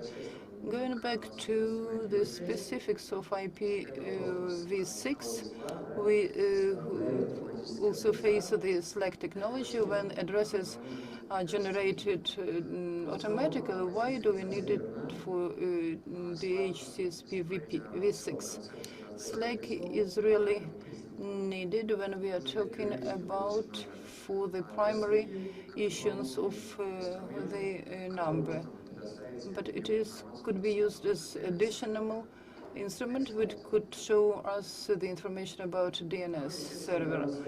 And when we talk about the safe internet, it involves not only safe technical basis, but also the organizational, the arrangement.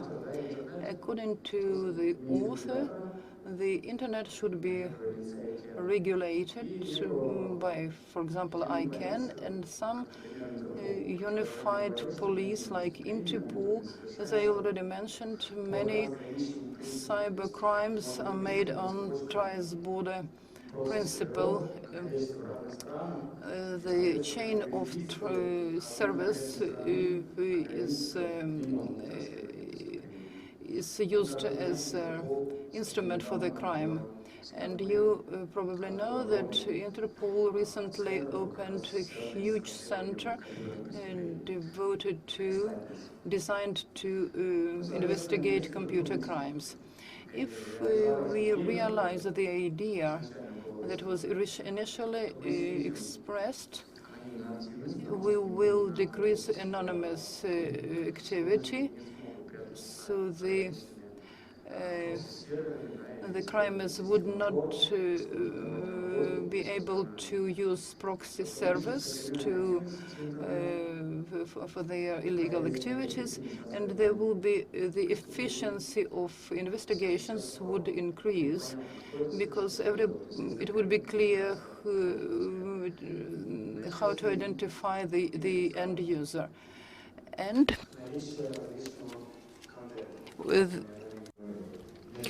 and there will be a reduced amount of content that I mentioned before. Of course, there are certain concerns, even myths, that if something is implemented, that things will go wrong. Of course, it's very natural for people to be afraid of new things, to people to come up all sorts of new fears. But without services such as Tor, ITP, private life, the people are afraid of being too much exposed to that their private life will be investigated, but this will never happen like this. And of course, part of the data can be coded. There is a concern that one single regulator will encroach upon the internet independence. However, we have the police, and creating the police is not the idea of the police is not to limit the internet, but to improve its functioning. Also, the concern that if we give up the idea of NAT, there will be no firewalls. And that everyone will have to think about individual protections, of protecting their individual device and administer it in a centralized way on a level of a single company.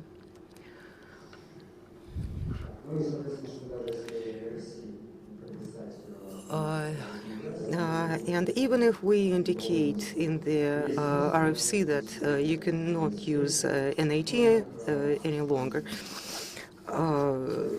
there's a concern that some people, some companies would still be using it. However, this is not a threat, because you can always find out whether somebody is outside of the proxy server. And these are the directions in which we will be going in these activities, outreach and speaking to this issue on all internet forums, working together with IETF. We did have some preliminary discussion, and we had to confront negative attitude on some issues, but the majority of the issues were met with understanding. Working together with ICANN support organizations, their distribution by the local principal, interacting with governmental agencies, to create international agreements such as giving up the NAT, or, for instance, some engineers made an announcement that giving up NAT is against human rights and freedoms, because anyone is free to work in any system they choose to, but we need to insist on the main premise that this is not done to intrude on people's privacies, but to create a safe environment. If you have any questions, you're welcome to. Okay, I see two questions in the middle of the room. Can you please bring the Bring the mic. Not so much a question, but a comment. I did not quite understand about IPv6 coding. What exactly did you have in mind? If you remember, we were talking about IPsec support, but the same is true for IPv4 as well. Yes, I was referring to the general concept that IPv6 supports the coding automatically, but regardless of this, what I meant was you can always code your messages if you suspect that somebody is spying on you. So whatever you do, you can code it and no one else will be able to read it. My comment has to do with the fact that the same is applicable to IPv4 as much as IPv6. Then the automation of IPv6, there is IPv6 privacy. Yes, there's also temporary readdressing in IPv6 so that this could be followed and spied on in the same way as it is with NAT. This is not being developed now as a technology, but theoretically it could be. And in fact, NAT versus IPv6 I think poses the same issue. Many people, I'm talking about providers, many providers do not want to implement IPv6 for the following reason. There is access using any direct address to any computer, any camera or whatever, and this will give us a surge of DDoSes, botnets. Unfortunately, the slide is not shown anymore, but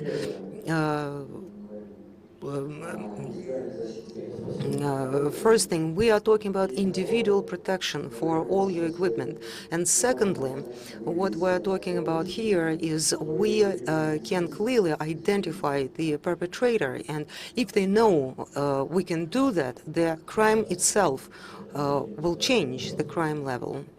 Okay, let's go on to the second question. We need a mic for that. Member of the ICANN board. Feedback. I sympathize with your relatively dire assessment of the state of the internet now, and we have major problems. We know them. They've been commented on by various people, and we know that we have to solve them one way or the other. However, when you mention the notion of using prefix as a country or a city identifier, are you not changing very fundamentally how blocks of addresses are given right now to ISPs and essentially changing the way in which internet routing will have to be done? There seems to be a contradiction there.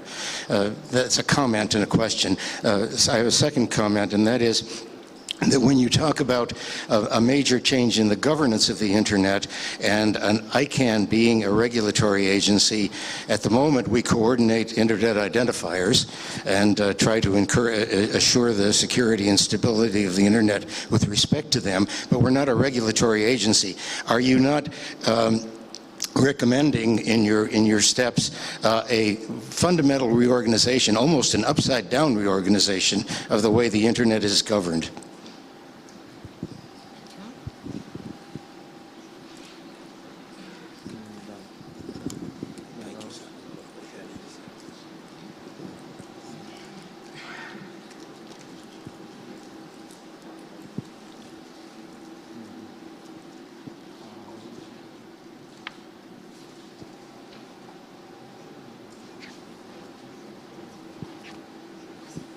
Okay, I will try to answer your question. And about regulation internet, I didn't say anything about ICANN like tracking agency, like you said. But I tried to say that ICANN can take more responsibility about regulation internet, not anymore. About first question, location, distribution of IP addresses to local countries, for example. In my opinion, it's a second part of denying of NAT. We should use these ones together. It's only my opinion. And I showed my idea for all of us to discuss it. Maybe I'm wrong, like a lot of people can say something wrong. It's only my opinion. Спасибо. Еще вопрос? Thank you. Are there more questions? Yes, I saw somebody who also wanted to ask a question, but is not raising their hand anymore. We only have a couple of minutes left. All right. My question is this. I missed your introduction. What organization do you represent? A nuclear research institution in Moscow, MIFI. Why is that important? The fact that I come from Moscow, is this important? Well, this is somewhat important. My first question is, how do you propose to force the perpetrators to stop using proxy servers, Tor? We understand that legal users are not even using all those. You are aiming it at criminals. So this is your idea for forcing the criminals. Let me rephrase it a little bit. Maybe not force them to give it up, but to give them an incentive to stop doing it. All right, let me once again go back to my presentation.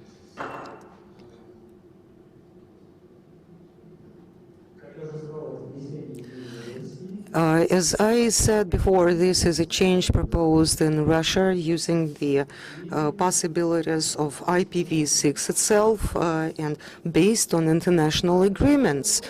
Are there any other ways of doing it? I saw somebody who has a question, the pink T-shirt.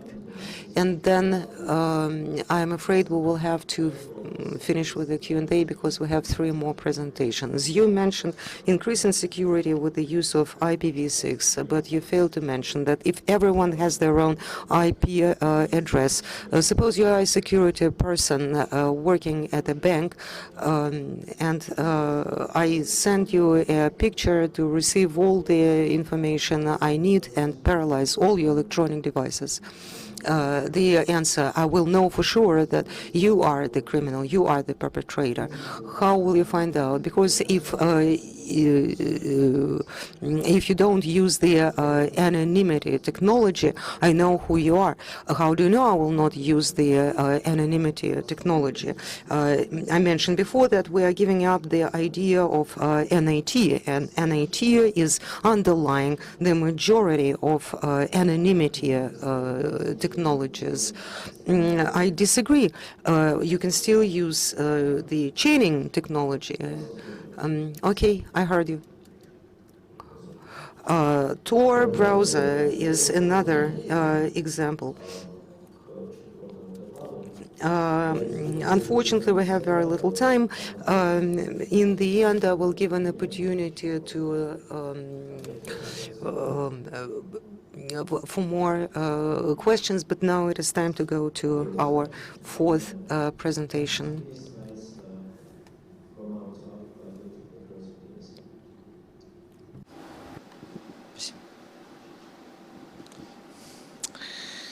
Так, очень сложно читать доклад на одном языке, когда слайды на другом.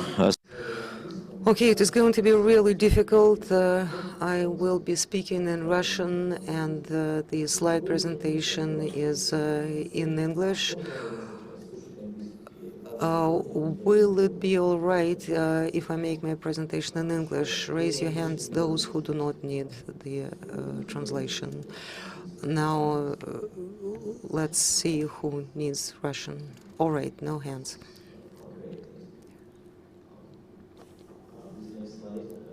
elliptical curves. Окей. Теория эллиптической криптографии достаточно сложная, я не буду сейчас в это уходить. Theory of cryptography is really difficult, but you can look up the definitions on Wikipedia. In fact, this is a new technology, a new coding technology with two main advantages.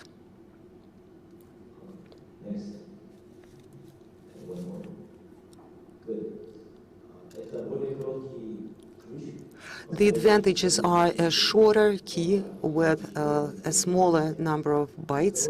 When we're talking about DNSSEC, the second advantage is generation of occasional numbers. Every repeated time gives you a new number combination, which means a better chance of protecting yourself from somebody being able to figure out the key combination. The information become unavailable to those who try to get hold of it. Thus, we are able to reduce traffic by factor 10 to 12. These curves are supported by relevant algorithm, and I don't know why SSA and CDSA are used at this point, but the traffic there is much more than DNS traffic. And I'm sure that in a few years we will forget about RSA and DSA the same way we forgot about SHART. And this protocol was considered experimental in the past, but now it's pretty stable. There are some problems with it, though. The problem of compatibility, although the majority of DNS servers are already supporting it. There's a so-called patent encumbering, but that's only related to the United States.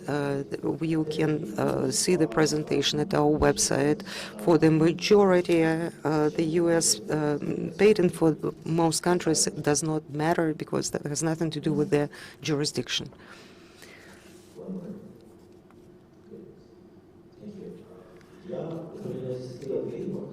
I'm mentioning three algorithms here. The analytical curves, which is the oldest authorized in Russia by 3410 governmental standard.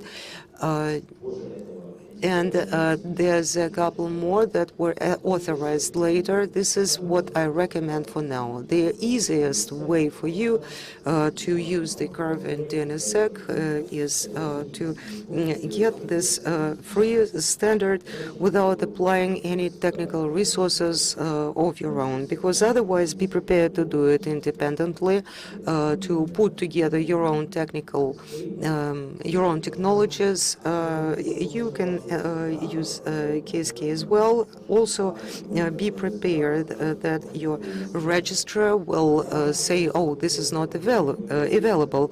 In an Istanbul meeting, one thing that was mentioned, the root zone and operator does not support the curves on their server. So if we want to do it tomorrow, we will not be able to do it. We will be able to do it with our equipment, but we cannot coordinate it with the root zone.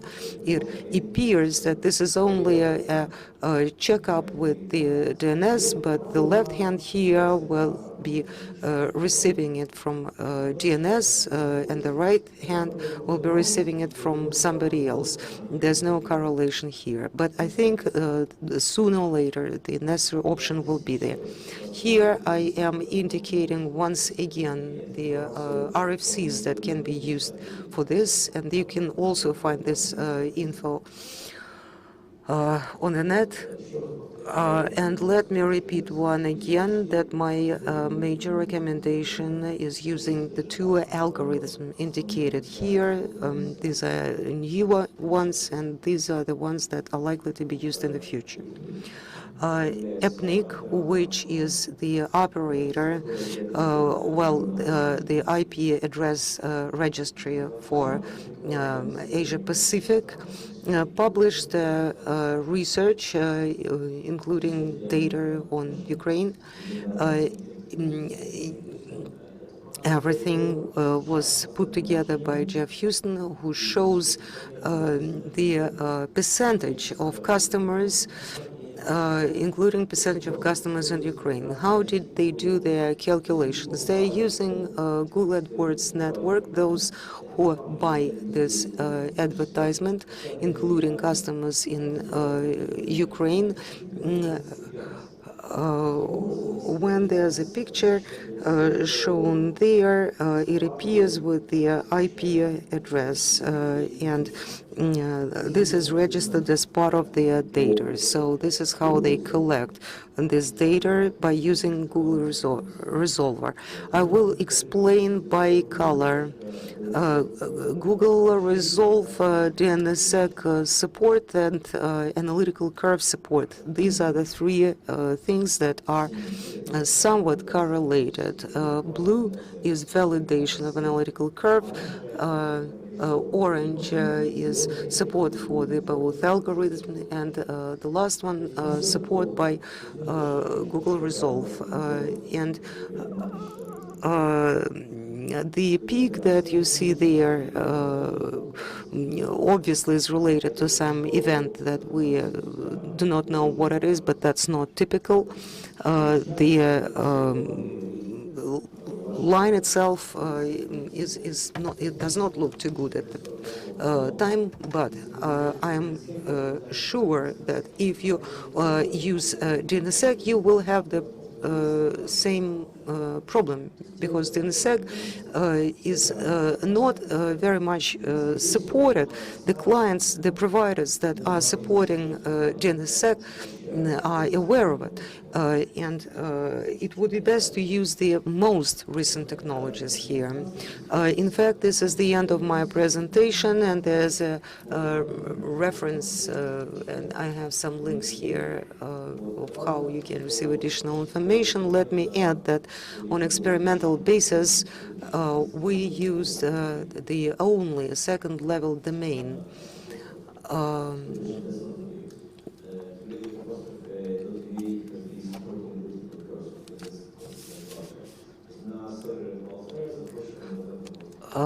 Cloudflare is indicating this minimal site. I don't know who of you have used DNSSEC or other algorithm. If you have similar experience, please raise your hand. Okay, I see there are some people. Okay, if there are any questions, I'm ready to answer them. Microphones, please.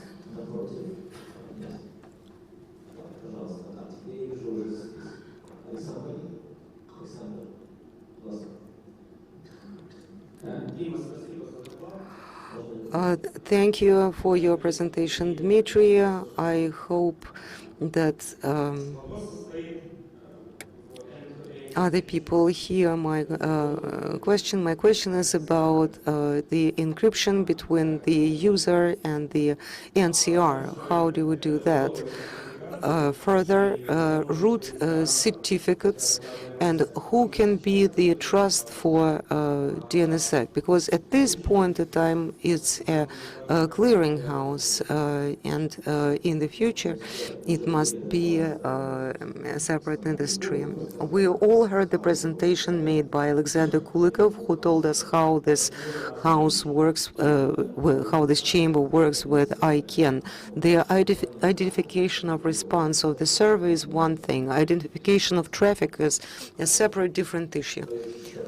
Maybe Dmitry wants to comment on this. The trust chain is one thing between company .ua, and it is another issue when you get DNS traffic. You can get DNS traffic that is changed. For instance, in Kazakhstan, they had this idea of national certification, so that not only DNS but all traffic is using other domain names, and you can have, let me put it like this, an interesting effect of the change of DNS traffic. Like some addresses will be removed, some websites will be blocked, which are not particularly liked by the government of the country. So that you could introduce changes into DNS traffic, as well as any other important protocol. But this is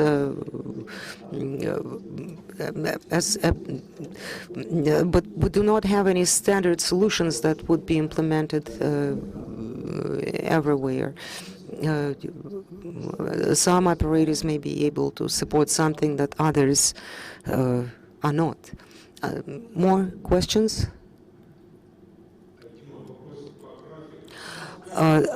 Dmitry, a question on your statistics. 25% of how many? Of the number of how many customers did you look at? Approximately 25.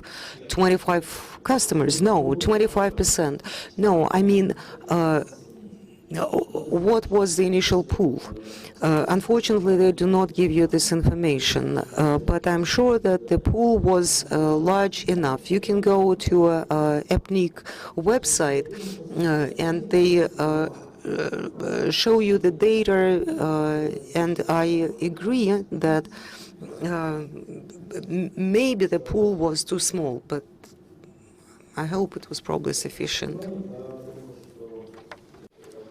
Thank you. Then I'm giving the floor to Konstantin Belousov, and we are going to talk about hardware, the equipment that is the basis for the service operations. My name is Konstantin Belousov.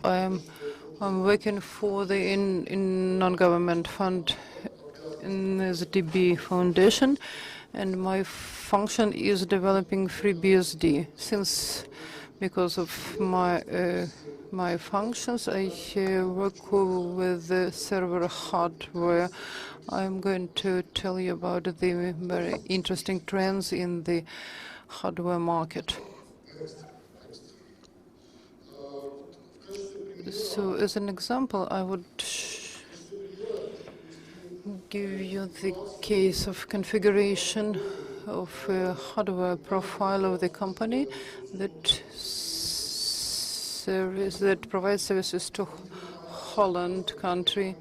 The country is rather small, and the zone is rather small. They have about 1.5 million domain names. About 11,000 of them have signatures. So, and the memory in the server is about 1 gigabyte.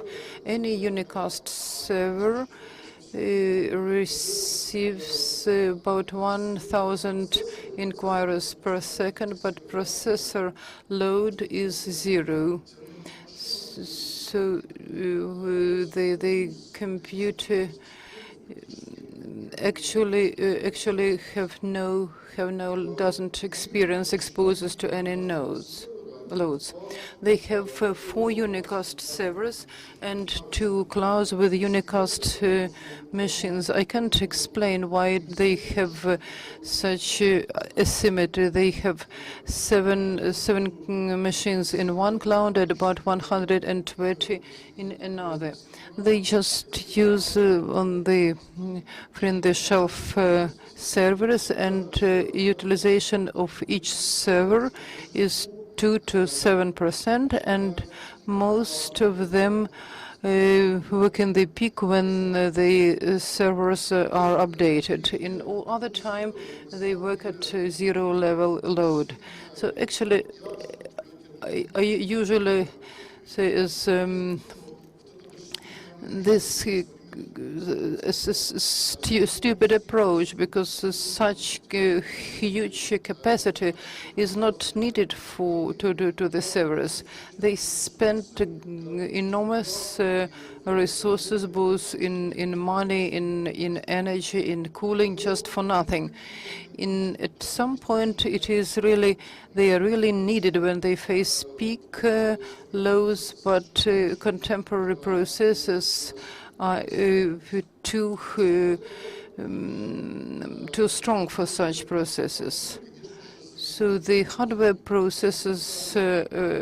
hardware producers noticed that trend, and they decided to invent something more adequate, to invent this server that doesn't need such huge computing capacities. I'm talking about not about NPT server, but something that just replies to ordinary common inquiries. It was Sun were the first. They used Spark architecture. The servers were too expensive for that purposes. Just recently, Kiev company started MIS-based Octeon processors. The scalability was about several hundred nucleus and one crystal, but these processes appeared in network computer, but not in network server. So you cannot go to the shop and buy some computer working on Octeon. Telera is another hardware. It was bought ESG was bought by Mellanox. They produce very, again, parallel but very slow one nuclear processes. So you can buy it in the ordinary shop, but the hardware you will buy would be very specialized. It wouldn't be able to work as a servers. You wouldn't be able to install operational system because they can run only very specialized software. ARM company, which is basically known as a producer for processor for telephones and tablets, they decided to intervene the hardware market. They updated their architecture, and their application profile allows to operate huge operational system. So they made the set of instruction very comfortable, which includes the instruction very similar to Intel's IS extension. It's about 2 GB per second for one nucleus. They were the first to introduce standardized hardware. They have, for example, for us Raspberry Pi, you have to install your own assembly of operational system. For RV8, it is more or less standardized. So eventually you can produce such a unified operational system, which will can be installed on any servers supported by RV8. They managed to negotiate. It was a long process between Linear, ARM, and some other players in order so that to use ICPA, then and some other things, and they did that. So actually right now, on the 1st of December, the new computers appeared in the shop. You can get them on the shelf. Kiev, they developed Thunder Weeks, which is very similar to the Octeon, but it is based on RV8 architecture. It is scalable it is nuclear scalable, so it is about 100 nucleus, and they have 3 by 40 GB interfaces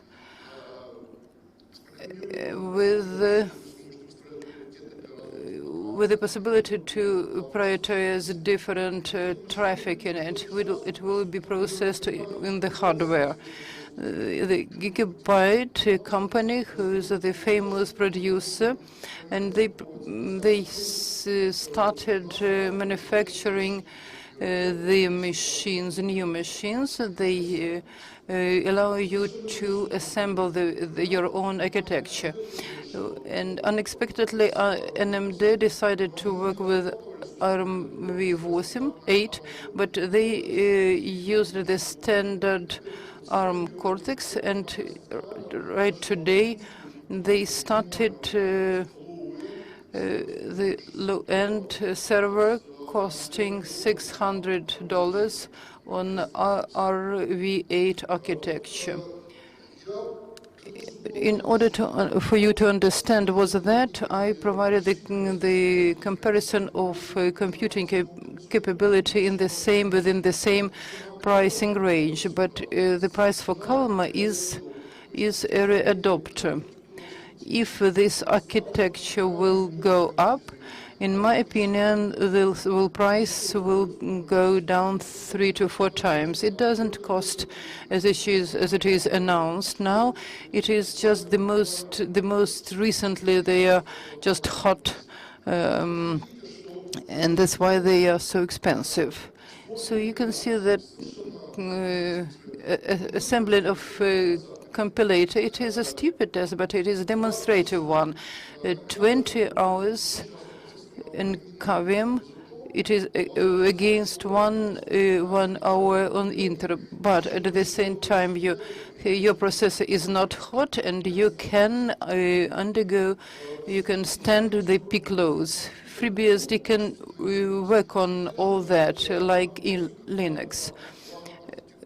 It means that you receive binary updates to the system. You do not assemble anything by your own. You get the assembled packages for this architecture. And right now, out of 26 packages available in the port system, 20,000 are assembled in the company, and they do their best to get it perfect in order to get all 26,000 assembled on the site. You will avoid several security problems because of binary updating, and all necessary applications are supported by IBRSD, by the vendor, or with the maintainer, port maintainer, who works directly with the upstream. So just look at on the shelf for such hardware, and you will save some money just in the amount of buying and then for maintenances. And all the leading companies understand that this they started system on chip computers. They have the built-in several gigabyte interfaces. They have serial ATA or serial SCSI, different types of adapter. It is about the same range of price and capabilities and capacities. So just take it into consideration when you go to plan buying new hardware. Thank you very much. I learned a lot of new things about ARM, and recently Taras has some question. I would like, first of all, to thank you for FreeBSD for our cluster. Unicast works based on FreeBSD, and I wanted to ask you, as far as I understood, you cooperate quite closely with the Dutch colleagues. So which servers do they use? Actually, honestly, I don't know. Erwin Lyson is, Dmitry knows him better. I just ran upon him recently, and he conveyed his best regards. So actually, they use the processors you can buy in the shops. It's UPI 5 or something like that. Actually, because from time to time we have to update the service, and I'm looking for the simplest processes because they don't have any significant loads. And one more question: the things you were talking about. You told you are on shops. Are they produced in the industrial 19 inches boxes? It's what I was talking about. It is 1 unit box. Where is it installed? In laboratory, somewhere in the laboratory? I don't think they were imported in Ukraine, have been imported. They started to manufacture them just 1 month ago. So I just know that they use it in New York, as I remember. So the USA. Thank you. Are there any questions from the audience to the speaker?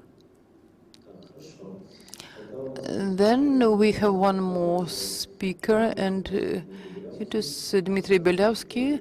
He will now tell us about the further security issues.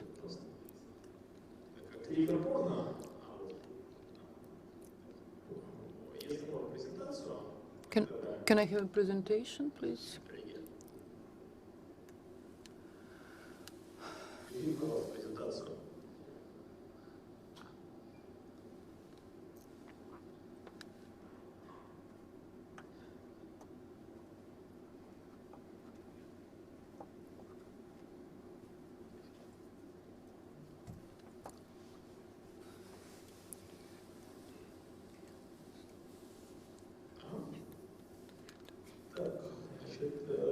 So, something wrong with the scripts, but it's okay. I'm going to tell you about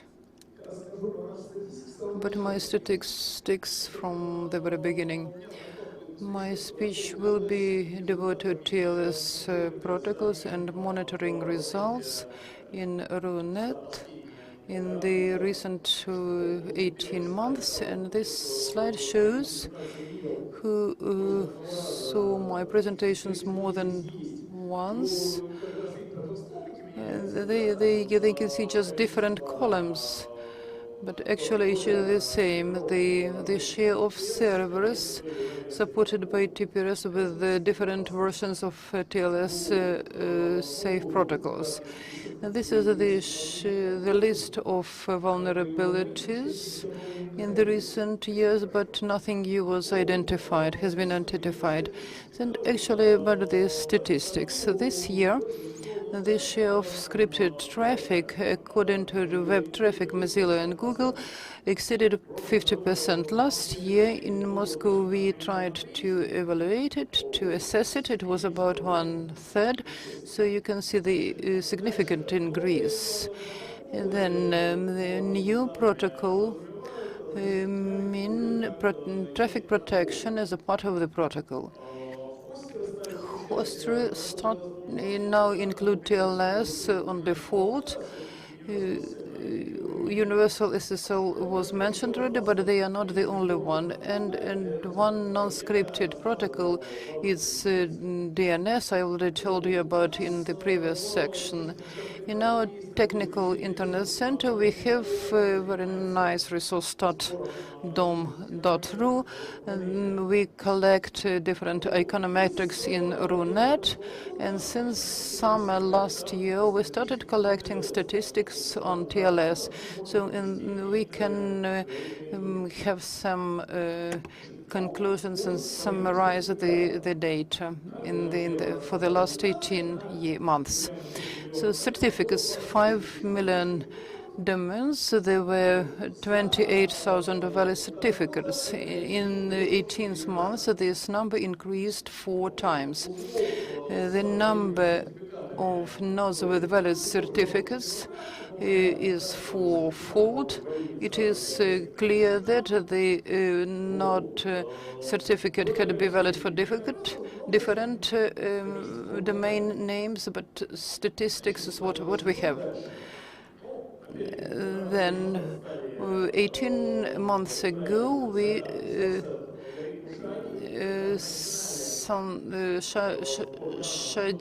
Shadin started to go down. It was initially 13%, and now then it is less than 1/4 of the percent. So now the number of certificate with this caching algorithm will vanish at all. The share of RSA is within 70 to 75%, and the rest is the elliptic. It's quite a funny situation. Klaus promoted this protocol, and the share of elliptic curve algorithm reached 32% in March 2016. Actually, it is 1/3. And then Let's Encrypt started to issue free certificates. If we see the statistics for issued certificate, we'll see that Let's Encrypt issue 1/3 of the whole number of the total number of certificates. The third is one global style with the 16%. So Let's Encrypt started in the operations in March, and the raise is quite incredible, because they provided them for free, and they also provide quite a comfortable software, because anyway, even with their problems and their bugs, it is quite comfortable. We checked while we prepared this presentation. We checked that most of the certificates were issued by Cloudflare, against 30,000 of those issued by not Cloudflare. And 2/3 of the certificates that are used in RUNET, that are valid certificates, they are either free or contingently free. Their cost is the part of hosting services, and for the domain within RUZone, about 60% are valid certificate.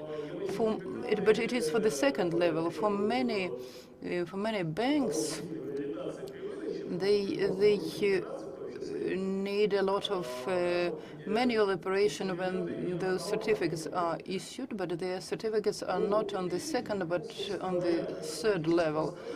So after we have this overview on statistics, let's see what the opinion of the end users. The end user can see the green log. They can see that it is TLS protocol. They think that it is scripting.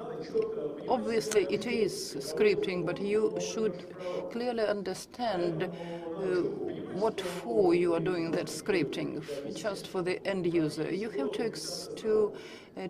explain them that the most important thing is the identification of the parties. And the second issue that we can face is that we got used to that in the beginning of the browser string, if we can see green lock, it means that it is a safe option, but it is not the case, because when you get the free certificate, you register the domain with the similar, very similar name, and it is the common phishing domain. You should be scared of the man in the middle, attack when the crimer is an intermediate in the chain between you and the end server. You remember this? There was an initiative in Kazakhstan to provide access through international certificate. In Russia, some providers are trying to operate with the access to our protected resources. They try to build in their certificates within the trust chain, but you cannot find against individual hacker. But you should be also scared how the validity of certificates is built in mobile application. And you probably know that there are typical mistakes with that applications. What else do we have in our TLS world? There is one fundamental issue. Any certification center could issue a certificate for any domain. For example, let's for example take some country you don't like. Suppose they have some certification center, and if the country has political censure, they would issue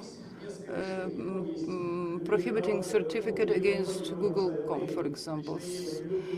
Many people present here love Dane, but me personally, I don't like them. There is a transparency certificate which allows to track the issue of the domain name. Chrome also supposes that, but Mozilla has announced that they have their own plans. And there is also some technology that allows us to track the certificate and to warn the end user. But you know, the end user will never track the invalid certificates.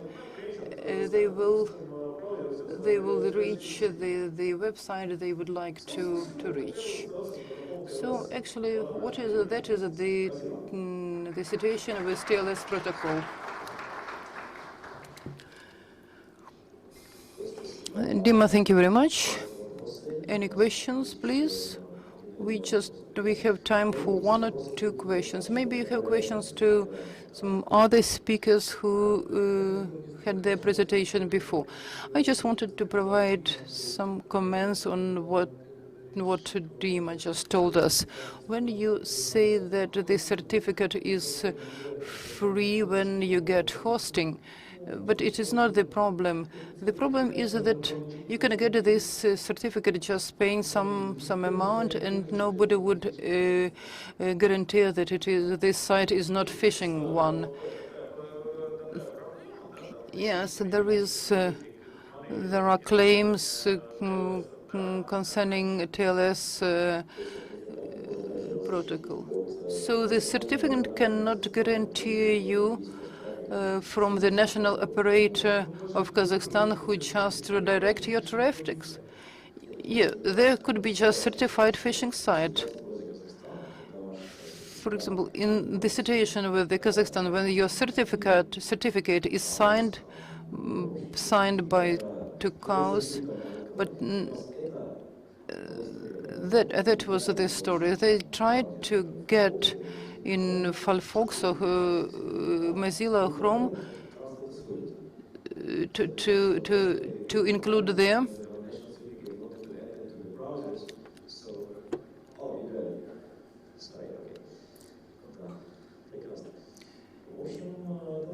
So basically, it's a very sad situation.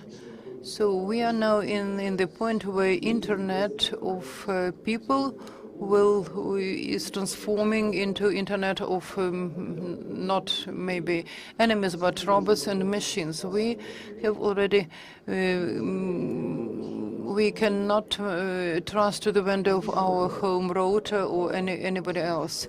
Any questions? We just have 1 minute. Yuri, please. You'll get a mic.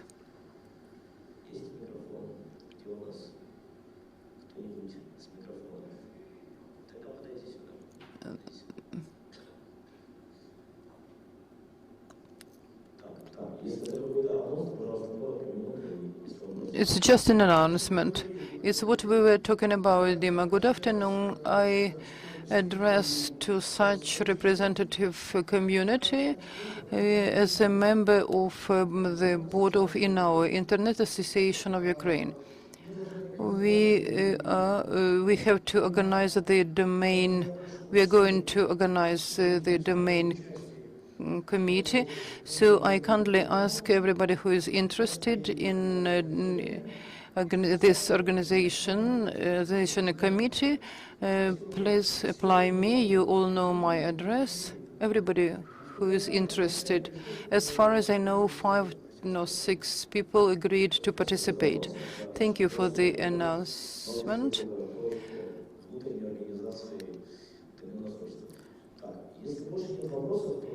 If there are no questions, we could close our first working day. I hope you were all happy with this week. So our today's agenda is over, and tomorrow our agenda is very, very dense. Please come. We will be happy to see you. Please believe me, all the speakers will be very interesting, and the topics will be really fascinating.